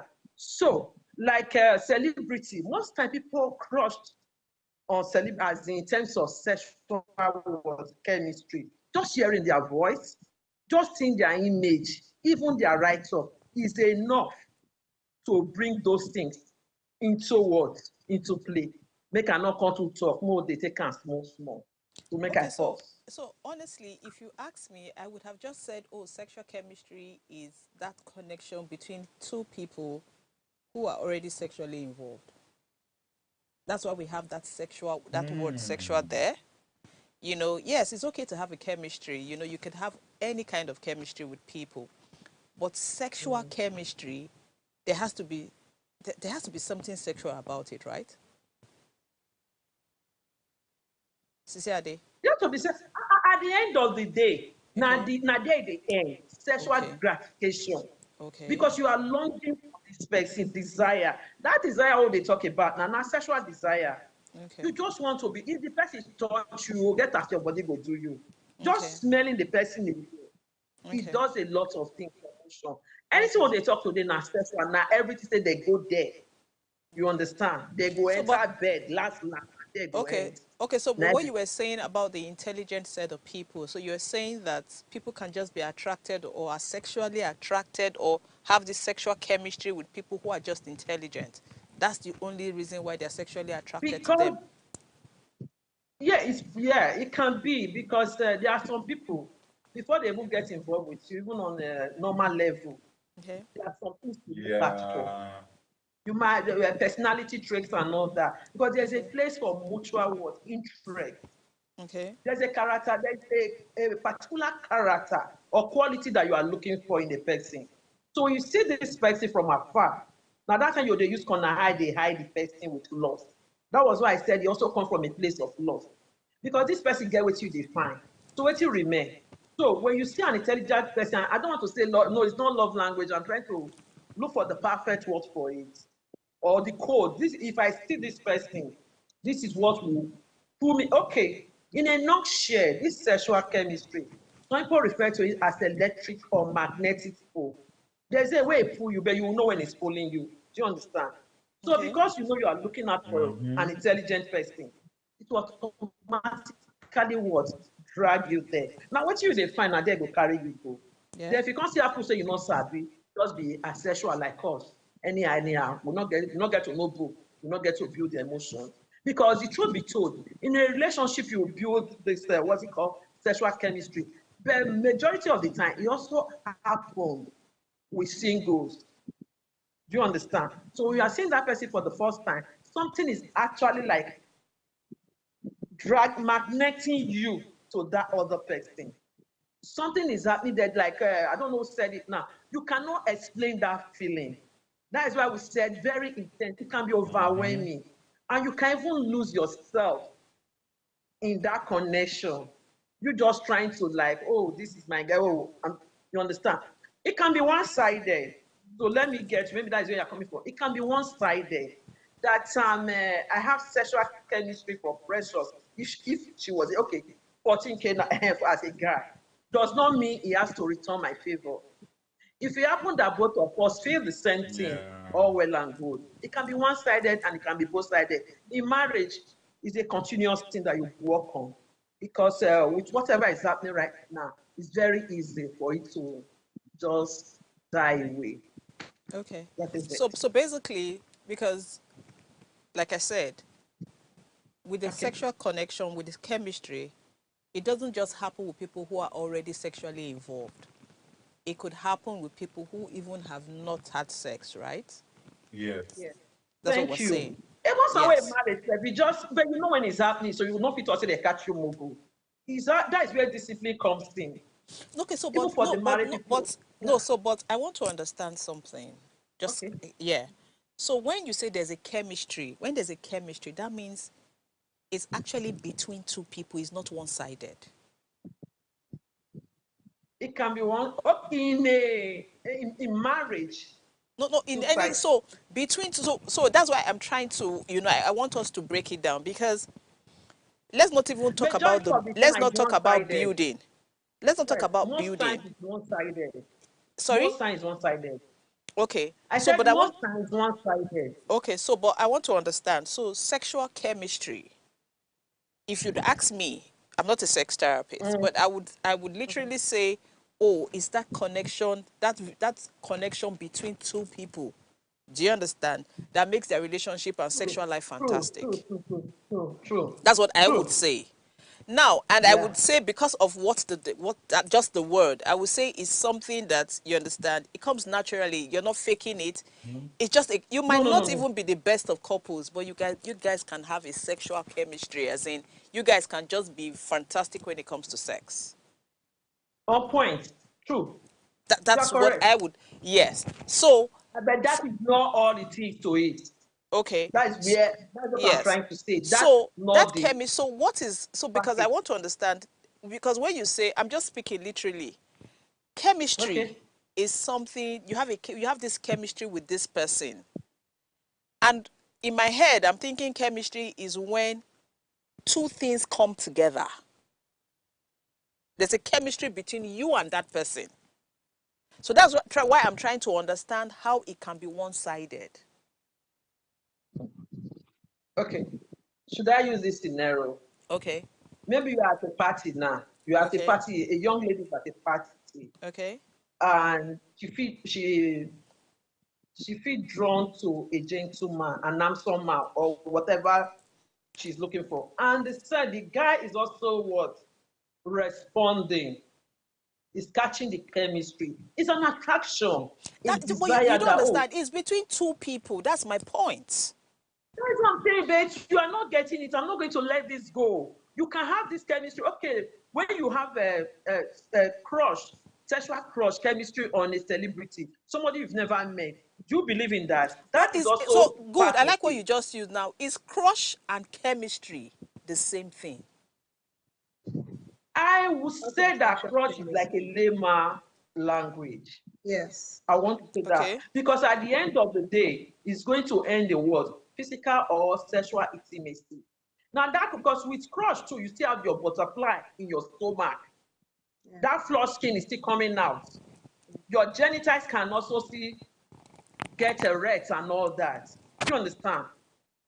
You can be, you are aware of the other person. You can just be playful, talking anyhow, because somebody that you like. So I will still go there. Crush is a how will I put it? Like a concept on that sexual word, chemistry. Yeah, that is a layman. That is it. You agree that crush and chemistry would mean the same thing, but it's just a layman's crush is a layman's. No, that is me talking, because you can I'm asking have Precious. A sexual chemistry. Yes, I'm asking Precious. Precious, do you also agree? She was trying to say that it's almost the same in the sense of the type of emotions or feelings it evokes. Now, there are so many words to it, not just sexual chemistry.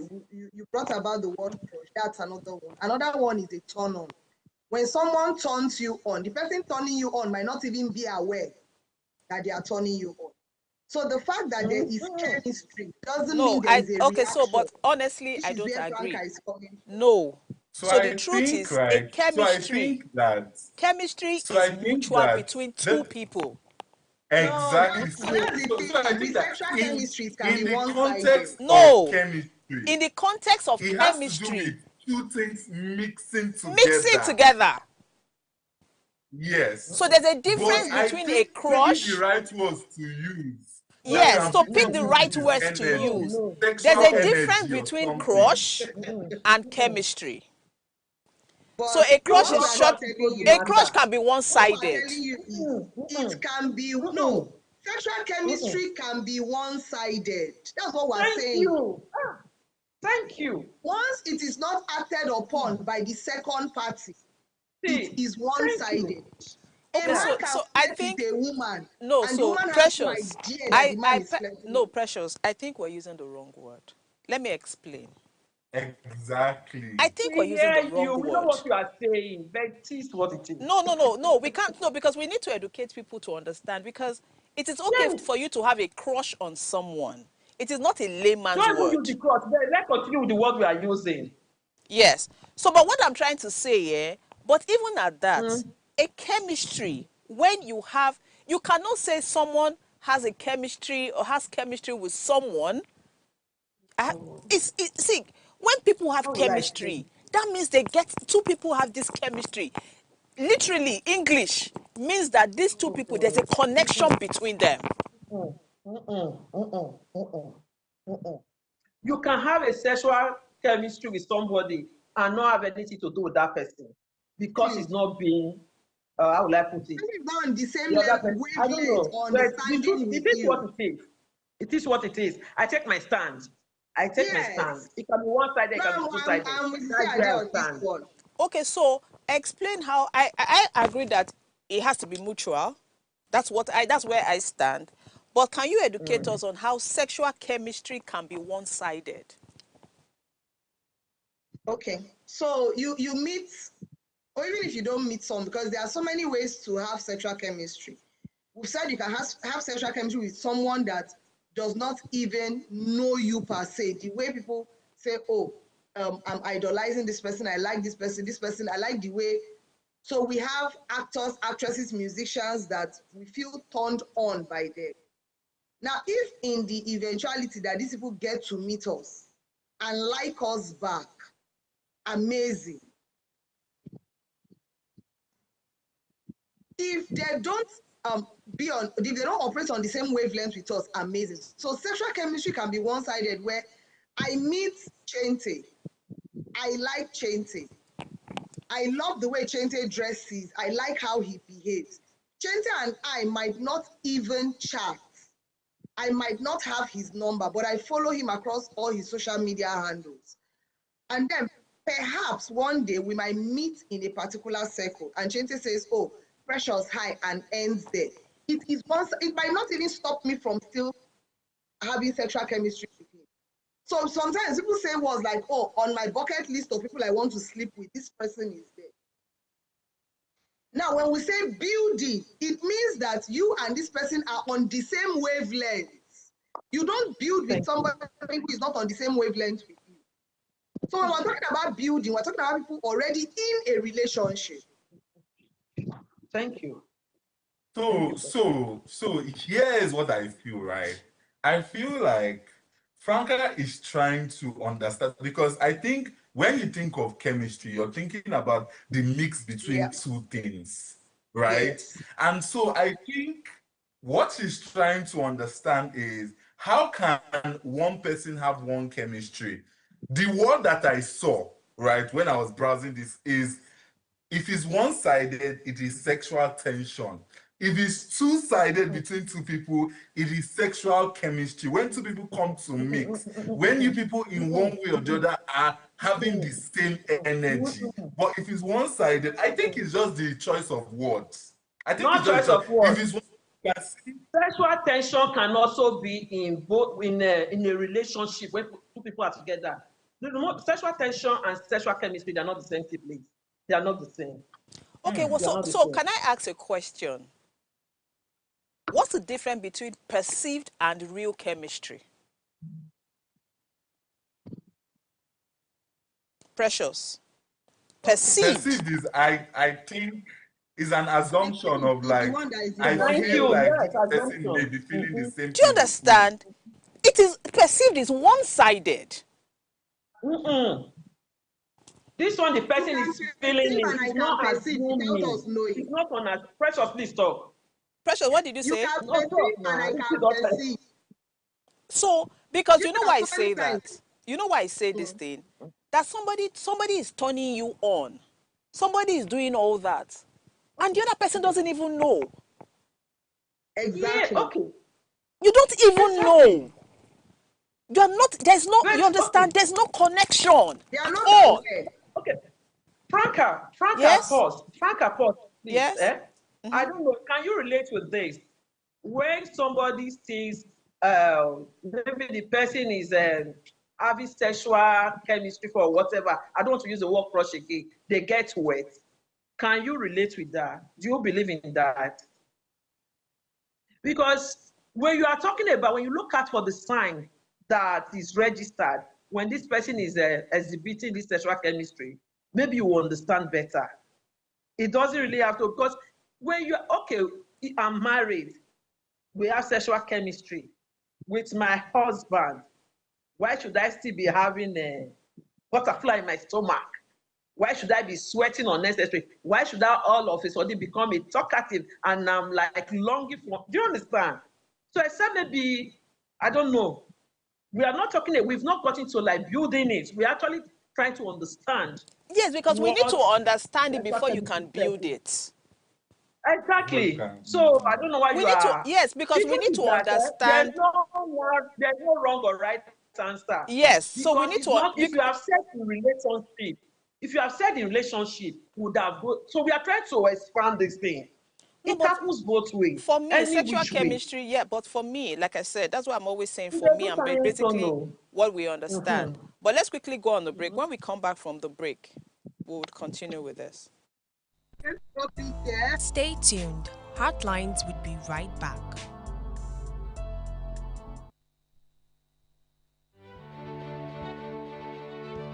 Nigeria, by extension Africa, battles a growing youthful population, and with little or no meaningful engagement, leaves a ticking time bomb on our hands.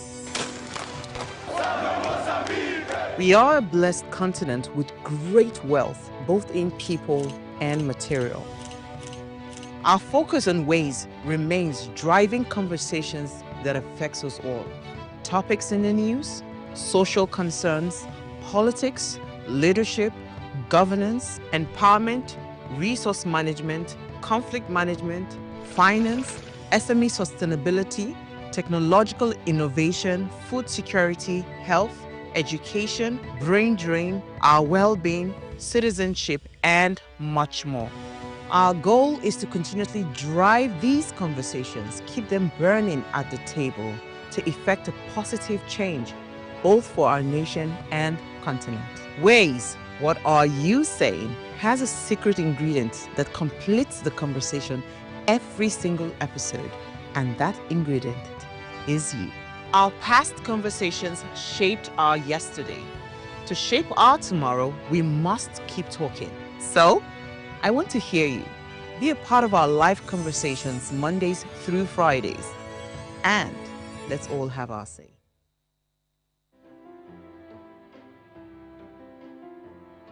This season on Heartlines, we're committed to making a difference in people's lives.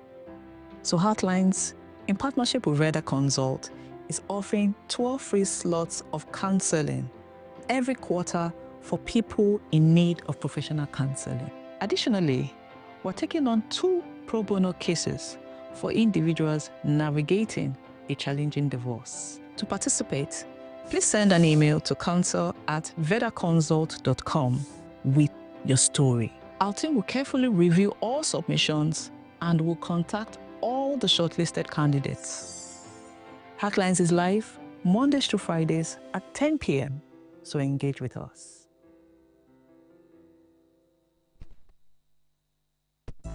Stay tuned. Heartlines will be right back.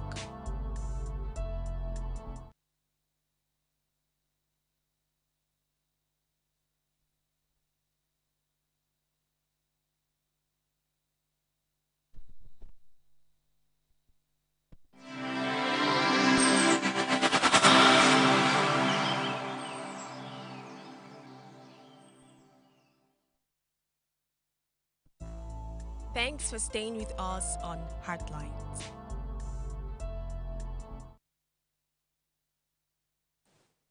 Okay, so please note that you can send a message to us via our WhatsApp number 0819038422663 or call in to join in the conversation on 07025007749 or 07014242420. And please, please, please subscribe to our YouTube channel, The Official Upgrade TV.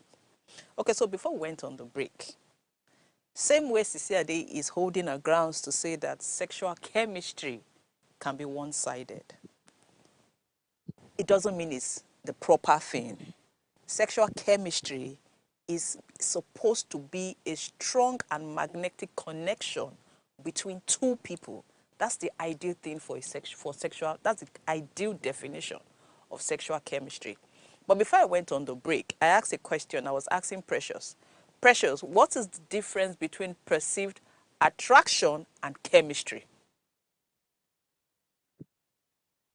Okay, and I said the perceived one is the one, let's say between me and someone else. So the perceived one will be the one that I think I have for this person. The person is not aware. So it's just my perception of how I feel towards this person. And what are you guys saying? So if that is what it is, if you are saying is what I feel I have for this person, and it's making you turned on, is making you wet, nobody's judging you. That's your perception. Yes, of course. Yes. That's your perception. That's what it is. It is perceived. It is you who thinks that. The person, there's nothing happening to the person when the person sees you. It becomes chemistry when you now extend it to the person and the person is responding to whatever it is you feel. That's what it is. Then what is you can be attracted to someone. Do you know even you being attracted to someone can make you get wet? Yes. That I'm attracted. So let's be clear. People react to things differently. I can see someone and I'm attracted to the person. Just seeing the person speak, I'm already wet. Yes, it happens. But I will not agree that sexual chemistry, you understand, is when it's one person, there's no chemistry there. There's no chemistry. If it's one-sided, there's no chemistry. Sexual attraction, yes. But chemistry has to be, it's supposed to be mutual. And if the person feels it's a chemistry, it is not. But like I said, I'm not a sex therapist. But, and then if you begin to even look deep into it, you would see explanations that tells you. Because if we're saying the other person doesn't know, for crying out loud, how do you build? So how would you build a one-sided sexual chemistry? Precious. When you have to build a relationship, of course. How would you build? Are you going to force a relationship on the person? No, you won't. No. And so how do you build? So how do you build a one-sided sexual chemistry? You don't. So what are we talking about? So is there something called one-sided sexual chemistry? Let's just go to building the sexual chemistry because you know why I say that? I like to. So you know why I say these things? I like to expatiate and let people understand certain things. If we are saying this is what it is, there's some, like, out of, if 10% of certain people use that word, it doesn't make it right. Because it has to make, you understand, sense to me and certain people. Do you understand? And I think Chente, if you listen to this conversation or you're trying to educate somebody on something, and I tell you that sexual chemistry is one-sided, just because you understand what chemistry is, do you understand? You will question it. And then you're going to ask me a question. How, if I have this sexual chemistry towards someone, if I have sexual chemistry towards Chente, how will I build it? Chente is not interested in me. So if I like, let me be changing pants every 2 hours. Chente is not interested. That relationship can never be built. Do you understand? But I feel that two people have to at least have a bit of connection, you understand? For you to even want to build something. There has to be something. True. They have to be attracted to each other. There has to be something, and then you now continue to build on it. But again, these are my thoughts. I'm not a sex therapist. And I know Sisi Ade is won't say no, I don't agree. But the truth is, I would argue this every time. I would argue it. You use a word. You use the word. You use one word. You use attraction. Attraction between two people. Halal. Do you understand? Because now I'm using I'm following what you are explaining. Yes. Okay, I'm attracted. That I'm attracted, there's an attraction. We feel attracted to each other, me and this guy. But left alone, maybe it's more on my side. The guy is not feeling. Maybe it just is, how will I put it, a moment thing. It's just like we say, the kind of. Yes, it is between two people, but it's also possible the other person might not return favor for favor. That's where I'm coming from. So anyhow I want to say, because maybe going forward, we want to give certain topics like this. Maybe we should actually say, okay, if it's in a relationship or if it's something that can be general. So if we are saying a relationship is between two people, but since you've decided to say, okay, crush, you are using crush for it. I never came across that word crush that you were saying. So that was where I tried to use celebrity this thing. No, Sisi Ajo, no, but I agree. So Sisi Ajo, sorry. So I think you're getting me wrong. I believe there's crush. Okay. You can have a crush on a celebrity. It's not a layman's word. You can actually crush on people. So attraction there. I can be attracted to you and you are not attracted to me. Thank you. Same thing as crush. Yeah, it's the same thing as crush or perceived attraction. But you see, so I think we agree on that. We agree on that. The only thing we don't agree on. Now waiting I think, not waiting I don't see. Perceive is what assumption. This is what I would have, but it's not what I'm feeling. I don't know how to say that is this because you see that this thing is so mechanical now that we cannot really break it down because it perceive assumption. It's not the same thing like feeling. I don't know. So more not to drag them. So more just leave on there. It's okay. At the end of the day, like they always say, take the one that works for you. Yes. So take what exactly. Take what works for you. But I just believe that there should be standard. There should be standard definitions for this thing. Yes. True. So that people understand where you're coming from. So people don't, because sometimes you could get confused around this thing. You know. But basically, what we're now discussing is how do we build sexual chemistry? Precious. Okay, so because building sexual chemistry is good, because sexual chemistry helps the people in the relationship to build on their intimate moments, explore and experience sex to, how much they want to enjoy it. So basically what we're saying is, what are the things that in your relationship you can do to make sure that there will never be a time where you get bored sexually with this person? So for some, it is they have to create out special times, like you go on dates, you do something fun together. But at the baseline of all of this, we cannot, tell you not to communicate. Communication is really, really important. So you use your words, use your sign language, whatever it is you use. Now, because it has to do with sex, we always say, try and explore other ways to pleasure yourselves. Let it not just be only one style all the time. Try and diversify. There is a reason why sex has different styles and different approaches. So find out what you can do that will be more exciting, because you're building on the sexual chemistry. You're not just building on, we're trying to be friends, we want to build a family together, we want to have a life together. No. You're saying we also want to make sure that every time we have sex, it is amazing. It's wonderful. We both love it. If I hear you're coming home, I want to be, Gente say, remember, did they do me somehow? Because I know I'm going to do me, Tatari.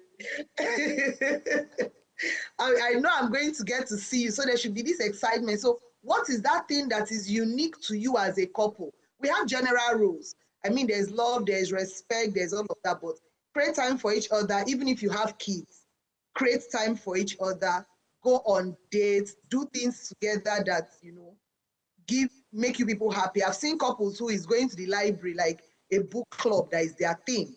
There are some that is going swimming, that is their thing.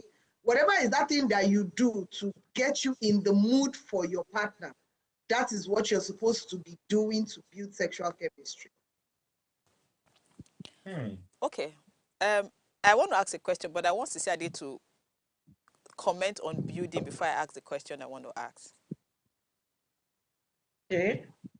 She has practically said almost everything, but I would just want to add it. even in relationship, in marriage, let me go there, marriage, long-term relationship, people always forget to flirt or tease. So flirting and teasing actually help to spark up the words, that sexual chemistry. Then there should be, how would I put it, create space. Once in a while, be away from each other. Do your own thing, let him do his own thing. Then later you come back together. Then that sexual word, anticipation, it doesn't have to be elaborating, just extended foreplay, like when she was talking about the sex position, also help with all this.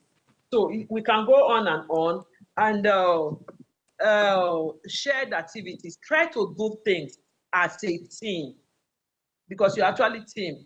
Do things, explore, sex exploration, do whatever will just keep the fire burning. Okay. And moreover, please talk, communicate how you want her, your boundaries, your preferences. Do you understand? So that is like okay, literally like everything. Okay, I want to ask a question. And my okay, question is, Chente, please hear. Okay. Chente, listen, and you know this one. You know, so now we don't know anything when it concerns this sex therapy, this sex therapy issue. Do you understand? Yes. So when we say build, so I know I'm not trying to create instances where a husband and wife, they have good sex.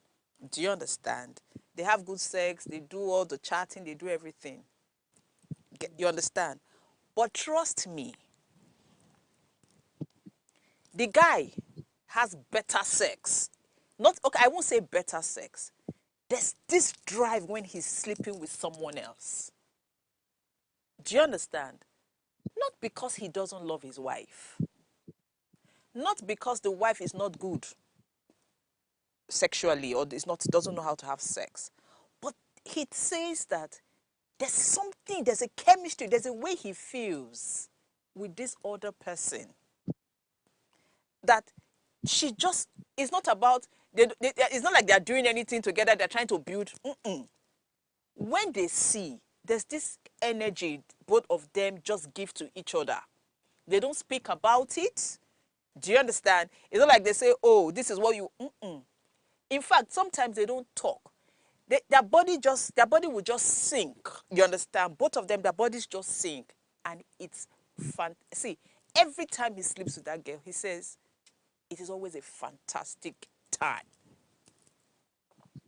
So in that scenario, you understand, Precious? In that scenario, would you say he doesn't have chemistry? He doesn't have chemistry with his wife? He does. So what is happening with this other person? He still has chemistry with the person. That he decided to cheat. Chemistry is chemistry. Chemistry does not respect the ring on your finger. The one person, exactly. So, but there are levels. But there are levels. So no, but there are levels to chemistry. Do we agree? And he decided to cheat. Let's leave cheating. Let's leave cheating. Let's forget. Another time I didn't say you cannot cheating. Leave it now. No. Listen, that's why I didn't say cheating. I was just trying to compare two scenarios because so you that understand. Can be said that's his fantasy. So he decided his fantasy is he's sleeping with someone else, and that's where he gets the excitement from. That's fine. That's okay. He should keep doing it. So fantasies. So are you saying fantasies would increase the chemistry between you and the person? It depends on the kind of fantasies. Do we have mutual fantasies? Will your fantasy, if you tell me, break the relationship or help us make the relationship better? Okay, Sergio. So some fantasies can destroy a relationship, while some fantasies can take the relationship to the end. True. So sometimes I feel like people forget what used to interest them before. And what I mean is that sometimes you see that chemistry or that way that you felt when people started dating. Sometimes when people get married, they just sometimes, as you know, you are now wife now, so there's a way you will not do it as you used to do it before, or there's a way you will not. Do you understand? I feel like some of the times people forget that spice, and it brings down the sexual fantasy, or sorry, or the chemistry. or the Yes, the sexual chemistry. It brings it and like it kills the vibe. I feel like, see, the fact that you are married, it doesn't mean that you people should now stick to one style. You should not be doing it how you people used to do it, the way you used to enjoy it. But Chente, no, but let me tell you the truth. I don't think chemistry has to do with style. Even when it is missionary style, even when it's just missionary style, if you have that chemistry, it will be fantastic. See what I'm saying? See what I'm saying? Some of the times, the chemistry is in the way the man used to woo the woman when they were dating. Like, do you understand? Like, it's in all of those chivalry things, all of those, So do you agree? So do you agree that it's it's a process between two peculiar people? Yes. It's peculiar to one person, which is why I say it cannot be one side. That's one of the reasons, because it's peculiar. Do you understand? The way you say hello to me, do you understand? The way if I say hello to you and you respond maybe with a kiss on the cheek, with a peck, or the way you hug me, the way you draw me closer, maybe those are the things that by the time you get into the bedroom is a totally different ball game. Those are builds up. Do you understand? Those are the things that just say, you know what? By the time, before you are getting to the room, you're already there. You say, take me. Do you understand? But I think we have Sergio on the show. Sergio, is Sergio with us? Okay, Sergio, please. What's your take on, what do you think is sexual chemistry, and how do you build it? From your own point of view, what's the sexual chemistry? Okay, now, first of all, I am not supposed to be here, Franca. You are forcing me into the show. I was just quietly listening and learning. You were on the show. Pros. You were on the show, so I said just as well. You can as well just speak. Yes. My understanding of the word sexual chemistry, it's there are words that must be present for that term to be fully alive. First, it has to do with physical attraction, which could be magnetic and very strong between two persons, which will likely lead to intimacy of physical contact. It could be sexual. Now, it is an attraction, physical attraction, so there must be physical presence most times. It could also be magnetic from a distance without contact, but the ultimate goal is that it is between specific persons and so intent of having sexual intimacy. And how it is built is by constant triggers and constant fireworks. Okay. So you don't think it's one-sided? It is not possible to use the term chemistry and think it's one-sided. Okay. Okay. I think you are now on the same page. We totally agree with that. So, but building, so when we say build, so is it possible to build? This is me speaking from a layman's point of view. Chemistry, they say, comes, the chemistry is natural, it just comes. But when you build it, is it the same thing? Would it always be the same thing as what comes naturally when you try and build it? Is there any difference between building or what comes naturally? It is not a constant element. There are triggers. Okay. There are things that could sustain, enhance, develop, or kill it. Okay. So it's not like it's constant because you have chemistry with someone and the person now becomes a horrible human being. It doesn't flow that way. Okay. Now, I was also listening to you talking about someone who may have more sexual exploration with someone outside, though he or she has good sexual chemistry with his partner. Now, there are other factors that could be responsible for that. You will see that they say adventure sex is always the sweetest sex. You will also notice that if you travel with your partner, the quality of sex you have outside the home on that trip will be different. So those are not just about chemistry. They have to do with location, desires, exploration, and cravings. Okay. The man could be going to this particular lady. You know, say, let me go pigeon a bit. You know, say, now waiting that the thief, now the sweet pass. I totally agree with Now, you. now the meat when the thief from for pot. inside pots. Now the sweet pass. See what way they Now the give you. sweet pass the one they put for your plate. I agree. So those could also be the elements that, and it is human nature. There's just nothing you can do about it. It is because of, again, see finish when in the house. This one is constantly here. She's available. She will be there. And this one could be a temporary adventure. We don't know how long this will last. Let's make the best we can get out of this. Okay, makes sense. So there I are agree with several elements that could actually inform that spark that he thinks is better than what he has at home. And I always say to men, nothing is better if it's not safe. Okay. Okay, so Sisi Ade, a quick one. Would you ask, so what do we encourage? So if, as a sex therapist, it is said that sexual chemistry can be one-sided, is this something that should be encouraged or completely stopped if somebody comes? Because sometimes it could actually lead to a bit of destruction if it's one-sided. Before you know, if really it can be one-sided, that person can be traumatized because you're longing for something that you would never have, especially if the person doesn't give it to you. It could affect you in the future. So is this something that people come to say, oh, I'm sexually attracted, or I have a sexual chemistry with someone and the person is not responding? How do I go about it? Do we have issues like that? Now, Franca, that is sexual desire.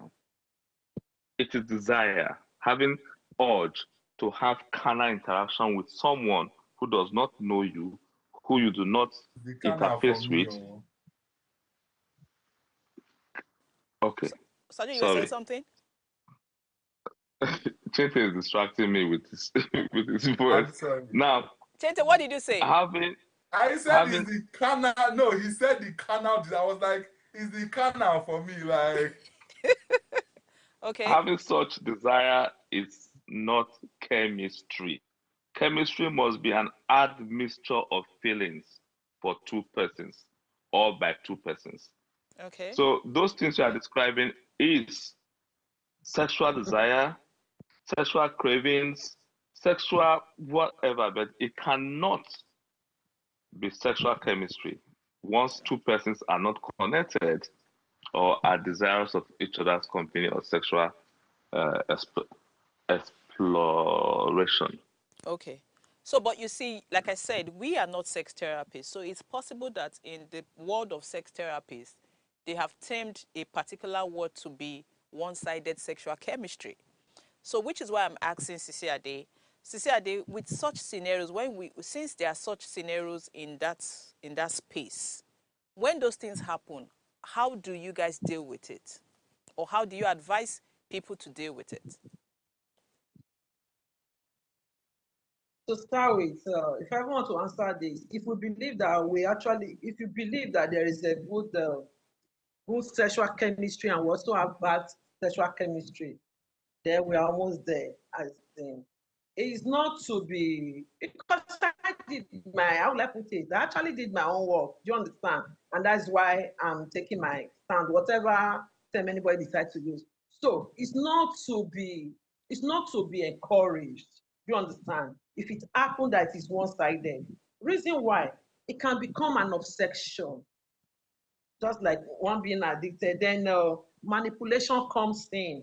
I'm not feeling this particular way, and you want to like use different means to make sure you manipulate this person to return. So when it says sexual desire, you don't need to feel anything as in strong attraction. But yeah, we are looking at the keyword, the two keywords here are what? The attraction and desire. So a good sexual chemistry ought to be what? Mutual. Do you understand? Because that means you have from that attraction now, you are getting connected physically and what? Emotionally. which actually help with intimacy and relationship satisfaction. But in a situation where it is now bad, it is bad when you are now upset because the other person is not returning your whatever you feel, is not returning it back to you. So a healthy sexual chemistry, this is how I want to end it. A healthy sexual chemistry actually involves what? Mutual respect, consent, and emotional connection. Okay. Okay. I agree with healthy sexual chemistry. Now, Precious, dealing with one-sided sexual chemistry, because you said it happens, is this something you encourage as a therapist? No. It's as good as saying it's a one-sided friendship. Even in a one-sided friendship, one person must suffer because one person is going to feel like they are giving their all and they are not getting anything in return, like they are underappreciated. You don't see me, you don't even know I'm there. Why can't you just love me for me? Why don't you notice me? So it is too much stress on, the person who is feeling all of the chemistry. So we tell people, look, if you can't communicate to this person about it, then we have to find active ways for you because it's an attention that can be diverted. So we need to look for active ways to divert that attention into something more productive. Yeah, because you see, I don't even think you should compare it to friendship because at least friendship, that other person knows so you even exist. No, because it's true. Wow, you carry bulletproof come, No, exactly. No, but seriously, for friendship, that person even knows say you exist. This one, they don't even know say you exist. They don't even know say you exist. Yes. So it cannot even be related. It cannot be compared to friendship. Do you understand? So you're just killing yourself. You are just, I don't get it, but you're just destroying whatever it is you have. I don't know how it works. Just be discouraged from the onset. Yes, because you're just putting yourself under undue pressure. Not worth it on the Yeah, long it's not run, worth it. So Chente, your take on this. Yeah. Finally, what would you say, Chente? Clearly, nobody should indulge in one-sided. I'm going to go and do a research on chemistry and attraction and desire. I'll go and do my own research. Okay. As I'm entering into the world of sex therapy now, I will go home. Okay. To do my, so that when a client comes in for sex therapy, I will be able to stand my ground and say, this is this. That is my own take. Okay, so that means you have not learned anything today. No, I've learned, but I will now go and do my own research. Is what I'm saying. Okay. Okay, so but I personally think that sexual chemistry is a wonderful thing, but it has to be between two people. It has to be mutual. Yeah, And I'm just hearing for the first time, which is why it's also, it's good to have such conversations, that it can be one-sided, but I don't agree. I think there's a better word for that. I would never call it sexual chemistry. But yes, sexual chemistry is something that's intense and wonderful if if it's done right. You understand? It's something that's actually very wonderful. On these notes, Sajo, Precious, Chente, and Sisi Ade, I'll see you guys next week. Bye.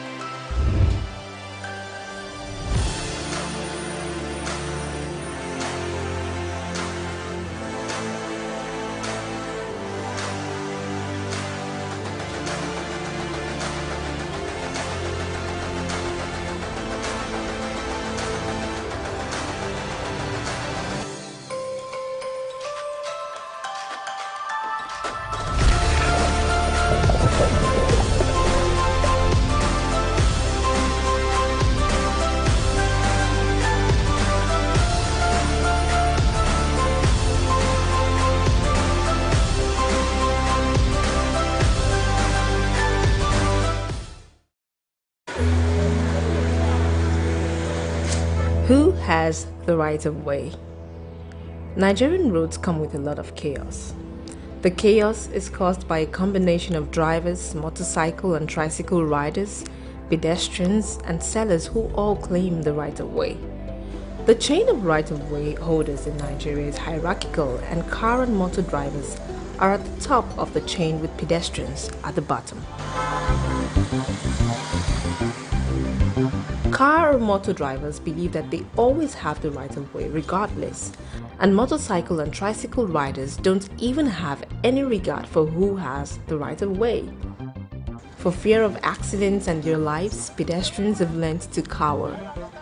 When a collision occurs, the question of who has the right of way is on the lip of all concerned as they try to figure out who is guilty. The law doesn't grant anyone the right of way, but you yield it to other road users under these circumstances. At a yield sign, to pedestrians in a crosswalk, to persons using a seeing eye guide dog, to persons using a white cane with or without a red tape, at T intersections where you must yield to vehicles on the through road, at uncontrolled intersections where vehicles are already in the intersection, when driving on an unpaved road that intersects with a paved road, when returning to the roadway after a car is parked. Pedestrians must always be yielded the right of way at intersections and crosswalks. Treat bicycles as motor vehicles.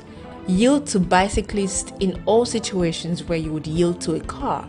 For example, wait for an oncoming bicycle to pass before turning left. Turn right at a red light if it's permitted and no vehicles are approaching. If you see a sign that says no right turn on red, then you must wait for the light to turn green again. Otherwise, you must turn right at a red light after yielding to oncoming traffic. Stop for pedestrians who've begun crossing the road. Once a pedestrian has begun crossing the road, they have the right of way.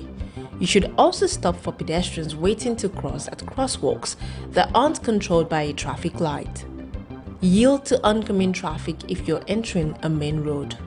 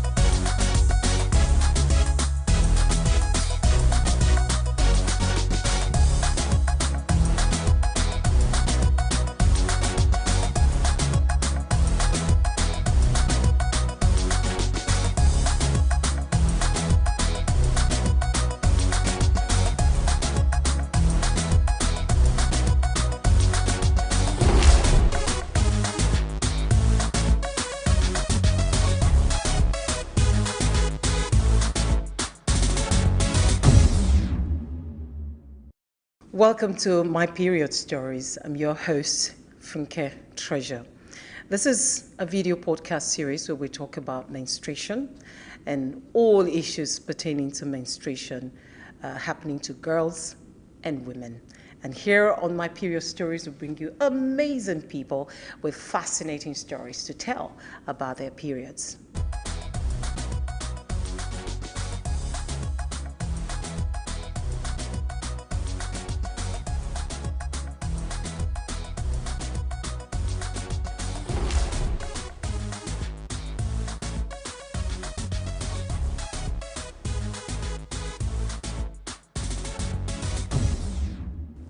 Some time ago, we brought Dr. Abayomi Ajayi of the Nautical Fertility Center here to talk about endometriosis, and what a brilliant interview that was. So illuminating to have him here. Today, we follow up with a young girl, a 14 and a half years old teenager, who is going to be telling us about her endometriosis story. I didn't say she's a sufferer. There's something about her after the break.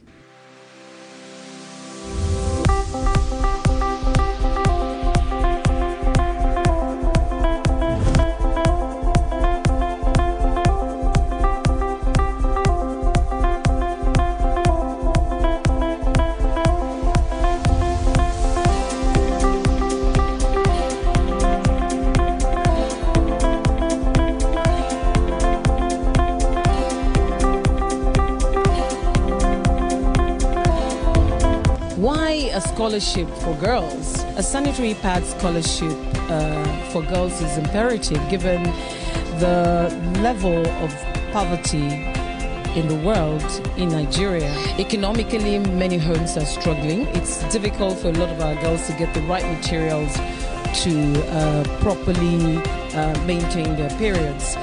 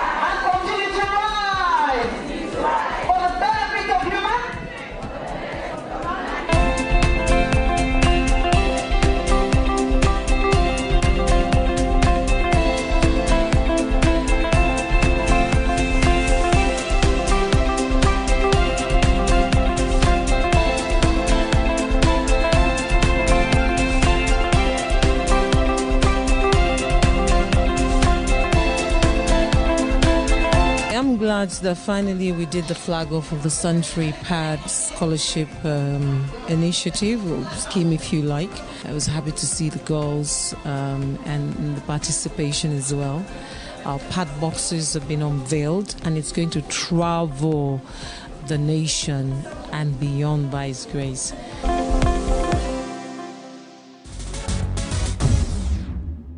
Maybe we should start with the definition.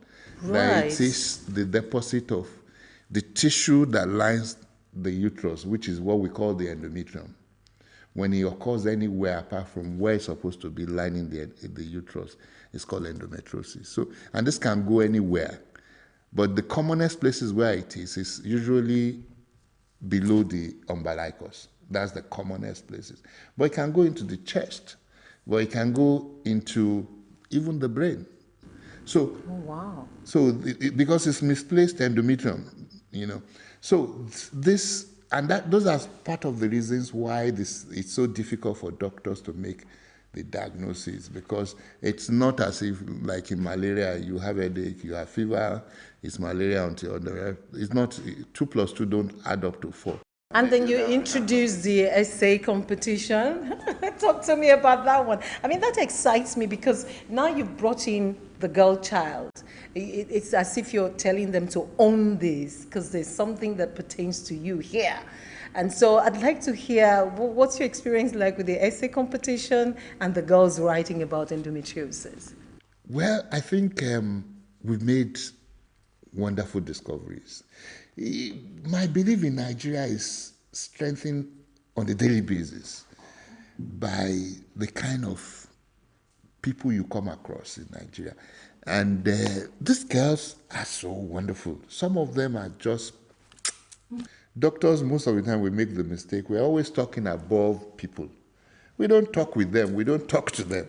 Right. And your best bet is peer to talk to one another. So we started with this idea of saying, okay, fine, let these young girls talk about this condition that we know starts in their age group.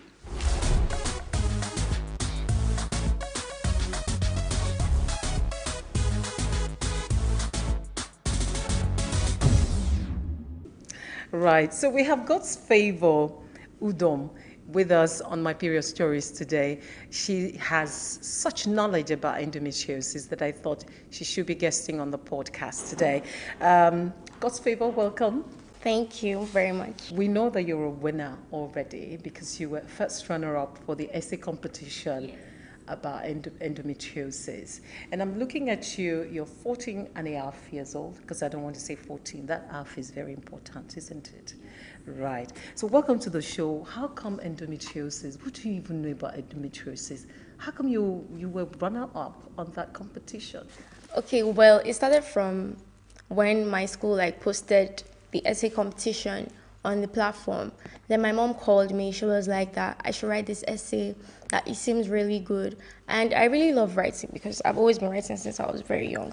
So I decided to take up on the challenge and write the essay. Then I got some help from my teachers. They corrected me, structured my work really well. And yes, we submitted it last year. And I even forgot about the essay completely. I thought that maybe I didn't win or something. Then my teacher told me that she got an email from the company that I was the first runner-up, and I was really, really excited. I will be excited too. The title of the essay competition, or what you wrote about, was increasing awareness of endometriosis in Nigeria. What exactly did you write in that essay? Well, I wrote on the meaning of endometriosis, the causes, the effects. There's even a day for endometriosis globally around the world, and it's celebrated mostly in March. And the thing is about endometriosis is people don't know about it. It's not even a common kind of disease. It may be common, but not so in a way that, or in a sense that people know about it. I never even knew about it till I saw the essay, I searched up on it, I learned a lot of things from it. On a good day, just hearing endometriosis, one is bored already. And then you go research, and then you see all this technical stuff, all those medical words. How come you weren't, I'm back to boring. How come you didn't see it as boring? Well, I'm interested in medical stuff because I want to become a doctor. Oh, really? Yes. So you're practicing already? Yes. So tell us what you discovered about endometriosis. It's not a pleasant thing at all. Yeah, it's really terrible, and it's really, really painful. And it mostly happens during a girl's or a woman's menstrual period. And it's the endometrial tissues aren't they're meant to be aligned in the uterus, but they're not outside the uterus, which causes pain. And instead of the blood flowing through during your menstrual cycle to come out with the endometrial cells, they now stick there and tarnish the other organs beside it, making it bad, and it's just clot up, making the pain very severe. I think you make a good doctor. I so understood endometriosis right now. Thank you. Well done, bravo. Thank you. Yay. This is impressive. Okay, so now that you know so much about endometriosis, are you sharing the knowledge with your friends in school? Yes, I am. How? I've told them, they even knew about the essay competition. Then they knew I also was the first runner-up. I've told some of them about it, how it deals with menstrual cycle, stuff like that. And I think I should really tell it more to one of my new friends, because she just joined us recently. And during her menstrual cycle, she always has severe, very severe pains. So I think I'm going to give her one of the flyers and stuff like that, so she can go check up on it and stuff. What about if you shared your essay? Do you still have a copy of your essay? Yes, I do. Okay, so I think you should share that more. Have you published it? Are you allowed to publish it? No, but I will, probably on my Instagram or maybe Facebook Okay, stuff so like that. how many pages is this essay? Because it might just be too long. No, it was 3 pages. 3 pages on Yes. Instagram. Isn't that too long? Probably. Maybe I'll shorten it. Maybe you should make it a 2-part series. You publish half of it today and another. So beyond publishing, what else do you think you should do? Well, I think like I should like be going to like all these schools, especially for all these public schools, because I feel like the private schools have more advantages because they teach more, they explain more about stuff like this, they really educate more on it. But all these public schools, they don't really get the opportunity to really understand diseases like this. So I feel like I should go like talk to them, tell them about diseases like this. So in case they have that kind of problem, they'll be able to share it and like overcome the problem. That would be brilliant. So I'm looking at you. You're 14.5 years old. Have you started menstruating? It's a personal question, but hey, we're talking periods here. Yes. You have. How long ago was that? When I was in JS3. What class are you now? SS3. You're a big girl. I mean, you can get pregnant if you did something wrong. Yes. Yeah? So you're careful about that, aren't you? Yes, very careful. So cool. Tell me about the period stories you know. I mean, we're talking endometriosis now. Do you have anyone? You just shared one with us. But you have your friends in school who also menstruate. Yes. So talk to us about them. What's the experience? You people talk about it. Do you have bragging rights? Not really, though. Not really that much. But I know of someone who I think might have this disease, but never knew about it. Because, like, she used to have, like, menstrual cycles over, like, 8 days. And it got to a point where her tummy was bloating. And that's, like, one of the symptoms of endometriosis. And, like, she's infertile. She can't have children and stuff like that. How do you know she's infertile? Doctor tomorrow. Talk to me. This is interesting, isn't it? Yes. Okay, but if she's bloating already, then that's a sign that there's a huge problem somewhere, to be Yes. honest. Oh, that's so perceptive of you to know that this is leading somewhere. I now believe that you're going to be a doctor for real. Thank you. Well done.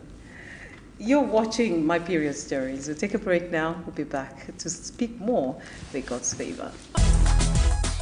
I want to say a really big thank you to the sanitary pad scholarship because it really helps me a lot. Before I got the sanitary pad, I normally use clothes, but immediately after I got in the scholarship pad, I use it every day and I take it to school. In case I find my menstruation in school, I will just quickly go to the toilet and change. I want to say a very big thank you to the scholarship pad. When they gave us the sanitary pad, my parents was even happy because they never think that they can even give us, and the thing even helped me a lot. I normally change 4 times in a day. So I'd like to say thank you. I benefit from it because I was able to share some of the pads with my friends. Some of them, like, they don't really have the money to buy pad. Some of them will be like, they are using tissue, and that is not good. Like my mom is always telling me, it's not good to use tissue because you can get infection and it's not good for the body. So like, when you gave us the scholarship, I was really happy. I could share it with my sisters, my friend, and some of my rehearsal mates. That's why I would like to tell you thank you, ma. My first day that I saw my menstruation, I was like afraid. That day I was in school. I was like, I told my friend that, Osla, now, please, I don't know what, I can't even stand up to go buy food. I was like, I was afraid, I was ashamed. My friend went to go look for a sweater for me, so that day I used sweater and tight my waist. Even closing time got served. I was afraid to go home because like all my friends would be looking at me like, what is this, that thing? I was like, but now when I have the sanitary pad now, I used to carry the sanitary pad inside my bag and I'm going to school because it can come any day. The pad really helped me because when I do not have money to buy it, I'll be like, where will I see money? And it's not easy to ask your parents. Like I'm always shy to ask them. But since gave us a scholarship for the pad, I'm happy. Open the fire, play the bed, do let them know. No finish you, no finish you. Man no fit tire, every day I'm on the road. No limit you, no limit you. Hey, this now so good. Would you turn down for would you robo? Many things we can do. Tori, I'm into you. Would you wire for you? tonight. I've been dancing at the bed away. Yola balaba, give me your hand and shoulder. To see shoulder get up. Blessings for your head up.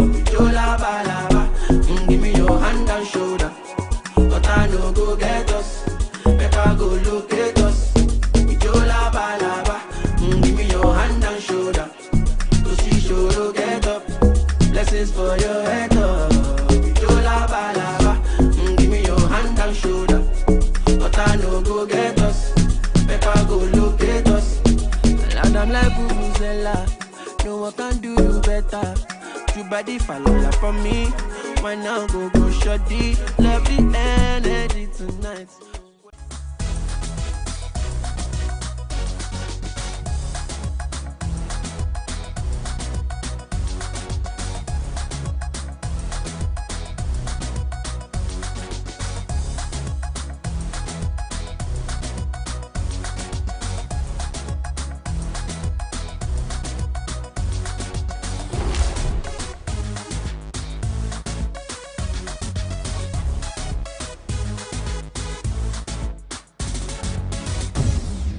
Welcome, you're watching My Period Stories, and today we have God's Favor Udom with us talking about her experience writing an essay and winning along with some other people. She was actually first runner-up in that essay competition and writing about the increasing awareness of endometriosis in Nigeria. Some time back we had Dr. Bayomi Ajayi, who said to us that 1 in 10 women in Nigeria is suffering from endometriosis.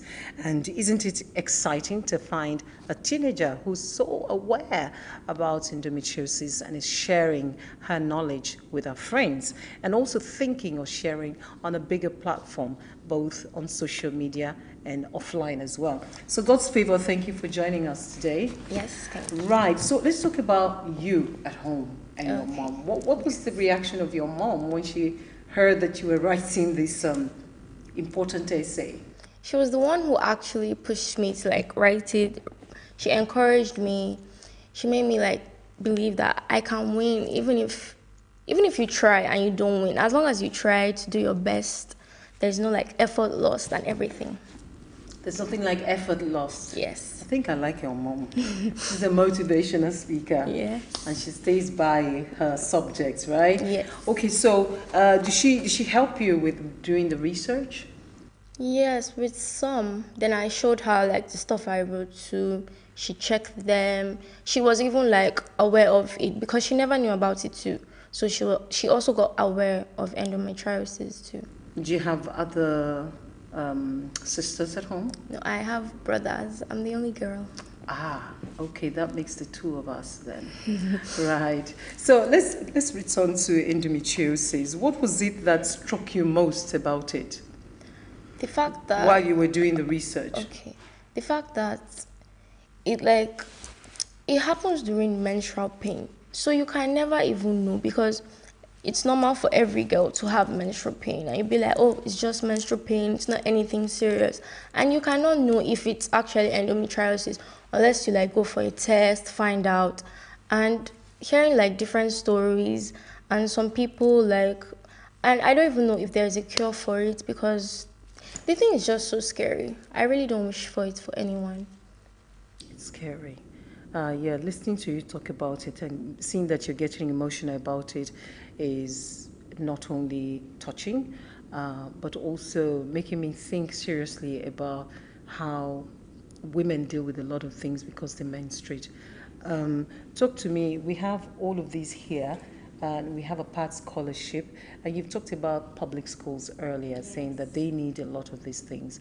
If you had a chance to speak with public school girls, and we can make that happen, if you have that kind of chance, apart from speaking about endometriosis, what else would you want to talk about regarding periods or menstruation?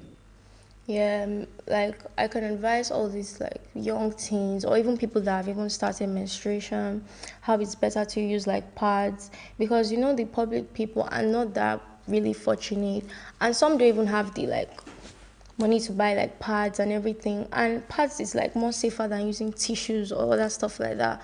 And making them aware of stuff like this, their sexual growth and different stuff, it's better.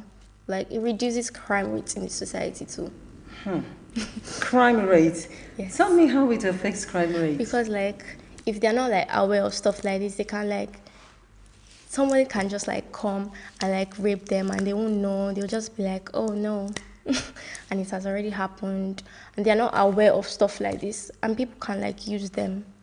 Right. I understand the fact that if people are not knowledgeable, let's just be specific, we're talking young girls here. So if young girls are not aware about their bodies or they don't have the right materials to use for their menstruation, they can be lured into illegal or illicit acts with people. They can be lured by people who do not have good intentions, and they can get raped for nothing. It's just because they don't have the right materials for their menstruation. I think that's a very brilliant thing to say, quite intelligent. It's a pleasure to have you here. Thank you very we much. haven't talked about your prize. I know that you won't share with me, I know that. But tell us about the prize. What was it you won? Oh, I won a cash of 30,000 naira. Yeah, that's what I won. So what did you do with it? Put it in the bank? Yes. Really? Yes. Your mom didn't take it from you to keep for you? No, she put it in my bank. Okay, in your account. Okay, so you already know about financial literacy. Yes. You didn't spend it immediately? No, I have to save it. Ah, that's so good. Well done. And there you have it. That's God's Favor Udom on My Period Stories today, talking about her experience researching and writing about endometriosis and what she's going to do moving forward, sharing that knowledge with girls like her in public schools and publishing her essay on social media. Isn't that such a child, a girl with agency? It is heartwarming to have this sort of thinking from a girl child. Thank you very much for coming. God's favor. Thank you for having me. What's your nickname at home? Mama. Mama. Yes. You should have told me. I've been calling you Mama all this while. Thank you for coming on My Period Stories. Before you go, let's find some gifts for you. Okay, thank you. Right. So, this is a reusable pad. I know that disposable pad is quite common and that's what you find everywhere, but this is a reusable pad already manufactured. So I'm going to give you a gift of one for yourself and one for your mom. Yes. Because we don't want to leave mommy out, Yes. right? Okay, so here we are. This is from us to you.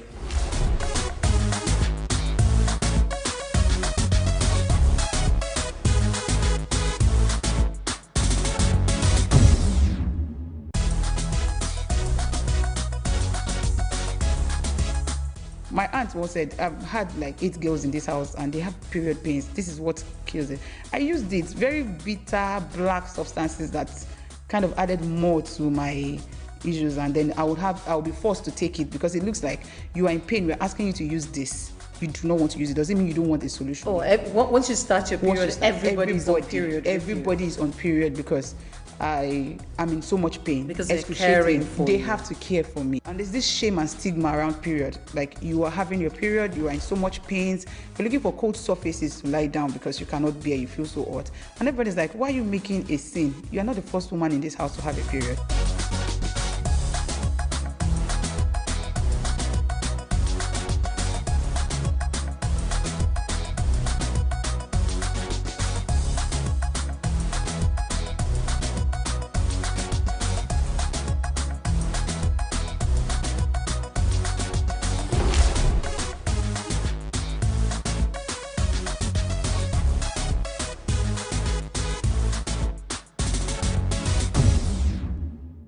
Reading is an essential habit and a culture that must be developed.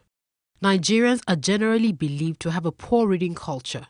The role of government in promoting reading and equipping reading spaces and libraries in Nigeria cannot be underestimated.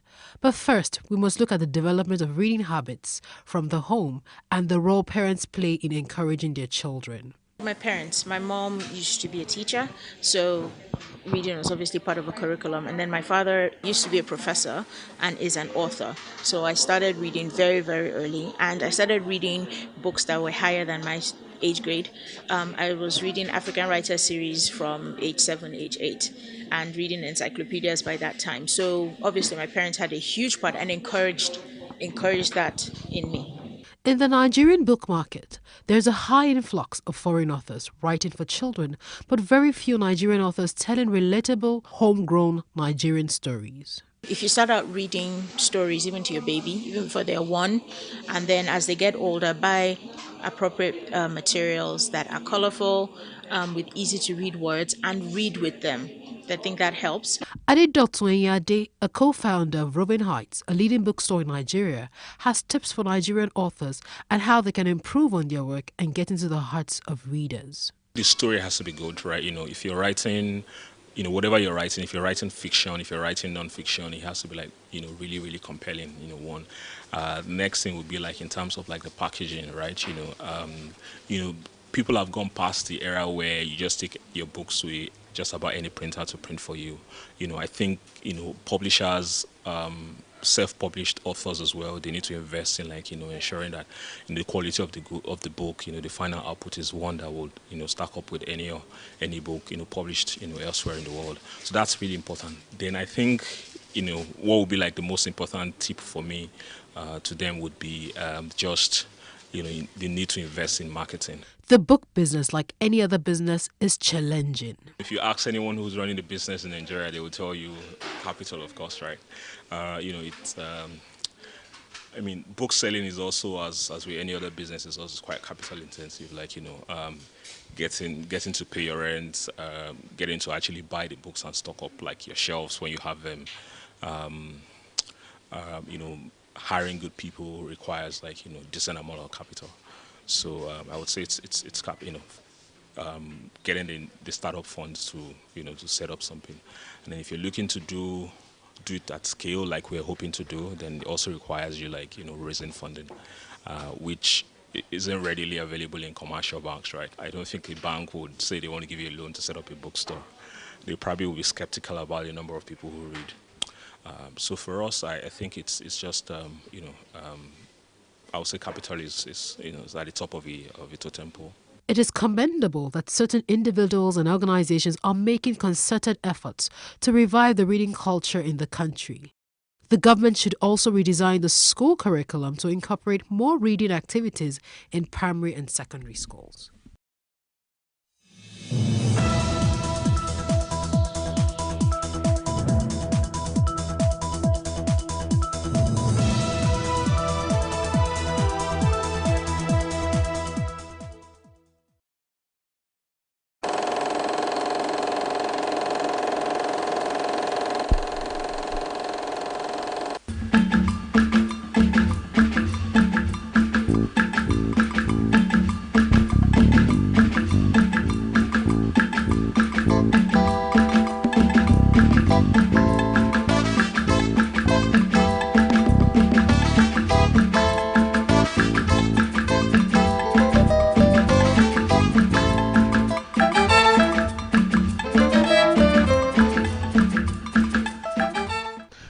Hello, welcome to our program, Timeless Conversations.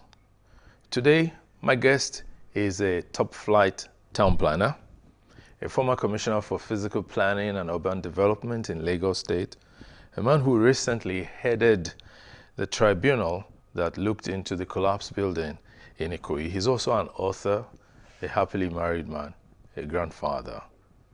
Town planner Olutoyin Ayinde. You're welcome. Good morning, sir. Okay. Good morning, viewers. It's good to have you with us. It's a privilege to be here. Let me say this about you. What strikes me the most about you is your humility and openness. And it makes me to ask, who is Toyin Ayinde? Well, Toyin Ayinde is Toyin Ayinde. Yes. But I must say that I was brought up under a disciplined parenthood. and who taught us to know that what is it that you have that you were not given. So, and if you were given, why do you behave as if you are really the one that authored everything? So that points to the fact that we have to be humble in anything that we do, knowing that you will not be the first to do what you are doing, and you are not about to be the last. So, and I believe that anywhere we find ourselves in life is a test to wherever we are going again. So if you fail that test today, you may not be able to withstand tomorrow. So that's how I have grown as Toyin Ayinde, which makes me a little bit different from my peers, because it's not the way that my peers will look at things that I will look at them. So many things that people clamor for, that they think is the end of the world, I just rationalize and ask myself, what is it in life that I will exchange my life for? You know, and I do not see anything. So it makes me humble, giving respect to the other person, knowing that he can as well be occupying the seat I'm occupying now. So that's where I believe life should run. Yeah, no, you see, as someone who finds himself in society, the home prepared you for the society. True. Were you caned when you were younger? Oh, I was caned. I happened to be firstborn in the family, and you know what firstborns go through. I don't know. You know, okay, so you're not one. The truth is that parents, generations ago, did not go through any school of parenting. So each parent brought up their own child the way they were brought up. So it's like a wumble and fumble thing. So I went through a dad who, if he promised you he was going to cane you, you got caned. If he hasn't caned you in 2 weeks, don't think he forgot. He's just looking for the appropriate time. In fact, you could be sleeping and he will wake you up with that cane. But going through that, did you find yourself detesting him? Initially as a child. Later, I grew up to rationalize. In fact, there was a time I was saying, okay, this man actually wanted me to be a good person, but he didn't know how to go about it. I'll give you an example. You know that when I was younger, I was a stammerer, chronic stammerer. Really? And I remembered my mom caning me to say, stop stammering. Stop stammering.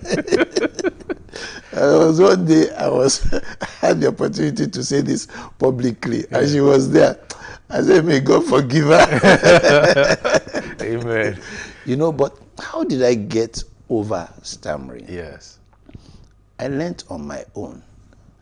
I discovered that you stutter more when you are aggravated. Yes, true. When you are angry, when you are in an argument. Yes. So I learned not to get involved in arguments. I learned not to raise my voice. Then I learned to speak slower. Yes. To pick my words. And eventually, deliberately, I began to develop. So I now find people call me an orator, and I look at myself. Are you? Where is that coming from? Now, compare your upbringing to what you have done with your children. Did you cane or spank, as we say these days now? Yes, I did. You know, I was brought up in a Christian home. Yes. So the Bible says that bring up the child. There's a foolishness in the heart of a child. It is a cane. The rod of correction. Yeah. But the rod really doesn't have to be cane. Yeah. But what most of us did was cane, but it didn't get far as I experienced, because then I had begun to go for parenting classes, not formally. Sometimes you just learn it in the church. But I went for leadership studies. Yes. And one of the books that made an impact in my life was 7 Habits of Highly Effective People, written by Stephen Covey. Stephen Covey, yes. And it was there that I learned that by the time I'm using a cane on my child, I'm trying to enforce what I was unable to normally pass to him. So it made me realize that, oh, this thing is about communication. So I began to improve on my communication. In fact, one of the things I first did was to have a one-on-one with one of my children, with each of my children. Yes. So I'll take them, just go to an eatery, feel relaxed, and I'll be discussing. In fact, last month we were in UK. My last born graduated in University of Manchester, his master's degree. Okay. And when we got there, guess what? He said, Dad, you remember that when we were younger, you were taking my elder siblings for discussions. And he said it was going to be my turn, but he never came. He said, now we are going to discuss. Which is very instructive. Like, communication is very important. Yes. Right. Let's hold it there. We're going to take a break now for a short while. When we're back, we'll continue our talk with Mr. Toyin Ayinde.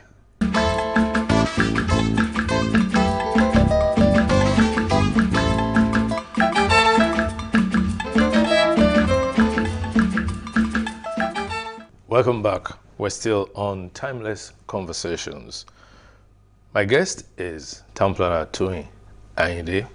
Recently, you served as chairman of the tribunal into that collapsed building in Ikoyi.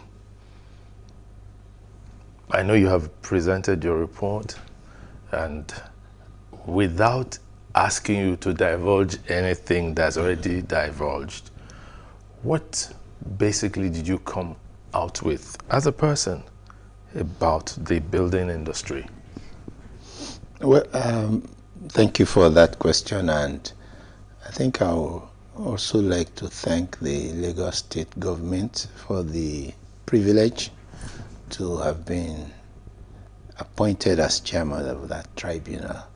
And I also want to thank every member of that tribunal. They were all accomplished professionals who knew their onions. They were all people who couldn't be manipulated. Let me say that we did that assignment gratis. Okay. Yeah, we were not offered any sitting allowance. We didn't collect any sitting allowance.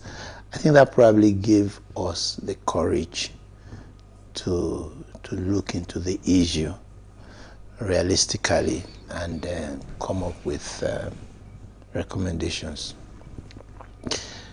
What I take away from that assignment is that we can't pass the buck. Can't pass the buck. The buck has to stop on someone's table. And there are levels of tables like that where we have not taken cognizance of the value of life. And that's why the summary of our report was that building collapse in Nigeria is rooted in the falling ethics and value systems of Nigeria. So over time, we have lost touch with what is right. You even have to be defending what is right now before what is wrong. You know, one of the things we said as we were submitting the report was that members of the tribunal would need government protection. Because in a few weeks' time, they will probably be the villains, and those who did the wrong thing will be praised. And it's because we haven't learned how to call a spade a spade. When you see somebody who says this is the real issue, these are the culprits, what people end up asking is, why did he discover the culprits? So it gives you some kind of challenge of the kind of system we're running. But if the building industry must restore confidence, we must embrace professionalism, we must embrace a value system that puts value on the Nigerian life. But let me interrupt you. If we talk of the buck stopping somewhere, and we want to put value to the Nigerian life and also be professional, what would you say causes buildings to collapse? They don't need to be high-rise buildings like that. Different types of buildings, a 2- or 3-story building just collapsed recently in Butemeta. Yeah. You know, why do buildings collapse? Well, buildings will collapse because of the failure to take a decision. And it depends on who was meant to take that decision. You know, let's imagine it's a building under construction. Yes. There are professionals who are meant to take a decision. Layers. A contractor is supposed to have professionals working. There are consultants meant to supervise the contractor. There are government agencies meant to monitor. So anytime any of these ones fail, buildings may collapse when the wrong things are done. But because everyone has responsibility, we should be able to trace who dropped the ball. Yes. And anyone who dropped the ball should be penalized for dropping the ball. I think that's what is missing. Because there's no punishment meted out to anyone. That's the missing point. That's the missing point. I know that in our environment there is a housing deficit, a very serious one across the nation, particularly so in urban cities like Lagos. Yeah. Now, around us, people just buy a piece of land and start building. Should it be so? Now, the first thing about building is that we have a wrong model in Nigeria. And I've been privileged to say this in 25 states of the Federation. First, I think our governance model is wrong. We'll come to that. Yes, because government, and I'm saying government, I'm beginning from government and governance, because by research, I learned that 3,300 BC, before Christ, cities were planned by government itself. It's part of the responsibility of government to plan. So what does government do? Government takes care of the generality of the people. But we haven't really enjoyed that in Nigeria. Most times, government takes care of a section or a few people. Now, where government takes care of the generality of the people, individuals rarely build houses for themselves. So in UK, for example, there is a public housing policy. Yes. And government, buildings, residential buildings are either put up by corporations, cooperatives, or by councils. So you can have a council flat. And you can't even renovate without permit. No, and you didn't build it yourself. It was built by reputable organizations. So you don't have the government persulating land to individuals because governance is in place. But where there is lack of governance, where government is not taking responsibility for public housing, then it persolates land to individuals. And then you have individuals go to the markets, going to buy cement, going to buy iron rod, which doesn't happen in many places. It's the same thing that we have for public transportation. Yeah. Where there is no public transportation, there will be so many commercial vehicles on our roads. Where there is no public water supply, there will be so many boreholes. So, and the more people you have doing that thing, the less control, the less enforcement you are able to do. I think that's what has brought us to this level. You know, there are too many people constructing who don't know about construction. Yeah. There are too many quacks in the business who have no business being there. And unfortunately, you know what, like I was telling the Association of Consulting Architects of Nigeria last week, I was asking, what is it that quacks tell the citizens, that the citizens believe in them more than the professionals? Probably because they are cheaper? Maybe, but it's also at a great risk. Yes. Yes. And because we have all lost value, a man puts the cost of building higher than his own life. Because that's what I think is happening. Yes. So there's need for a rediscovery of our values. That's the way I think we will. But you know, I also think that there's need for courage in enforcing standards. True, and enforcement of standards, like I said, is about layers. Enforcement of standards will cut across professional bodies. So when anybody offends, I'm a town planner. If I do any sharp practice, it should be possible to report me to my institute. My institute, for example, has an ethics and disciplinary committee, and I should be able to face that committee. And then, if I'm wrong, I'm penalized. And people shouldn't be looking at it from the fact that, oh, okay, he was penalized because he's not Yoruba speaking, he's penalized because he's Igbo and things like that. So all of those things have to be removed. We have to learn, government has to learn to also enforce discipline. Okay. So it's not just about professional bodies.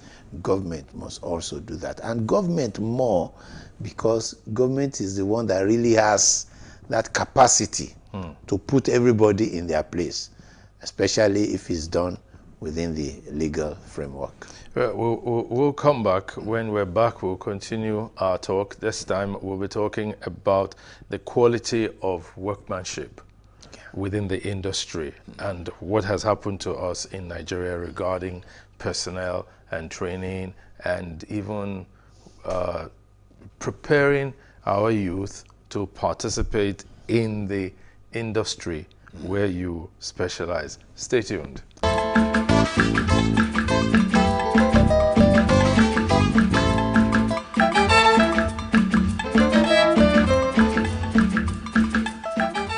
Welcome back. We're still on Timeless Conversations with Town Planner Ayinde. We were talking about the quality of workmanship. You enter a building that's just been finished, you see the lines are not straight, you see the screening is imperfect and all that, and then you say, who are the people who did this? Or say, oh, somebody, I was advised to bring in people from Ghana, from Republic of Benin, but I thought it was too expensive.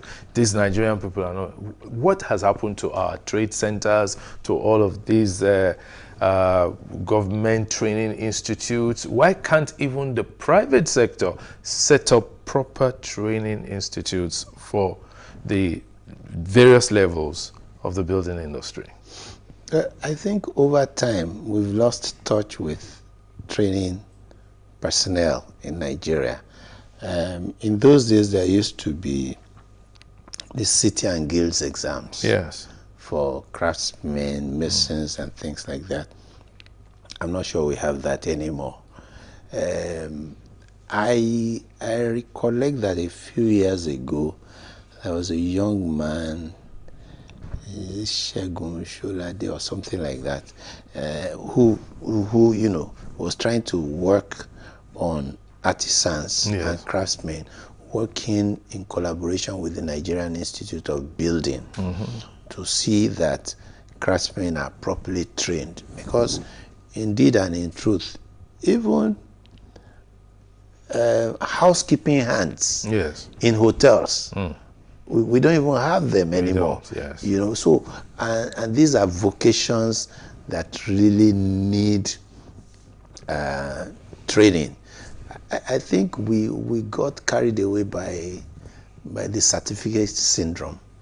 Everybody wants to have a BSc, everybody, and so we do not have dignity of labor anymore. So no one is willing to learn some of these things. In fact, they probably prefer to be bike riders than some of these things. But the truth is, I was in Ghana a few years ago, I think in 2007, where we're designing an estate for a client, and the client insisted that he wanted me to visit Ghana to see an estate, Trasaco Valley or something like that.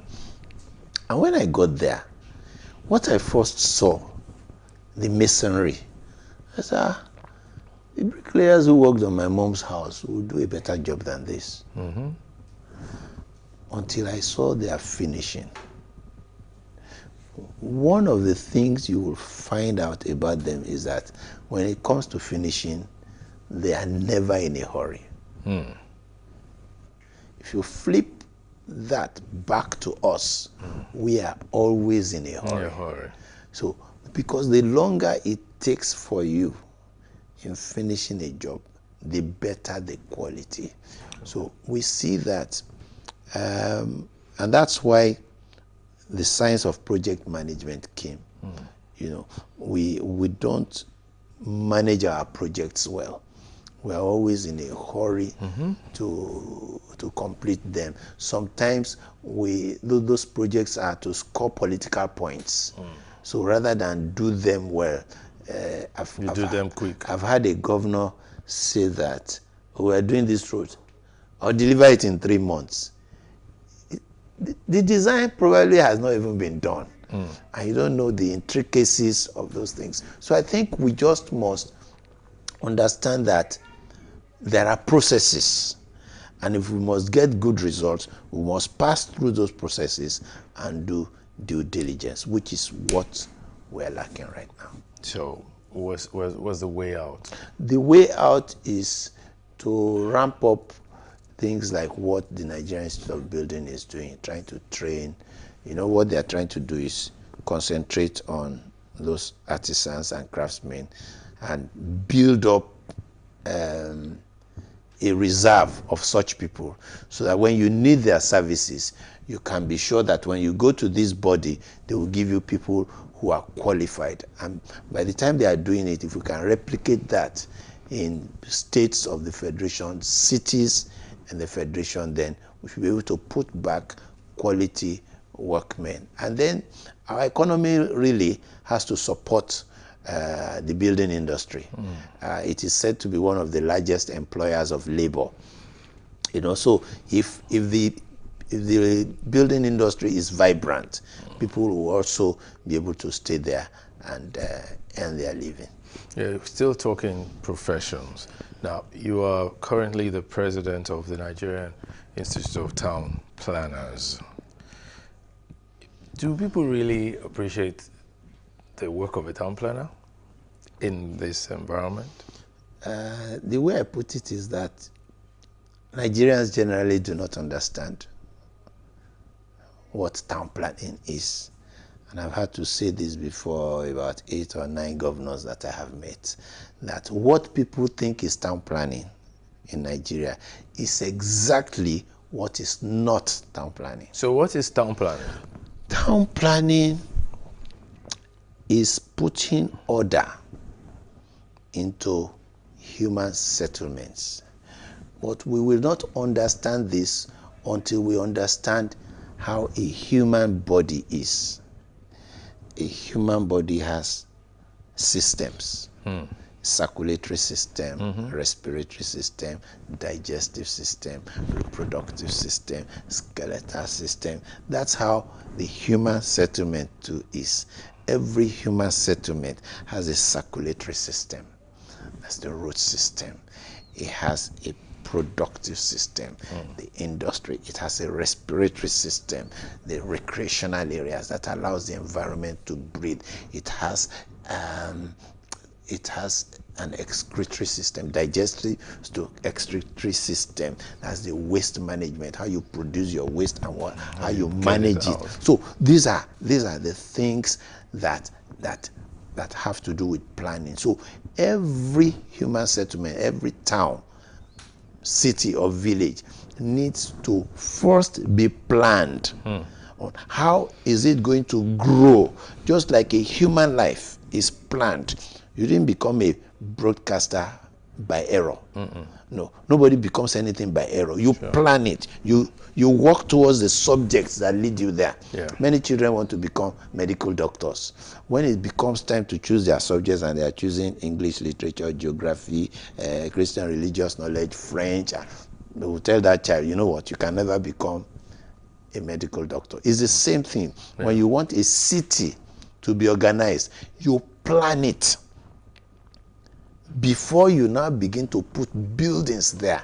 But in Nigeria, it's the buildings we know. So when we go for building plan approval, that's what we call town planning. Now, a building plan that is sitting on an unplanned area is like putting something on nothing. And that's why we will never get the right result. So we must start first by planning our city system, giving it a theme. What type of city do we want? Is it an industrial city? Is it an educational city? Is it one that you will know for agricultural production? And that's what will now prescribe how we go about it and how we grow over time. But then, you know, when I've seen situations where cities were planned, as it were, and they evolved, they developed, and along the way, areas that were marked strictly residential began spotting commercial activity and all that. Very possible, because even a human being, you know, I likened a human settlement to a human being, evolves. There are times somebody bloats up in size, and he has to look through his wardrobe and see that these clothes can't size anymore. He gets new ones. There are times that he trims down and says, you know what, I have to get new. So there is what is called review. So many times when in Nigeria, the once in a blue moon that we prepare a master plan, we think that it is forever.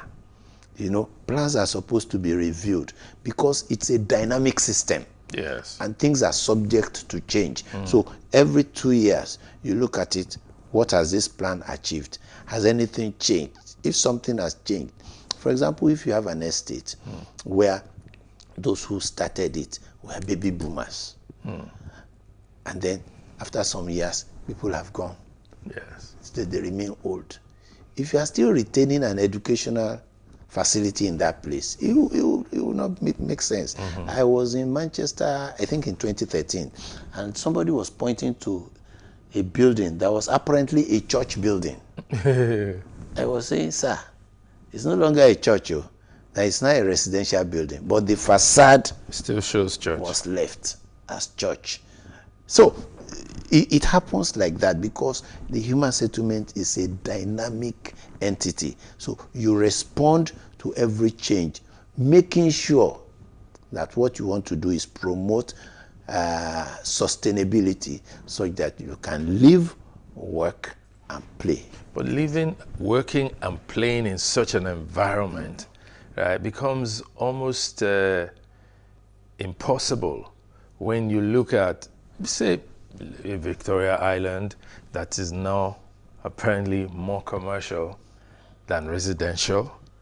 There's no public car parking system here. I recall one of the businesses around the area had to eventually buy a plot to now erect a parking lot for its patrons because people's cars were being towed on the streets. But it was government's responsibility in the first instance to provide parking opportunities or even to stop people from converting a residential accommodation to commercial. Okay, now we're truly not responding to dynamics in Nigeria. Yeah. And part of the dynamics we're not responding is the need for public transportation. First, we have too many vehicles on our roads. And that's why we need parking. In 2015, we were talking about 75,000 commercial vehicles, which we needed to mop up. That's a lot. As at that time. Last time I checked, I was trying to prepare a paper and I was researching. Now we have over 200,000 commercial vehicles. We mopped up the Molue buses to bring in the BRT buses. And the idea was the next phase was to mop up the Danfo buses. But what do we have now? Instead of mopping the Danfo buses, we now have those other tiny buses again, which in the cluster the road in the local parlance they call them Korokwe. Yes. So those ones are more. We now have tricycles, all congesting our road system. So we are truly not responding to the dynamics. We are not applying the right medication to our illness. So what we need first is to invest in public transportation, mass transit, so that we can mop up all of those vehicles, make them freer. You will need less land for parking. There are also some dynamics now. You know, Uber and Bolt were not the in thing then. No, they now were you not. have them now. So why would I need to take my car? All the time. All the time, you know. So, but all of these things are, and we need data, studies all the time. We're not studying, we're not conducting any studies. And this will be the result all of the time. Failure of systems because we're not reviewing, examining ourselves to know whether we are making progress. Okay. Now, because of the progress that has been achieved in society in terms of, say, advancements in information technology, it's easier to send information, receive information, share information, right? The younger generation is more into that than the older generation. However, politically speaking, how do we get the younger generation to even trust the older generation enough in terms of charting the right course for the future?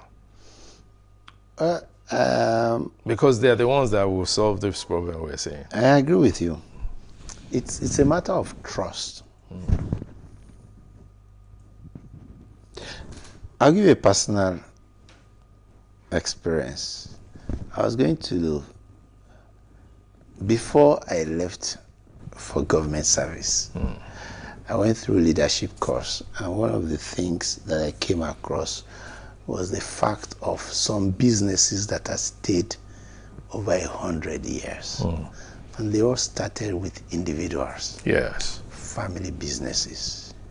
Then I learned the liberal nature of those businesses, the ability to absorb people, the ability to give room for talent and things like that. And I remember that one of the things I used to say when I got back from the training was like, well, this Tony and Associates is just, it bears my name, but I'm not the owner. That if God asks me to do something else, I'll just move on. And lo and behold, I was invited to become a commissioner. So what did I do? I took younger people, my own staff, I took them to the bank and authorized the bank to open another Tony and Associates account to which they will be signatories and I will not be. That's trust. That's trust. You know, so from then on, every proceeds that came to the farm went into that account. They were the ones managing the account. Because of trust, I didn't need to call them to say, how much is there? I hope you have not finished spending. You know, I had made up my mind the day I was given that endorsement. I made up my mind that the worst that will ever happen is that they will close down the business. But you know what? They didn't close it down. Yes. They did it better than I would have done if I was still there, because they could take risks. Risks that I wouldn't have taken because of my generation. Yeah. There's a book on relationship. I've forgotten the author now, but it was from that book that I learned about generations. Yes. And why, given the same amount to do the same thing, it would take me a longer time to do that thing than somebody who is younger. Who is younger, yes. Because he doesn't care to take the risk. I'll remember that I'm a grandfather. Yes. You know, all of those things. So those are the things I think we should begin to think about now. I think younger people should be given opportunity to take the risk on our behalf. We will also be taking a risk by trusting in them. Yes. Now somebody says, if you trust them and they disappoint you, if you say because they will disappoint, you will not trust take them. the risk of trusting. We'll just remain where we are, meaning the status quo. And somebody said the true meaning of status quo is the mess you are in. So if you say let the status quo remain, you are saying let the mess we are in remain. So I think if we want to get out of the status quo, we must take a plunge. Yes. Close our eyes. Let those young men try it. We're still alive to correct them. To correct them. But if we don't allow them... But see, let's now conversely flip it. You recently, one of the parties, the APC to be candidate, right, decided to offer for sale its presidential form, nomination form, for 100 million naira for a job that for the entire tenure will be bringing in to the president or the candidate less than 60 million naira. So that's like you are being asked to go look for 100 million, come and invest it in a game of chance. You may end up not even being the candidate. And even if you end up being the candidate, your take-home pay is less than 60 million naira. So what are we saying to the young people? Yes, you say it is reduced for them to 50 million. How many young people would have 50 million naira and want to be president? Are we really serious? Well, this is a turf that I'm still growing in. Yes, we all are. I say that I'm not an experienced politician, and truly I don't know the basis. First, I was thinking, or probably they want to test the sacrifice of the candidates, but how far would that really go? Because if we want them to sacrifice for Nigeria, I don't know if that money will really be put into... The money will stay in the party.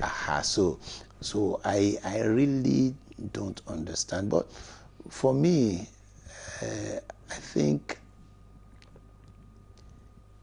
if we make it more liberal, we're likely to get people who will perform, but they may not have that resource.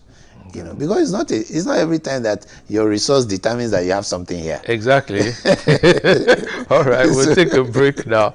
When we return, Tamplana India and I will be talking about the younger generation, their expectations, and how we of the older generation can lift them up. Stay tuned.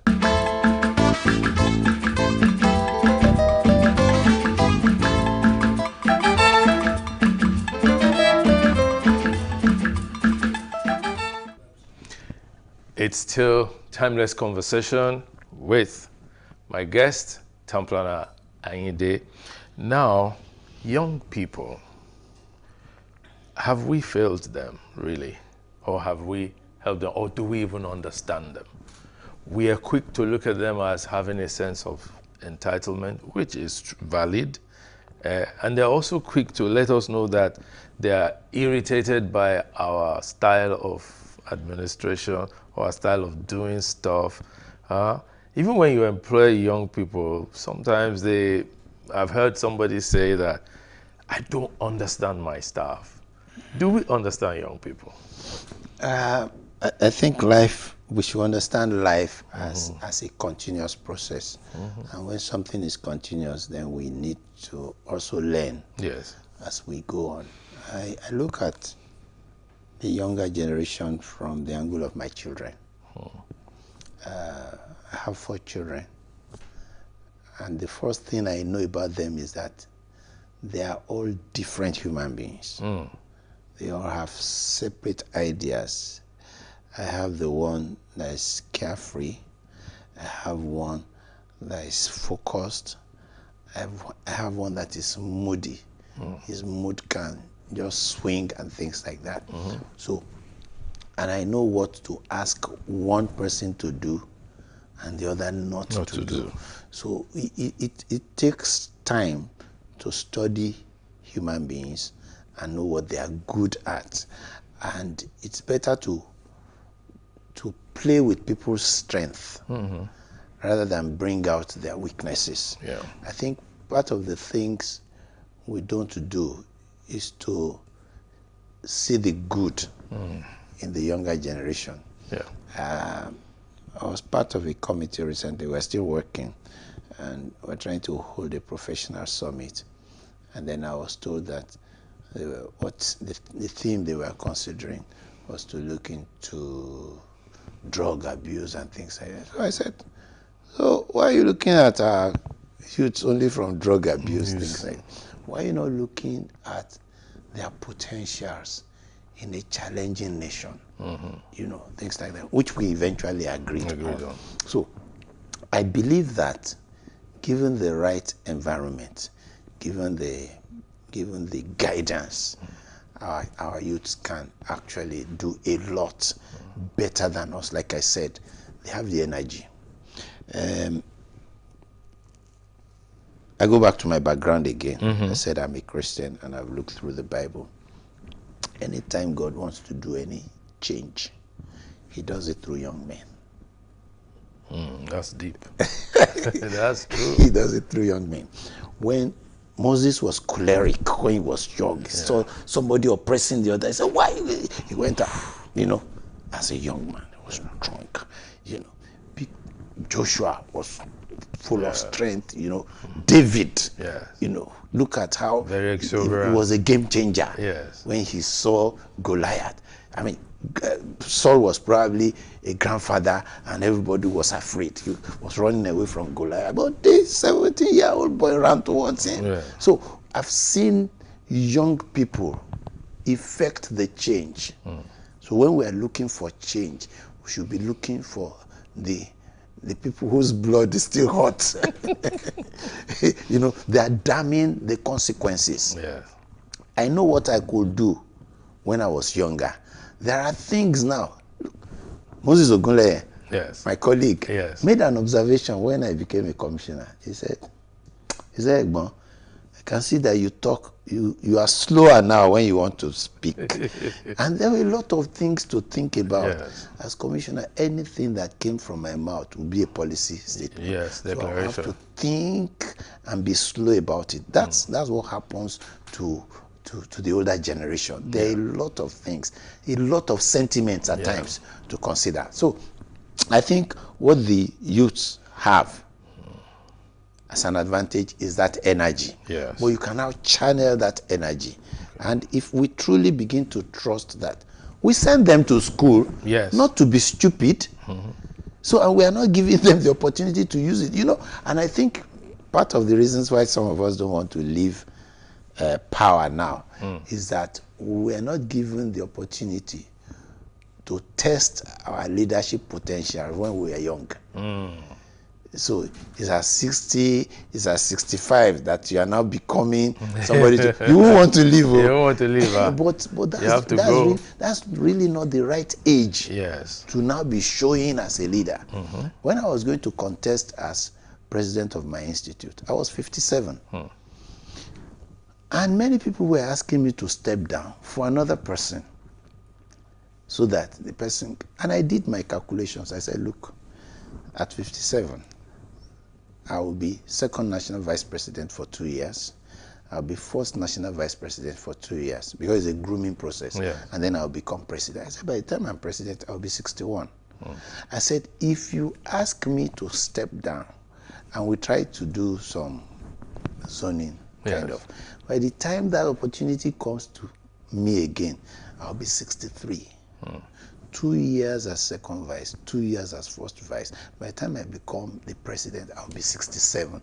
I said I will be a stupid 67-year-old man if I cannot show you an institute. If I can't show you 5 younger people that will do it better than me. So I think we need to know that leadership has energy. So there's an age for leadership. There's an energy for leadership. There's a speed for leadership. I've gone to 25 states, and I spend 3 days, and I'm off to another place, and I'm off to another place. You know, one of our past presidents said, Tony, you know why you're able to do this? You are still young. You're still young. Yeah, that's true. So we need to put our young people out there to bring out the best in them, especially now that we're in the technology age. Now, because they are even more technology savvy, they are exposed to a lot more of information than we were at our own time. They also need to listen to us. How do we make them listen to us? Okay. You develop a relationship. Most times we're disconnected from our youths. You know, when parents are talking to their children, and you get to a point that a father is saying, I'm the one that gave birth to you, something is missing. It's already threatened. It's threatened. So it's like when a husband is telling his wife, do you know I'm the husband in this house? It's a break in communication. So we must always communicate with our children. I tell my children stories. I remind them of when I took them to school and I hadn't paid their school fees, and I was asked to take them back home. That's to let them remember that we didn't become who we are now just like this. It didn't happen to us. We went through processes. I remind them of when the car broke down and we had to push. So if we have one now that is remote controlled, don't be arrogant. We worked our way there. So all of these conversations we must have from time to time. I don't stop my children from asking me questions. It's different from in those days when we were brought up. Once our fathers, when you hear the car horn, everybody runs for cover. Everywhere is cool. Yes, and when daddy is in the sitting room, nobody is there. But this is different. You can come and discuss and things like that. And that's that's what we should really cultivate. There's actually this push in these days now where they say that we should mentor the younger generation. The question I have is, who mentored you? Now, how do you mentor someone else when you were not mentored yourself? Now, mentoring really should be like a kind of taking someone by the hand and letting him know this and that. But for us, I think there are many things we picked on the way. You might not have been told directly. It's like being in an apprenticeship. You know, I wonder how some of these mechanics get to, because all they will just be doing is to be looking at their oga. You know, so, and there are things that can be taught. There are things that are caught. Yes. You can't teach it. Yeah. So, but somehow is by either looking at someone over time, reading something, and it just strikes you. You know, that's the way some of us developed. Yes. And I think when our children look at us long enough, I was shocked when I went for my daughter's graduation in secondary school, and they had this magazine, and they put "Who is your mentor?" and she wrote her father. I was shocked. Yeah. So this child is looking at me. So that means that I must not fail. Fail her. Must fail her. So as mentors, let me say as examples to our children, we will be mentoring them. Okay. That's the way I want to. And then we need to also take that outside the home. Oh, of course. Yeah. Do you know why we are building them in the home? We're building them for the society. Yeah. And I've seen my children come to tell me, and this is where we really have to be careful. My children have told me that, Dad, we see some of these things that you are saying. They are true. I said, but people are not practicing them out there. And that's the sad thing. That's it. Because no child of mine would break a traffic signal. Certainly not. No child of mine, whatever chaos is on the road, will drive against traffic. Yeah. No child of mine would do that. Yeah. But they see other people do these things and they wonder every day. Yeah. So this is what we are up against. So how many parents have taught their children not to do that? Not to do that. Yeah. That's the challenge. Well, let's go back to the home now. I asked you at this initial stage that who is doing Ayinde, and you tried. Now, I'm coming back there. As a person, what are the things that give you pleasure?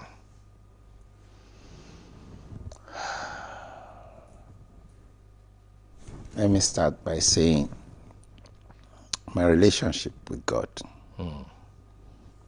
And then my relationship with my family. I've been very close with my wife. Very, very close. We're very close. Yeah. So that helps me, and my children also know that. So we have grown together. I've not been privileged to close from work, then go somewhere and relax for hours before coming home. Once I'm done at work, I just go home, sit with my family. My relationship with God. I love getting principles. Okay. As I read the Bible, I'm not reading the story, I'm looking for the principles. So as to apply. Yeah. Because those things are meant to be applied to make you different. As you are.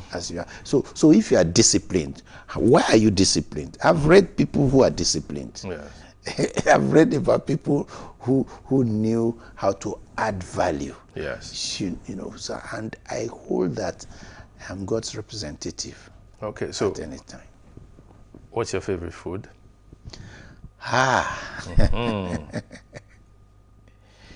If you give me amala, the on the spot one. The on the spot one. Yes. If you give me 3 times a day, I won't complain.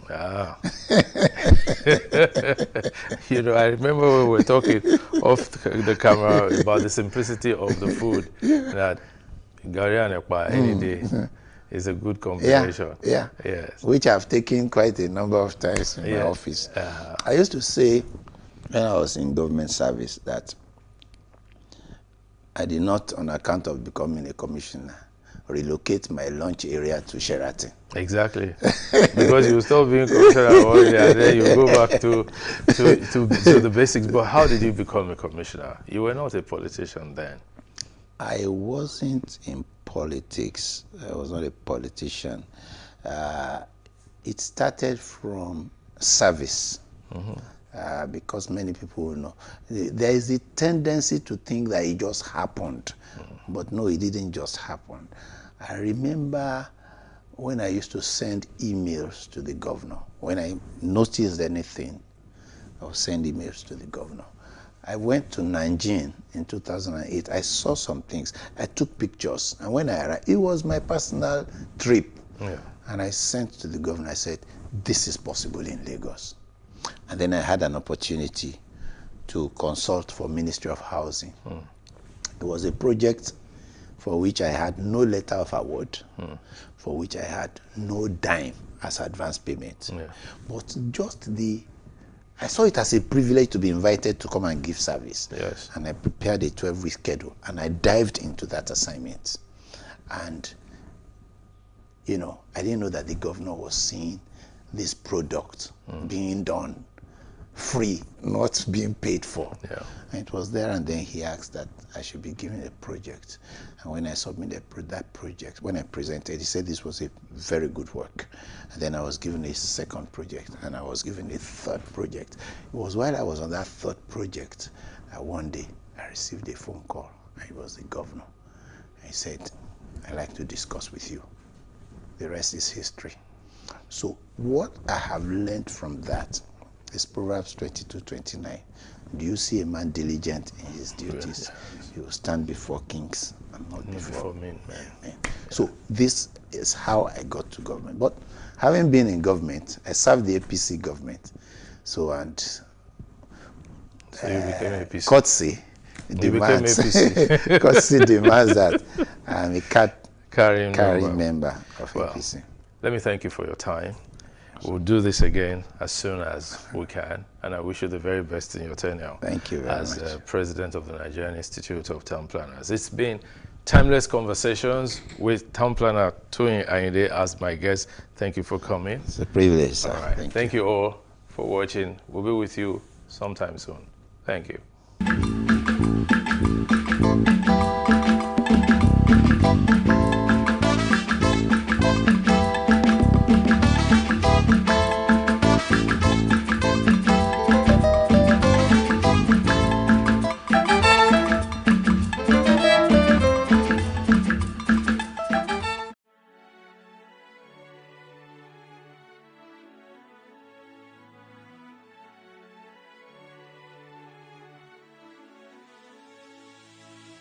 It is engagement we need to have. Those who suffer miscarriages are never taken into account. Members of the National Assembly are also influence peddlers. You are sitting on Nigerians' money. From the barbing, I pay my rent. From the barbing, I send my children to school. A consultative engagement. No any tangible notification before they ban us. It's one thing for people to be at your back and the heat of the moment, and another thing for them to still be with you when push comes to shove.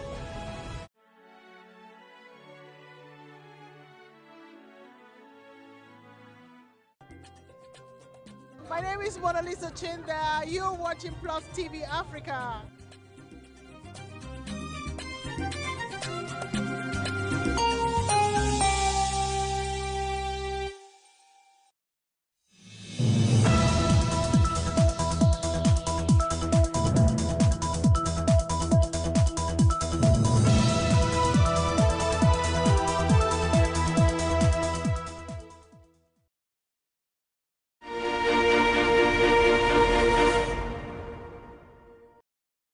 Hello and welcome to the Literary Bar. How are you doing?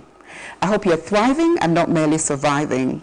I know it's tough, really tough, but we're resilient people as Nigerians, so let's hang in there. Congratulations to the Catholic, there's a new Pope.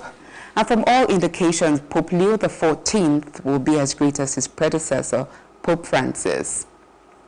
Right here in Nigeria, we had the JAMB debacle, and I was impressed by how the JAMB registrar, Professor Ishak Oloyede, took full responsibility and made amendments. So I hope more students pass this time with flying colors. And also send love to all the kids as we mark Children's Day on May 27th. And to the young at heart, please celebrate your inner child. Do something fun. My guest today started playing music as a kid with one of the biggest stars in the world. His story is the stuff for movies, and that is his reality. Join me after the break to hear his incredibly amazing story. See you after the break.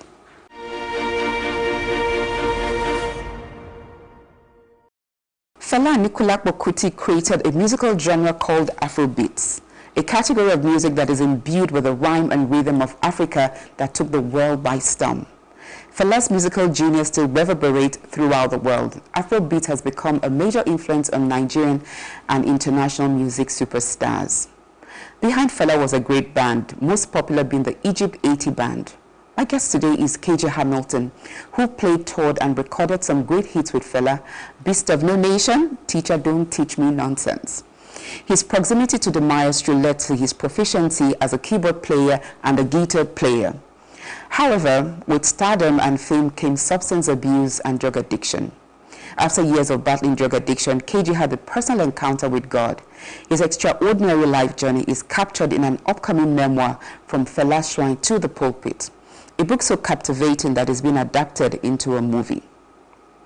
KG Hamilton is now the senior pastor of Tabernacle of Prayer Ministries. He is the director of House of Joy Rehabilitation Center and the president of Global Center for Drug Eradication. KG is also a mental health and a marriage counselor with an expertise in parenting. Welcome, KG. Thank you. How are you? I'm great. And you? I'm fantastic. I don't even know where to start with your... First of all, you have a guitar here, so we're expecting some music. By the grace of God, I worship God with my guitar. Good. We'll worship God with you. All right. So, KG, I mean, anytime I hear your name, my mind goes to KG, KK, Ja. Oh, yeah. So, you heard of, or you met Fela at 16. How did you meet Fela? All right. First of all, I grew up in a home where Fela's music was something that echoes from my father's speakers every Sunday morning. Okay. Even though he was an imam. But everybody as a Nigerian loved Fela's music because he was the voice of the voiceless. Yeah. So I got used to that music growing up. But I didn't know that it had a huge impact in me. So going to meet Fela, I won't say it was something that I planned originally. Circumstances led to it. Because at a certain point in my life, at school, when I got fed up with my education, what school was and all this? that, UI, I was reading pharmacy.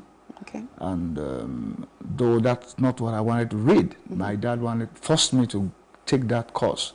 So I didn't like the idea. What did you want to study? I wanted to go for medicine. All right. But as at that time, I didn't get it. And he said I should just go in for pharmacy. But I didn't like it. I would have preferred to wait and be able to get admitted into medicine. But he didn't want it. So as I was in school, I refused going for lectures. And so one of the days, a young chap like myself blocked me and asked me, why are you not going for classes? And I told him simply that I don't like the course I'm reading. My dad forced me. And he said, why didn't you go back home and tell him? I said, go back home and tell him. He'll kill me. And the guy said, really? So the guy said, okay, I'm going to give you something that will boost your confidence. So the guy put his hand in his shirt pocket, brought out a wrap of what looks like cigarette. He lit it and gave it to me. How old were you I at didn't know this it was time? marijuana. 16. 16? Yeah, 16. A little, maybe 16, 1 month. So I took a puff. Of course, I coughed my lungs out. And by the time I finished coughing, I just noticed that it's like my eyeballs were swollen. And I had this feeling I could not explain, you know. And I looked at the guy.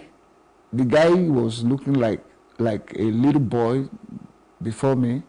And I started laughing. And I told the guy that you are looking small. The guy was laughing. And I continued smoking.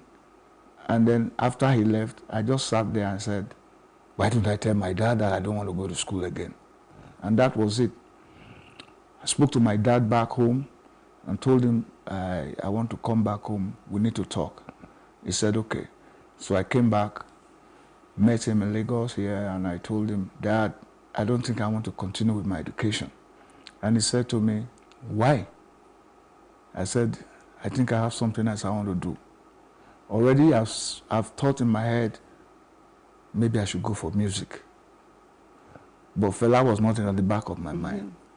So I said, Dad, I would like to go for music. And my dad said, what? Music? For what? Can't you see what music has done to that man they call Fela Anikulapo Kuti? So right there and then, I looked at my dad like, what is he saying? In my mind, like, you play his music all day long. And then number 2, nobody even knows you in this country. Everybody knows Fela. So I just said in my mind, if this man doesn't want to send me to school, I'll go to Fela's house. So 4 days after, when he was going to work, I took a sheet of paper and I just drafted a note. Say, Dad, I'm leaving your house. I won't be back until 7 years' time. Don't bother to look for me, because even if you find me, I'm not going to come back.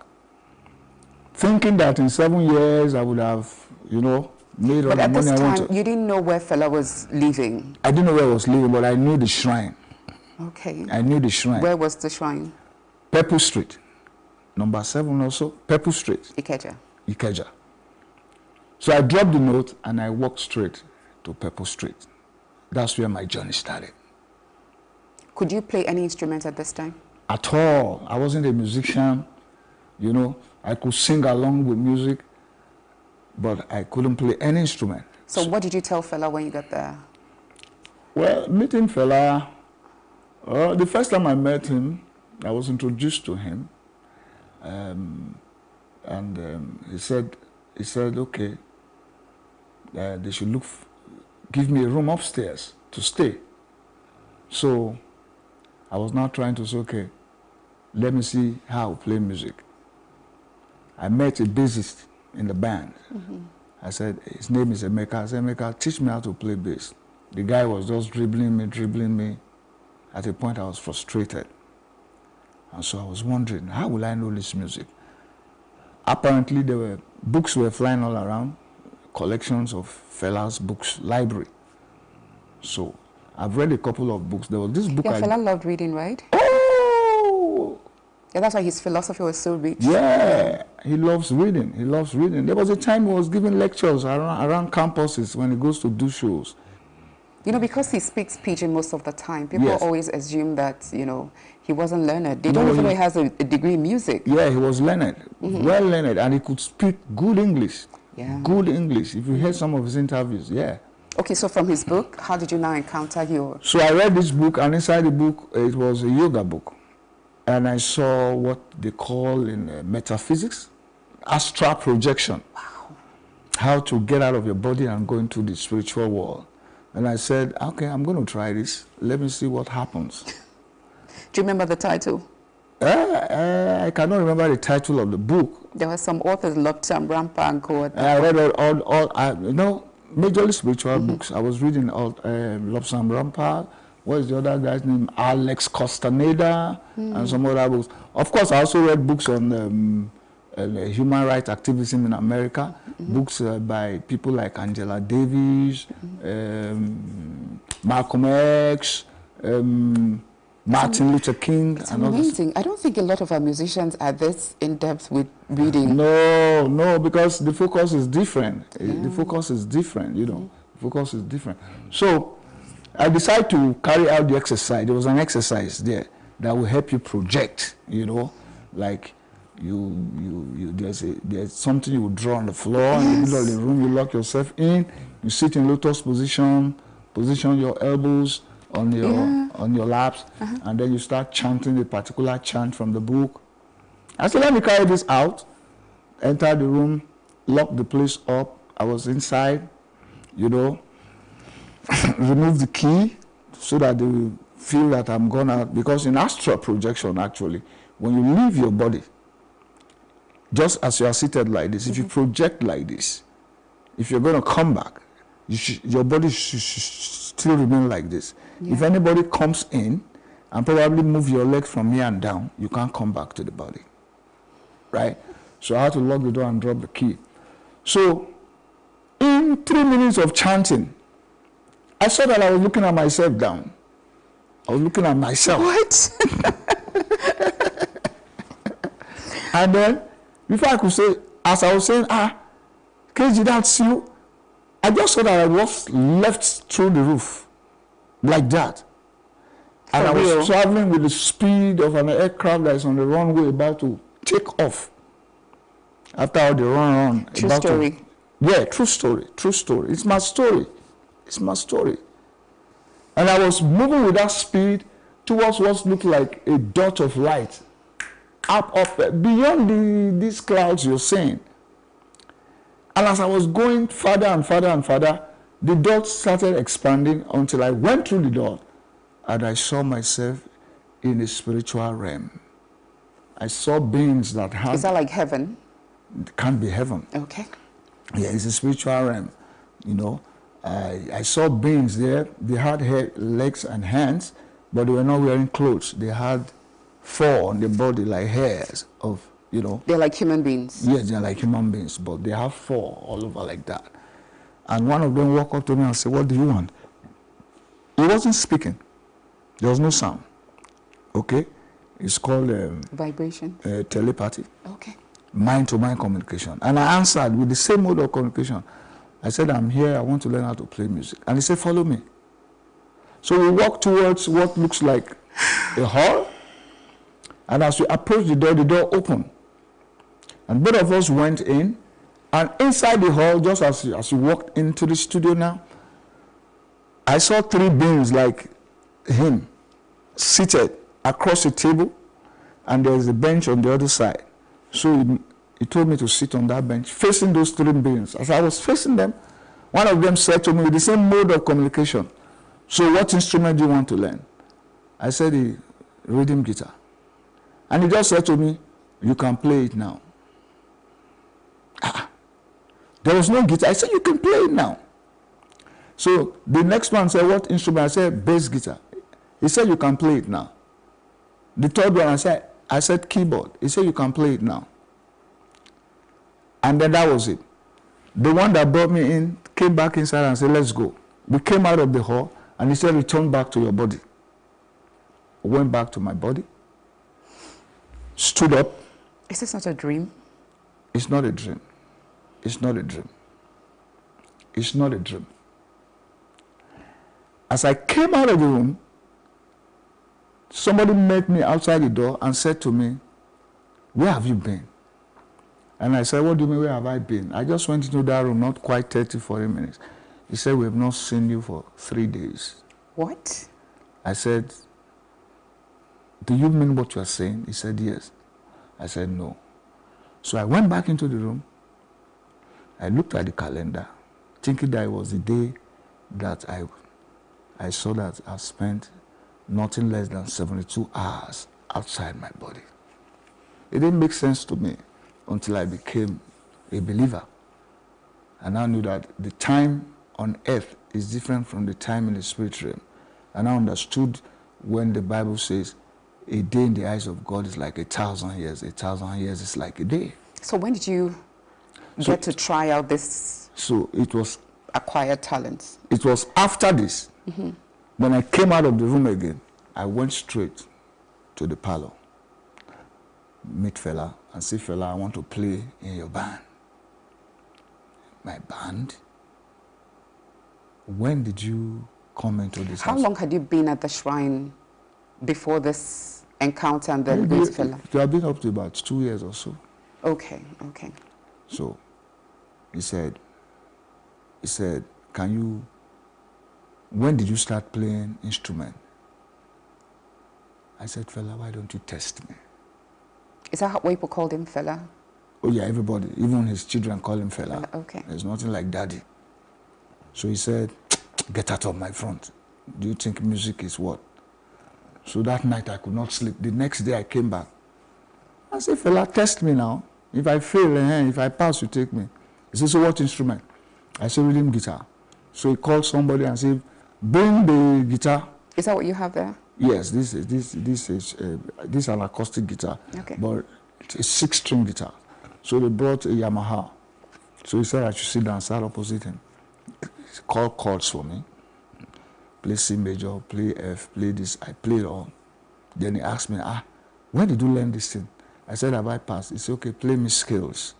I ran some scales for him: minor scale, major scale, melodic minor, pentatonic, intervallic. And he said, "Stop." He said, I'm going to fail you now. He said, play my latest number in Shrine. The latest number then was a song called Just Like That. It was played on A minor. So I just smiled. And I just placed my hand on the guitar. And I played the rhythm. I just striked it. And he said, tell me, you said you didn't know how to play music before you came to this house. So where did you learn it? I said, don't bother. Have I passed? He said, of course you have passed. So he said, don't worry. We'll be going to America next month. You are coming with us. Wow. And that was how I became a member of the band. And he told me on Friday night he's going to try me on stage.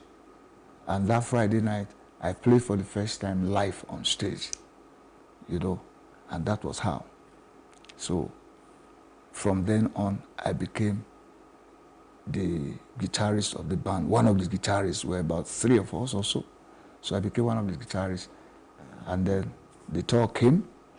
We were on our way, 1984, and he was arrested at the airport. Okay. So this was 1980 when you had this astral travel. Yeah. Was in 84. Yeah, 84. Oh, it just happened, and then you got to travel, and then Fela's arrested. Yeah. Oh. First trip. Oh wow. So it's like all my dream crashed. Wow. Yeah. That's really tough. It was really tough for me. I couldn't go back home. Yeah, like, 7 years had I said 7 years I've not clocked, and I've not even achieved anything. You know? But in Fela's train, how was it working with him before we even get to the saga at the airport? How was it working for Fela? How was he as a mentor, as a boss, you know? Fela is many things. But I like to say some of the things that I admire about him, that I gained from. Like, for instance, I tell you, Fela loves music. Yeah. And he will do everything to make sure music is perfect. Yes. He's a perfectionist. I mean, watching him on stage, if he feels the music is not going according, we see him on stage turn around and react. He will always react. And that's because he was a multi-instrumentalist. So he could hear and feel everything. You don't make mistake in a note on any instrument. He will pick it, right? Okay, so those were the things I studied under him. That brought me close to him at the later part. At the later part, after the jail and all that, you know. So, for instance, if Fela sits on the keyboard, he wants to practice. The discipline of placing his hand on the notes of the keyboard and be playing the same thing for like 1 hour. Just like you are playing dun dun dun dun dun dun dun dun dun dun dun dun for 1 hour. He'll do that. Yes. So some of the times he's doing that, I will stand by him. So if he needs to smoke cigarette, I will light the cigarette and place it on his lips. If he needs to smoke his weed, I will light it and place it on his lips. But meanwhile, I'm studying everything he's doing. Yeah. Including, not just playing that keyboard, though, even his sitting position. Because Fela will tell you things about body and mind. You know, body and mind. Like he will tell you that if you see a man that has a bent back, a man that is always bent like this, that's how their mind is. They are not straight people and all that. So you always see him always trying to sit straight with his backwards. He was very spiritual. So many things involved. And it was quite disciplined. Okay, let's come to 1984. What happened? So in 1984, we were on our way out. We got to the airport. What were you guys going to? I think we were going to the U.S., if I'm right. I cannot remember. But at this point in time, there was a particular guy that came around Fela before this time. He was called Professor Hindu. He was a magician from Ghana. He said he could kill somebody and raise the person the third day. Okay. Fela used to sing in that just like that. All right? You remember my brother, Professor Hindu, brother Okuni, he killed a person for here. He raised on the third day. Wonderful, wonder. It's in the song. It's not like I'm just blabbing. Yeah. Right. So the guy actually did that. He used machete to slice somebody's throat. Then they dug a grave inside the shrine there. They put the person, but they didn't pour sand. Instead, they cut leaves like palm fronds and all that to cover the corpse. He was there for 3 days. Did you see it? I saw it. Are you sure it wasn't just paint they put in his neck? No. I saw it. I was young. I saw it. It blew everybody's mind. The shrine was full. And when they carry his corpse the 3rd day, you could smell rotten flesh. The guy was sitting in a chair like this. This magician came behind, took the knife, tapped the guy's chest 3 times, put the knife and start cutting. Blood was gushing out. The guy sitting on the chair got up, was fighting his hand. He cut and dropped the guy on the floor and continued cutting. Yes, so now the incident at the airport is a direct irony to this. Because as a magician, he didn't do the needful. Thank you. What happened? So what happened?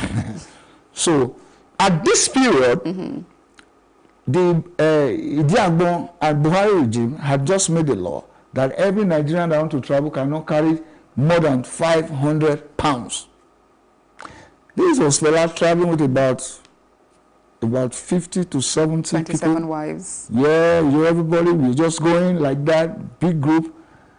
And then, by this time, Fela has high respect for this magician. He believed this guy has done what, I remember him saying that, they said Jesus died and resurrected the 3rd day. This is my African brother, I killed somebody, I resurrected it. Okay, so it was a big thing, for Pan-Africanism and all that, yeah. So, at the end of the day, we got to the airport. As his nature was, when we get to the airport, Fela will sit down. All of us will board. Well, after everybody has bored, maybe 5 minutes later, he will now board. Now, him and this guy, Fela, they have the same 4 coats for winter, the same make. So I think as they were about standing up, Fela now asked the guy, I hope you are not carrying any money. The guy now said he is carrying money. You see, where is it? It's in your 4 coat. Okay. Take my 4 coat, let me hold your own. Very loyal. Believing that. And protective. As Fela, and all that, Unfortunately, we were in the aircraft when some airport workers ran to the aircraft and said, guys, they have arrested Fela. He said you guys can go ahead to America. So we went to America. We had our show in Hollywood Mambo. It was a flop. Fela was not in town, so it was a flop. So we were stranded. So some promoters helped us organize a show in Oakland. We even played one in the UC Berkeley, University of California, Berkeley campus, and one other one. To raise money for a ticket, by the time we got back, Fela was facing the judiciary. Justice Okoro Dogo. So you mean this magician couldn't make this evidence disappear? Couldn't disappear. And that would have been the time to discharge this guy, but he didn't discharge the guy. So Fela went to prison from 84 to 86. Yeah. And he came out of prison when Babangida came in as president. Okay. Yeah. Amnesty International have sent their whatever and all that before Fela was released. Bam. So we're now having tours back to back. What song did he come out from after prison? When he came out of prison? I'm just trying to see if, he was inspired to do something, what he was inspired to, the music he wrote after that. Several songs now. Several songs came after. When did he do Beast of No Nation? It was after prison. Yeah. So because that's why I sing. You're the KG inside. That's why I sing about the time I did for prison. They call him inside world. Time I did for outside prison. They call him outside world. Now Chris World, no be outside world. Chris World. That was when he did that song. Why did he use your name inside the song? Well, if I say it, some people think it's blabbing. Okay. Now, in Fela's shrine, there used to be a board. Sing that line. Okay. Okay. There used to be a signboard where they would write, they would advertise the show, like Yabis Night, Friday night Yabis Night. And then the person designing the place will make a Yabis, like you can, you read newspapers, you listen to news. The Yabis essentially has to do with government. Yeah. You know, I was not the one doing it. There was somebody doing it, but the guy left. So me, I started doing those things because I could write very well. Artistically, I could write. So the fella, we have finished rehearsing. No, the KK you are talking about is not in Beast of No Nation. It's in Teacher Don't Teach Me Nonsense. KK, right? So we have finished rehearsing the song. The song was already complete, you know. KK was not there. And when we finish rehearsing, we now start playing. We have to start playing in Shrine, but we have not started playing it in Shrine. But we have finished rehearsing as full package. But that night, Fela, and when Fela comes to show, when the show is full, the bus that brings him will park by that board. He will look out of the window and he will read the stuff. So this particular day, I wrote on that board, what I wrote was, I don't know what happened then, and I just wrote on the board, I said, democracy. Say na democracy be this, I be them don't craze, I be them they craze. That was all I wrote.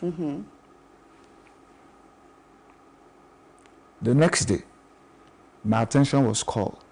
And Fela asked me, how did you get that thing you wrote? I said, no, I just wrote. That was all. Then I was shocked when he now called the band that we should reconvene.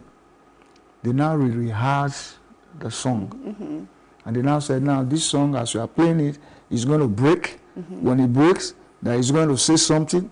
When he says something, the backup should say yeah. So we're waiting to hear what he will say. We're playing this song, It's at 1, 2, 3, 4, the song break, and the chants. Say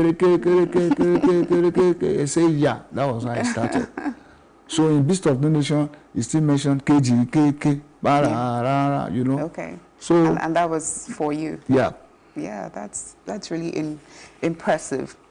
So Fela's world is seen as Fela's shrine, and to everybody, we're wondering if it's a real shrine or if it's just a name that was to captivate people. Was it a play or was it a real thing? Was it a real shrine? It was a real thing. Fela's shrine is the club. Yeah. Kalakuta Republic is the house. He lives in the house. He comes to do show in the club. But the club is that's where his economy is. That's where he generates his money from. From the club. From the club. That's the African shrine. That's the African shrine. Because your upcoming memoir is from the African shrine to the pulpit. Exactly. So because in that shrine, there's a show we call Comprehensive Show Night. That's Saturday night. Inside the shrine, which is a club, there's a shrine covered with white cloth. If you open it up, you will see inscription like Shango, Yemoja, Shokmono, Ogun. Then of course you see names of prominent African people that have died. You know, African, when we say worship ancestors. So you see names like Patrice Lumumba. Okay. You see Kwame Nkrumah. You even see Martin Luther King there. Marcus Garvey, I'm sure. Marcus Garvey is there, right? So now, on that Saturday afternoon, they would have bought a bottle of Shinap, yes, a keg of palm wine, chicken will be there. Who was the chief priest? Fela is called the chief priest of Africa Shrine. Is that not what they call him? So he was the chief priest. So I wanted to know if there were other priests that will come? No, he's the chief priest. He's the chief priest.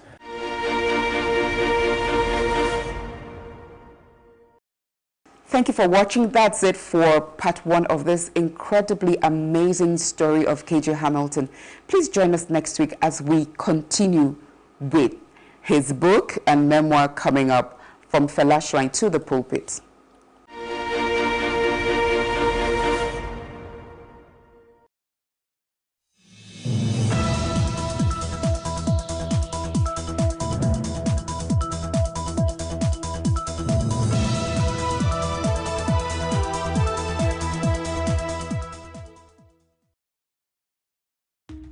Today on the Justice Court, the plaintiff is suing for access to her son.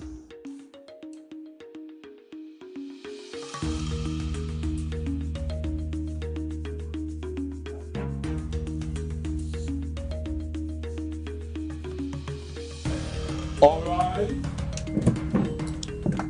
Court session. Honorable Judge Asaolu presiding.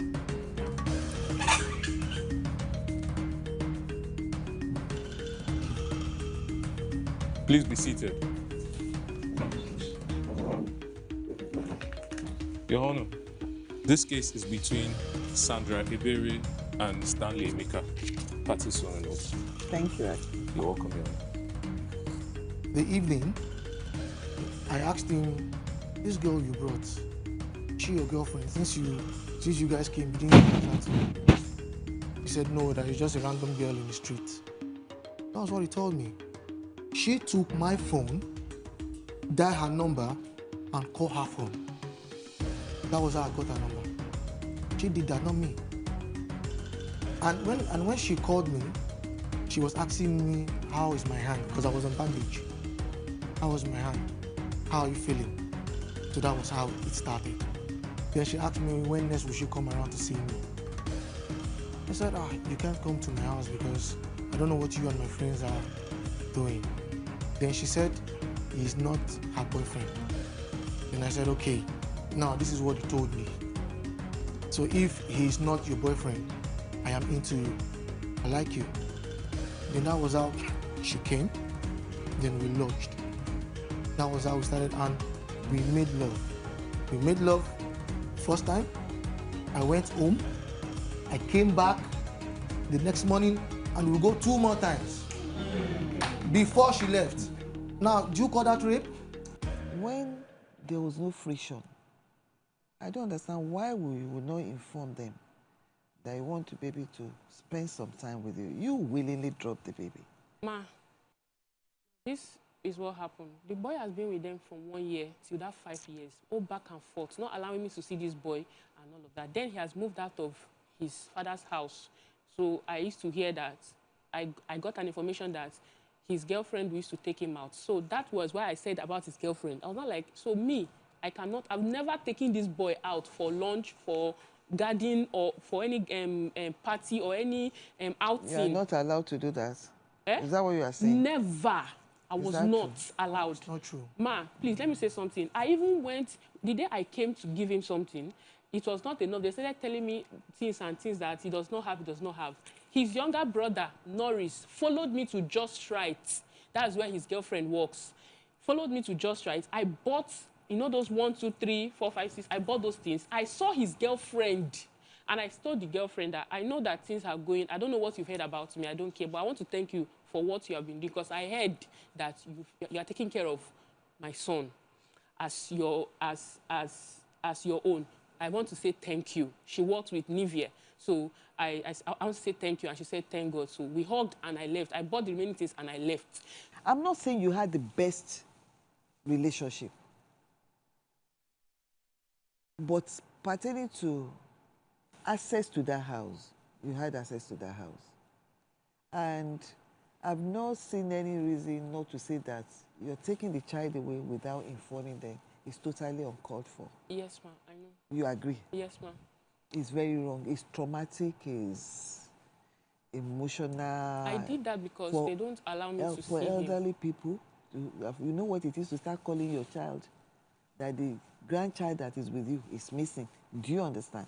But anyway, it's good you have that baby eventually. I mean, they were able to locate the father. Because if you had told me that immediately you were walking away with that child, you sent a message to him or to somebody in the family that you just left with that child, it's a different scenario. Ma, I'm still not saying it's right, but it's still a different scenario. Ma, I did. Because you did. To Yes, who? ma. I did. He knows somebody called... No, the family. To Chinenye. him, to the dad, to the mom. Yes. You had everybody's number. I'm talking about the family, not friend. It's a message. You already took that child. This person I told is a family friend. I said you should let me tell them that Jackson is now with me. And if he does not tell them, what happens? They told, that was when they noticed that the boy was not there, because there were a lot of activities. They were not able to, that was when they realized that the boy was not there. Okay, so let him continue. I just wanted to she lied. Clarify that, please. She lied. Now, back to it. She took the child away. After they reported to the police, then we started seeking on how to track her down. That was when that thing started. Then, anytime she calls me, like I was told to call her to know her location. I will call her, she will tell me I'm in Delta. If I ask her, okay, let me speak to my son, she refuses. Countless times she refuses. Were you refusing that before? How? I never did. That's a lie. I never did. That is the reason why we are here. If not, why are we here? You see, it was later I knew she took my son away because she was pregnant for someone else. Now she heard I'm in Dubai. She got pregnant for someone else. That one. You were not married, were you? I wasn't married. You were not married. You had baby for each other. She could move on. The same way you had another girlfriend and you could move on. So when she keep on referring to your girlfriend and you start referring to her being there was something I wanted to for somebody else, I don't understand why. Unless the two of you are still interested in each other. She used that means to extort money from me. That's what I'm trying to say. That's what? While I was in the country, nothing like that happened. Now I traveled. She got pregnant. I don't know what happened between she and the guy. Then she moved to the east. Because she's going to the east, she took my son. Did you consider the fact that even if you were in the country, did you consider the fact that even if you didn't travel out, there's still that possibility for her to get pregnant for another man? You were no longer living together. You were no longer dating. The two of you were not married. You see, the two of you, I'm still listening to you, but one thing I've decided is the two of you, you are going to go for counseling on how to co-parent. Co-parents, you have to. Then when I finally came back to the country, that was 2022. Okay. That was when I came and I got married. By then, she has already given birth to another girl, to that same girl. Now, calculating the event from that time, that was when I knew that, oh, you were even pregnant when you took my son away. Now, that's harsh. Then her uncle called my parents to meet. They met at my uncle's house. That was where we all sat. And they talked to her about everything. That they don't want us to go to police because she has taken my parents to different police. Now, we've gone to different police and they're all saying the same thing. Over what? If she's the one taking them all about. Over what? Over the child. That what? That I took the child away from her. And whenever they go to any police, the same police will still hand over the child to my parents. Lie. Telling her she doesn't have anything doing. She doesn't have a house. She doesn't know where she's staying. Okay, now ask her, what about the man she's staying with? What's your business? You have no business with the man. I keep telling you. That's what I'm saying. I'd rather you face your kids. The two of you face each other, face your kids. Leave your spouses out of this. Okay, Can you please do that? I won't talk anything about him anymore. Better. Now, when we are together in my uncle's place, our uncle took the child from her. This is willingly, for the second time, if not the third time. And they brought him to me. Then my dad told me that since everything is like this, that there's no problem, that whenever she comes, we should allow her to see the child. I said, no problem. Me, I don't have any issue about that. But my only issue is she has done it before, taking the child and zoom off. I don't have any money to waste anymore because I know how much I've wasted during that period. Then our uncle said, well, as it is now, I'll have to give them something. There anything I wish to give them. That was that my dad told me to give them some money. And I said, okay, this period, I came to the wedding. I've spent a whole lot. When I go back to Dubai, I will send some money to them. And when I got to Dubai, first thing I did was to send 150,000. She took the 100,000. Her uncle took 50,000. That's a lie. Then, that moment, she was using a very small phone. Before I knew it, she got an Android phone, went on TikTok, started disturbing my life on WhatsApp, giving me all insults on WhatsApp. Then I told her, I said, you're supposed to use 100,000 to do something good. Instead, you went and got a new phone with it. Now you are insulting me. What do you want me to do? Please, Your Honor. My parents told me to give you some money. Your uncle said I should give you something. Now I gave you 150. Even your uncle, he was even arguing with you that you didn't even give him the 50,000, you gave him 40,000. That was what the uncle was even telling me. I said, Uncle, this is not my business. I have done what I need to do. Your Honor, please have something My to say. son is important. Okay, now the bottom line is from what you have said. Ma, please, I have something to say. What do you want to say?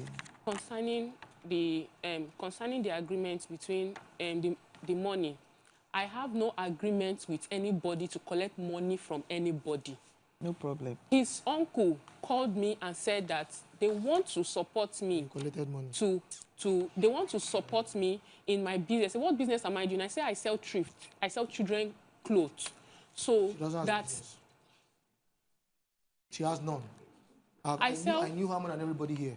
She has none. Anyway, you got the money. So he called me. I told them in right there, the only person that was telling my uncle that leave this girl is saying that she knows this family, was my grandmother because she was there. I said, I know this family. They use things against people. They will use your word against you. Were you sending money or not? Ma, so they sent me. He said he's going to send me money. I told you, I said, Uncle Love Day, I know this family. This family can rob me.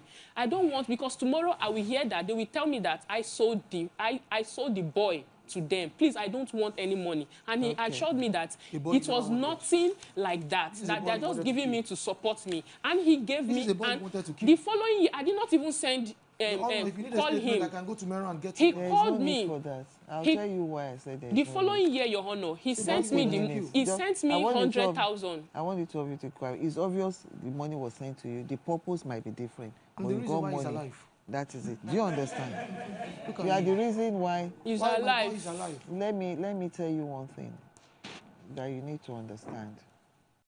So, if it actually crossed your mind at that time, God used him to reset your mind. I never wanted to do so, Your Honor. It was his mother that asked me to abort it, that I cannot come with pregnancy. We've passed that. She lied.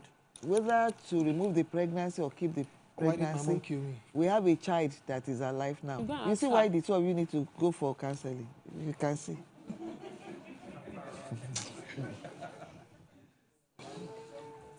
You are behaving like babies, honestly. Especially and you have a child between you. The two of you are not babies any longer. You have a child. And all I want to tell you, and the way it's going to go, and the way it should be, and the way the law will have it, the two of you have right of access. Neither party should be denied access to a child. But the custody, ordinarily, with the age of that child, it should be with her. But looking at a lot of circumstances, even from our own pleadings, all she's talking about is access. She's not asking for custody. And she has the right to access. Do you understand me? Of course, Your Honor. Now,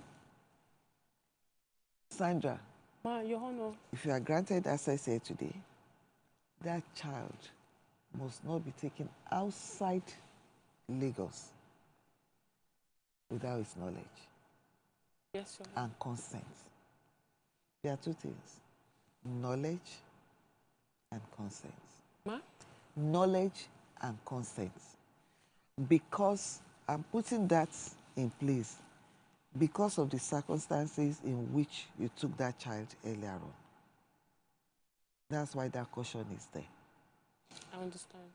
And for you, The child should not be taken outside the country without our knowledge and our consent. Now, do you know the school of that child? No, they changed this. They changed the moment I If you realized. wish to know, there's no problem. Just wait. These are things we are going to add. What's the name of the school? Living Fountain. Living Fountain. Yeah. Where is that? You know where it is? No, I don't Where know. is that? No. Is at Kola area. Pardon? Kola. Kola area, Alagbado. Yes. Okay. So, let the school, which date will be available for the two of you to go to the school together? I'll figure out the date because... You have to state a date now for you to agree. Ma, because the legal team has to monitor. So this coming Tuesday, let the two of you meet at the school by 10 a.m. Okay, ma'am. Introduce her to the school. If it's 5 minutes she can spend with the son there. Do you understand? Later. Okay, ma'am. You can always visit the child in school.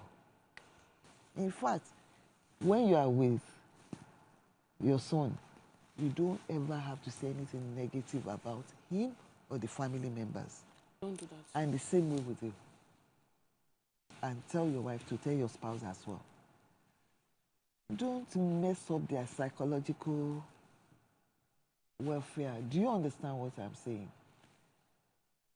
Let her have access in school for now. You'll be seeing the child in school. Then after 3 months, you both stay in Lagos.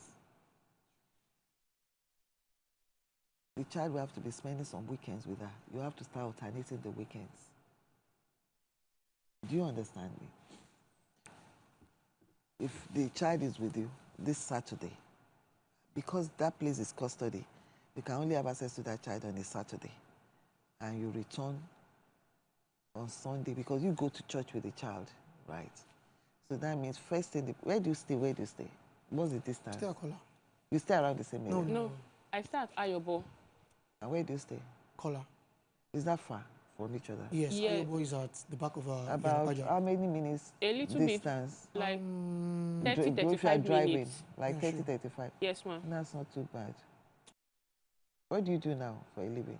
I work as a brand ambassador for a fruit juice. How many years contract do you have with them? For now, it's a 6-month contract. When did you start? Not only that, I do... Ma? When did you start with them? Last year. I've been doing that. Okay, they keep renewing. Yes. Then be visiting the child in school. Then from first Saturday in March, you pick the child up by 10 a.m. And you have to pick the child by 6 p.m. on Sundays. 6 p.m. Sunday. Sundays. You have to arrange by 6 p.m. It's just because of the way we are relating. We do this all the time. And at times when they can't work out, all the man will do, if it's his pick-up or your own time, he will send money or send Uber to go and pick. You understand what I'm saying? And maybe hand them over to your parents, depending when you are free. On your way home, you pick your child, you go home, you get your wife to pick from your gram. I don't know. Do you understand? Right. I understand. These are all things you can easily work out. I understand. And there are times that the way I even said alternate weekends, they'll call each other. Oh, that, please, Sandra or Stanley, I know next Saturday is for you, but we have an event that I'd love to take the boy to. Can you have 2 consecutive weekends later? These are things you work out. You should be able to work out. Problem, Your Honor. Do you understand me? It's all right. Give each other access. Let her have access to go to the school by 10 on Tuesday. Let them have access. Then, now after that, until March. So let her take those 3 months or 2 months to bond. Because the boy has been here for so long. I can't just take him. And by the time we're about to start that too, the sleepover, we have a review. I'd love to see the child. Okay. Do you understand me? I'd love to talk to the boy. Then after that, we can bring him for that. Go to the, when the 3 months is over, reach out to the legal team. Do you understand? Then when any date you are scheduled to come, I'll see the baby first. Before we have a session here. He won't be here, but I'd love to talk to him first. So I want to know. There are things I would like to know. All right, Ma. Do you understand where I'm coming from? Yes. If a child has been in a position for so long, you can't just uproot that and... Yes, I understand. It's for the baby's welfare. Yes, ma'am. Judge Fumi helps both parties to reach amicable settlement and encourages them to use the service of a counselor on co-parenting. After the break, Judge Fumi rules. The two of you will be going for counseling. Do you understand?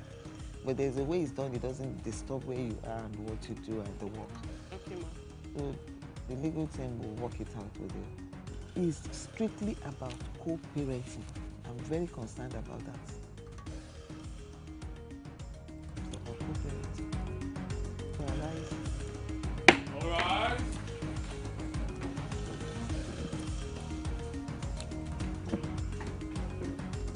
Have you been cheated or have a dispute and want justice?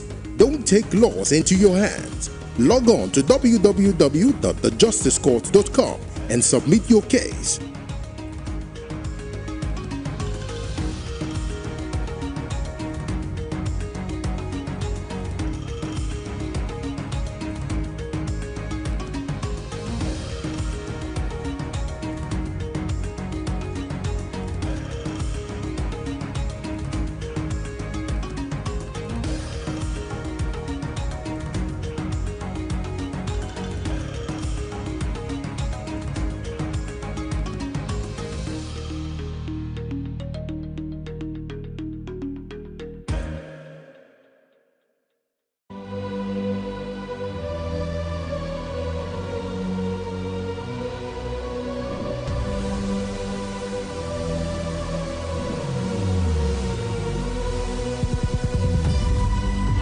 What we do not understand, we will stigmatize.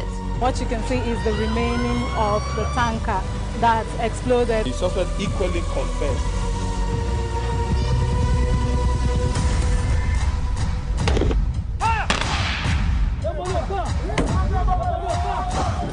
A 500 naira they collect am. If you no talk, dem go beat you. Na 2,500 they pay.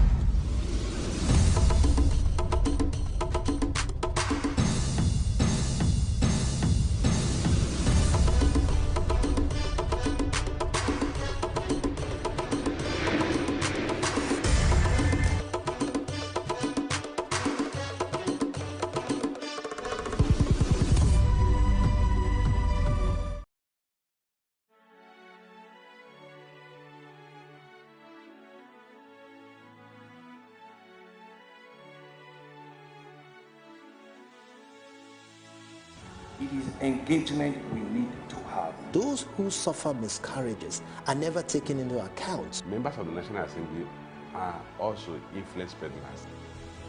You are sitting on Nigerians' money. From the barbing, I pay my rent. From the barbing, I send my children to school. A consultative engagement. No any tangible notification before they ban us. It's one thing for people to be at your back and the heat of the moment, and another thing for them to still be with you when push comes to shove.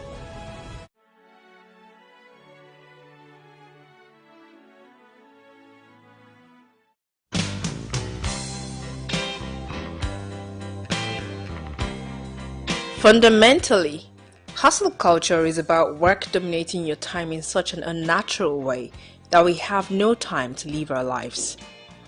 The demanding nature of our world now, where people have to pay multiple bills, take care of family, has led to the need to make more money to meet those needs. Coupled with the constantly increasing cost of living and inflation, people can't stop working. The weekends are no longer spent relaxing and spending time with family, but catching up on work that couldn't be completed during the week or doing other side hustles that can provide that extra money to cover some bills. Now, people log in long hours and take on side hustles for many reasons.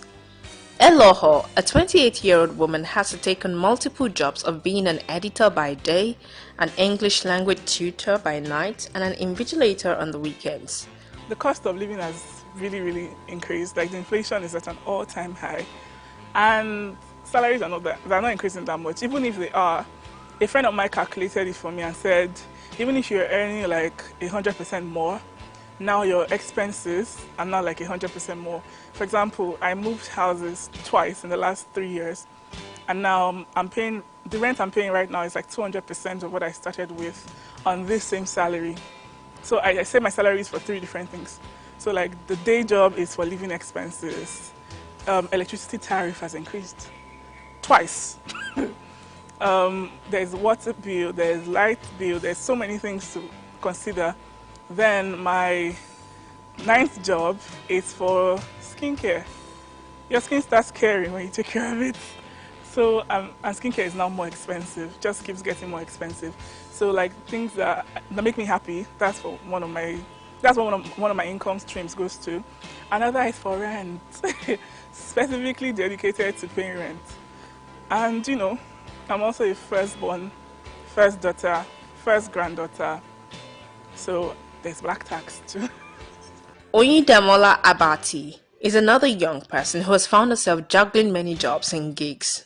In terms of the juggling, it's not so hard anymore. People do it now, like especially now that the pandemic changed everything really. Before the pandemic, people used to ask me, how do you do it? But now, everybody has learned how to do it. I have friends that are working 3 jobs, they are working 4 jobs. It's stressful, but you know, you have to survive somehow. So for me, when it comes to passions, things that don't have to do with money, I work maybe, I can say once a week or on weekends. I have my easel here, so I do my paintings. If it has to do with resume writing business, I set up a schedule that enables me to work on that. I have people that work with me. You know, once a client comes in, there's step-by-step process. It's been assigned. You know, we have processes. So these things, this structure helps me, keeps my life in focus. Everything, you know, has a structure. With the rising cost of living, many people don't have a choice but to work at multiple jobs and also own businesses. The economic realities and the proliferation of entrepreneurship has necessitated many into working multiple jobs and hustles to make ends meet. The average young Nigerian works at a job and does a small business on the side. With such little time to rest, it's no wonder burnout has cropped up in our vocabulary since 2020. Burnout is a condition that is classified as an occupational phenomenon by the World Health Organization resulting from workplace stress that has not been successfully managed. It is a state of physical, mental, and emotional exhaustion caused by excessive and prolonged stress. As the stress continues, you begin to lose interest and motivation that led you to take on certain roles in the first place. Last December was the first December in 8 years I did not fall sick. And December you have a little break. The first day of that break, that's when I fall sick. Because my body is used to like just going and going and going. And as soon as I stop, the body's like, you thought I forgot. So there's this. It's never, and what's part about my kind of sickness is that it's never something you can find. It's really just stress. So in December 2019, I traveled, because I like to travel home every year. I went to Warri, and one Sunday, I just woke up and my body was hot. And so I was like, what's wrong with you? And I was like, no, I'm fine. I wasn't eating, and I'm a foodie, so if I'm not eating, it's really bad. So I wasn't eating, so many things were going on, but I was really just hot, and I was shaking. And then I said, no, I'm going to church. So I went to church, and before I knew it, I landed in a church clinic. And then my mom came and she was like, what's wrong with you? And I was like, Mommy, I'm tired. That was the only thing, Mommy, I'm tired. The doctor was like, there's nothing wrong with you, but your body is just hot and you look like you're about to faint. I was like, Mommy, I'm tired. So I lay my head on her shoulder. My doctor was like, you're actually very tired. And they just admitted me.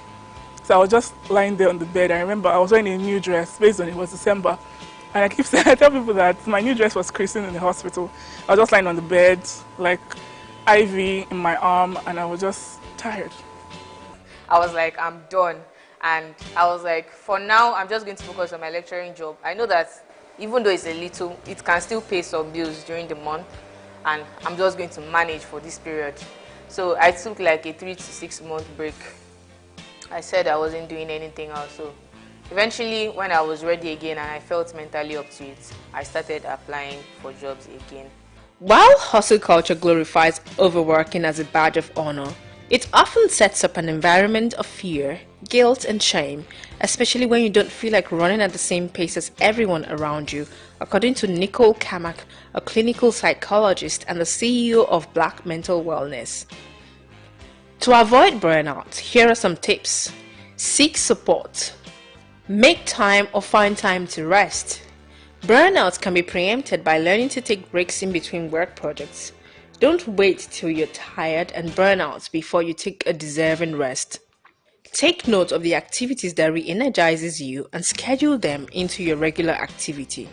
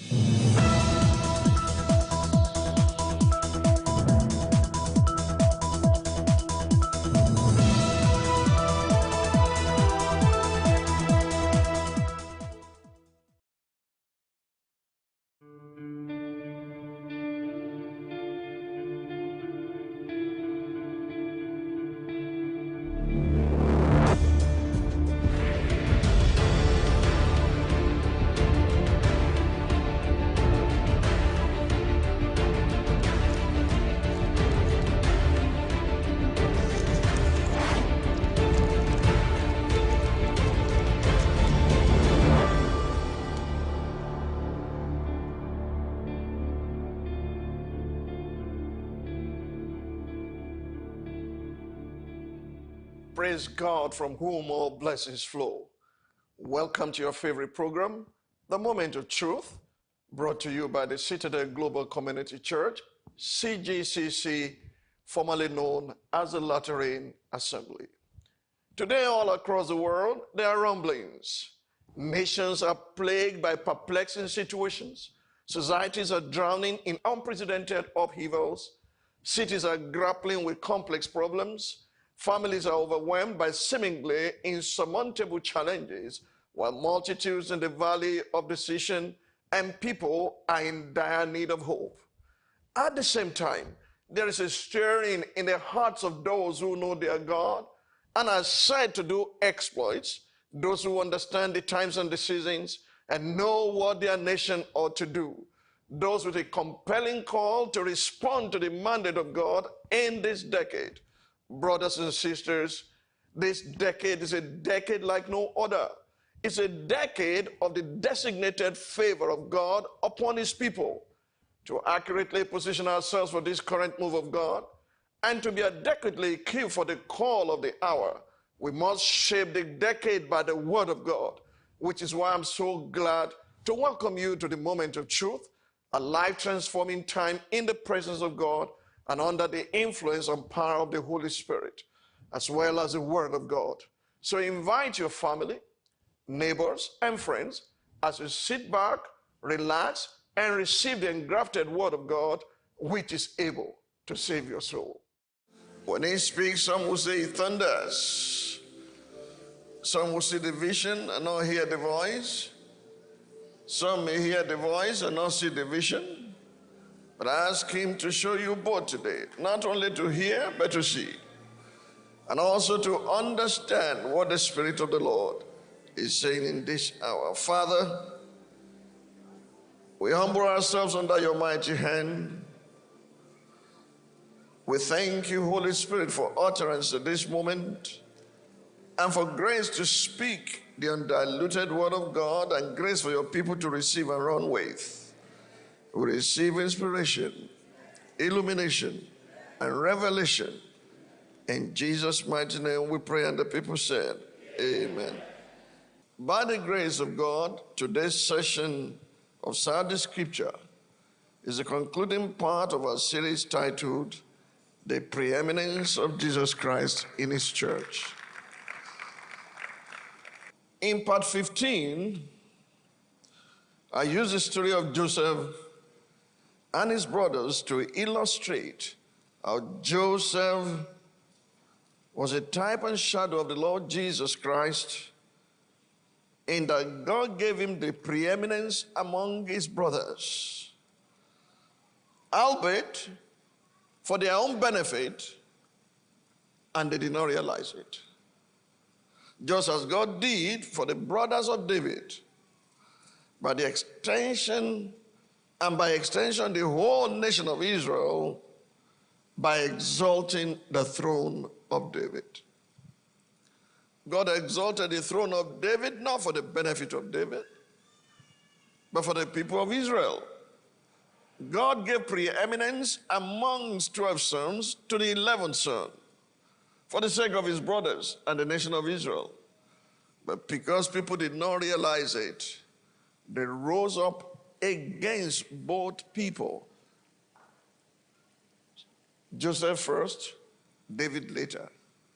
I will start with David today and end with Joseph, so that it will be clear to all and sundry that it is nothing but a fruitless exercise to try and frustrate the destinies of those who are conscious of their assignments from God and who are in alignment with their destinies. It's like taking you back to 1989. The first message I preached to the Lateran Assembly was, I will reach my goal and I will fulfill my destiny. I'm very close to it than 1989. I want you to say to your neighbor, I too. Or me too. I will reach my goal. And I will fulfill my destiny. And I know the price to pay for it. The price to pay for it was preached the second Sunday, dead to public opinion. Imagine if I'm listening to the opinion of people, if I will still be standing today and still be saying the same thing. Say to God, Lord, I receive the strength to fulfill my destiny, to carry out my assignment, to finish well, and to finish strong in the name of Jesus. Now let's start with David. The brothers of David did not relate well to the last becoming the first, because he was the 8th child and became the son. It was his son who became the son. Excuse me.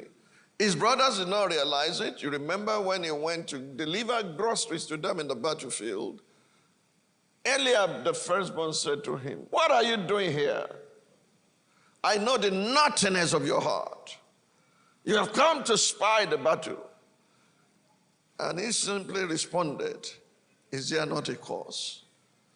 You have been here for 30 days or more, listening to lectures on fear by Goliath, imagining vain things, and none of you was ready to engage this man. Is there not a cause?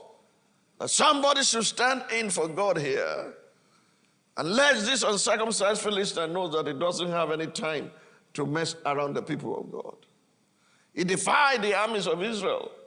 King Saul was in hiding, so were his soldiers. And these trained soldiers, not by Sandhurst or by the College of the Military under Saul, he was a soldier trained by God. So he became a one-man army that could challenge the whole of the Philistines. When the Philistines said, are you not all servants of Saul? David was not there. Give me one man to fight with me. David was not there. If I kill the man, you all become our servants. But if the man kills Goliath, I didn't say me, then all Philistines will become your servant. It was repeated when David got there. So, who is this uncircumcised Philistine? His brother was enraged. You think we don't know what to do? You are not in the army, we are in the army. No, he's been trained by God. Not in Sandhurst. No, not in more, whatever they call it in India.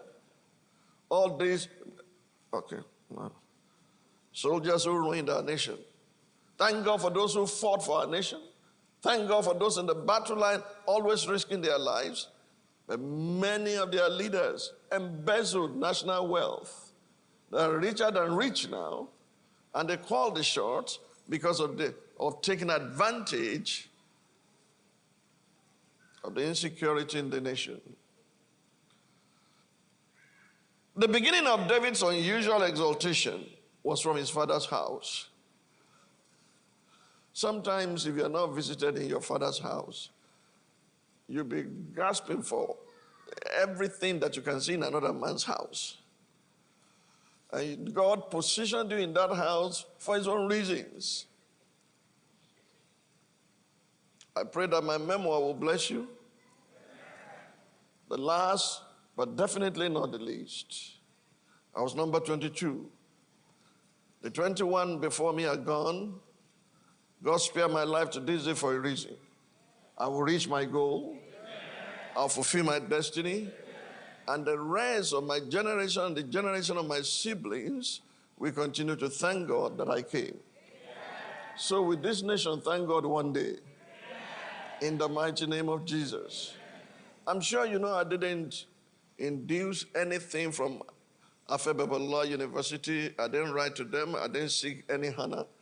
But because this is a year of unusual exaltation, God began to confirm his word from that moment. And if you open your heart and receive it, yours will be the next testimony.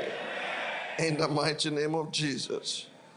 In 1 Samuel chapter 16, you can refer to that later because you have read the story over and over. The Lord said to Samuel, how long will you mourn for Saul, seeing I've rejected him from reigning over Israel? Was he on the throne? Was he in his palace? But he was rejected.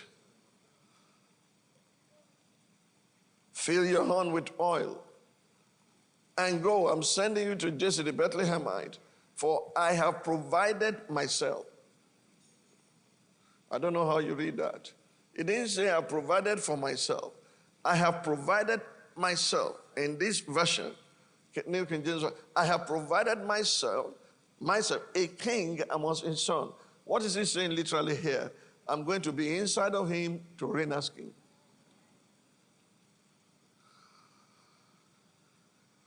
Samuel go to the house of Jesse, and Jesse did not think David was worth presenting to Samuel. He presented the first 7, if you've read the story before, and the Lord rejected all of them, refused them. Samuel was troubled because he thought the firstborn definitely would be the king. He had swagger. And God said to him, you look at the physical appearance, I look at the heart. I've rejected him. Is there any other person here?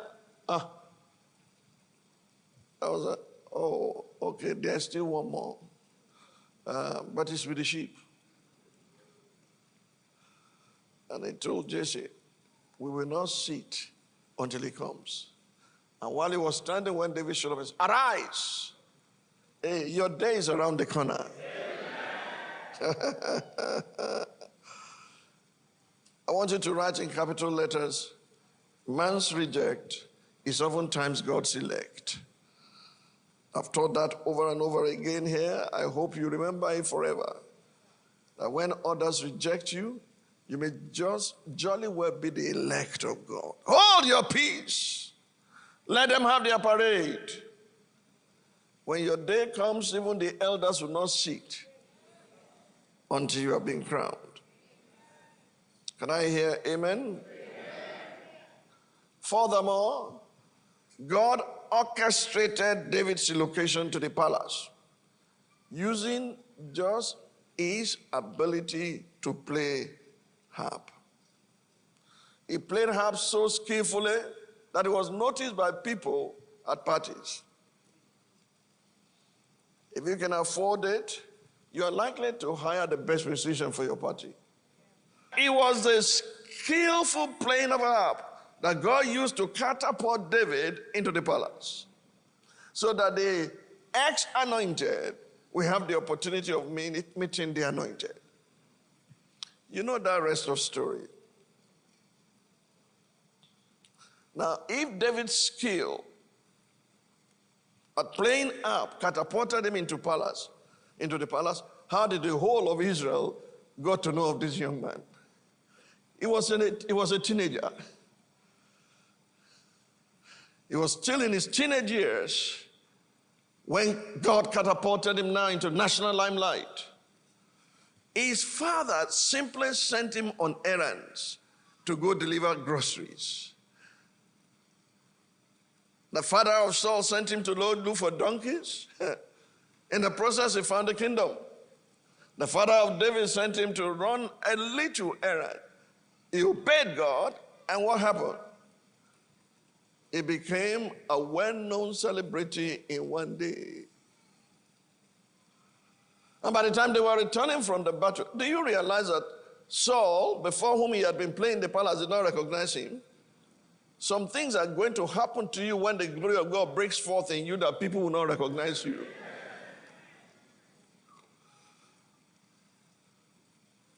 One of the prefects in secondary school, 2 years ahead of me, was a senior prefect. There was a function going on at Olowu's Palace, and I was invited. And I went there, I greeted everybody, and I shook his hand and said, senior prefect, only senior prefect, senior prefect, Monico later, no, you are ahead of us, and we thank God for you. Hey, those who once upon a time looked down upon you are about to look up to you. In the name of Jesus. That's not despising my seniors, I'll still respect them. David got to the battlefield and Goliath was vaunting and said, who is this uncircumcised Philistine? And they brought him to Saul. He said, do not fear, king. Your servant will go and fight him. I don't want your parents to lament. You are too young to face this man. He's been a man of war from his childhood. Look at you. He said, Lord, sir, maybe I need to give testimony here to let you see how God trained me. I was in the wilderness taking care of the sheep. A lion came against them. I ran after him and tore him into pieces. A bear came against them. I ran after him and, hey, I've been trained with the lion and the bear. The Lord who delivered me from their hands will deliver this uncircumcised Philistine into my hand.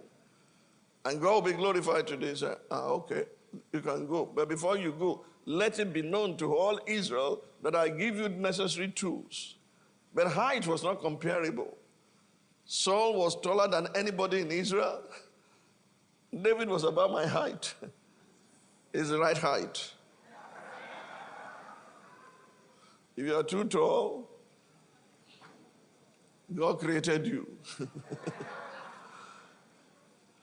Are you here? I'm still on Joseph, on David. David went to battle, extolled the name of the Lord his God. Goliath relied on his weapons. David relied on what cannot be seen. The name of the Lord is a high tower. While he was running to battle, King Saul said, Abner, is it Abner? Abner, whose son is this young man? Abner said, I don't know. He said, make inquiries quickly. If they kill him, we have to bury him as a national hero. If he comes back victorious, we have to celebrate him, but we don't have name to write. They are about to read your citation. They will ask you to start, because when we got to Afe Babalola's university, and it was time to read my citation, if you look at me very well, you know that I was not there. I just put my hands in my hand, look straight at, I'm not hearing nothing here, because I can start crying. It was later, those who taped it gave it to me, said, Emina non song by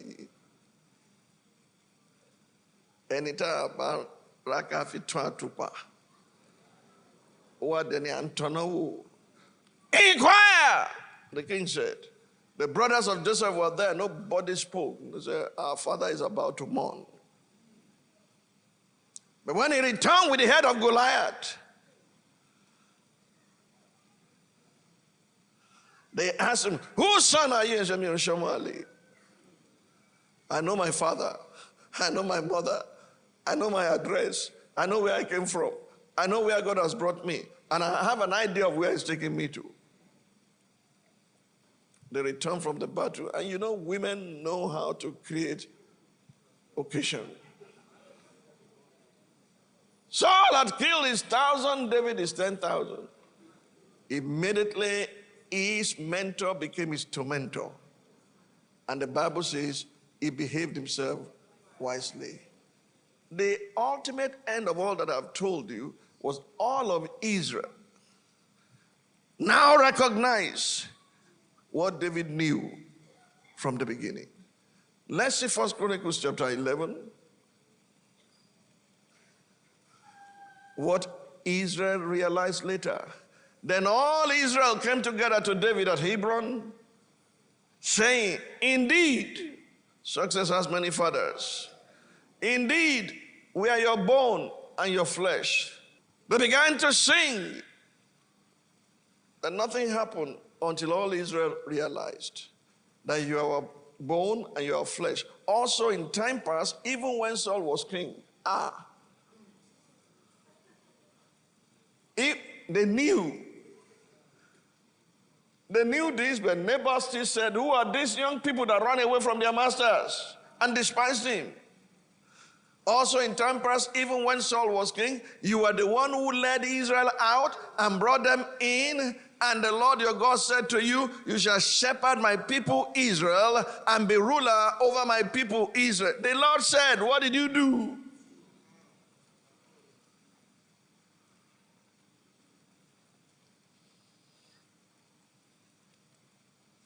Therefore, all the elders of Israel came to the king at Hebron. And David made a covenant with them at Hebron before the Lord. And they anointed David king over Israel. This will be the third time that he'll be anointed in his life. For the same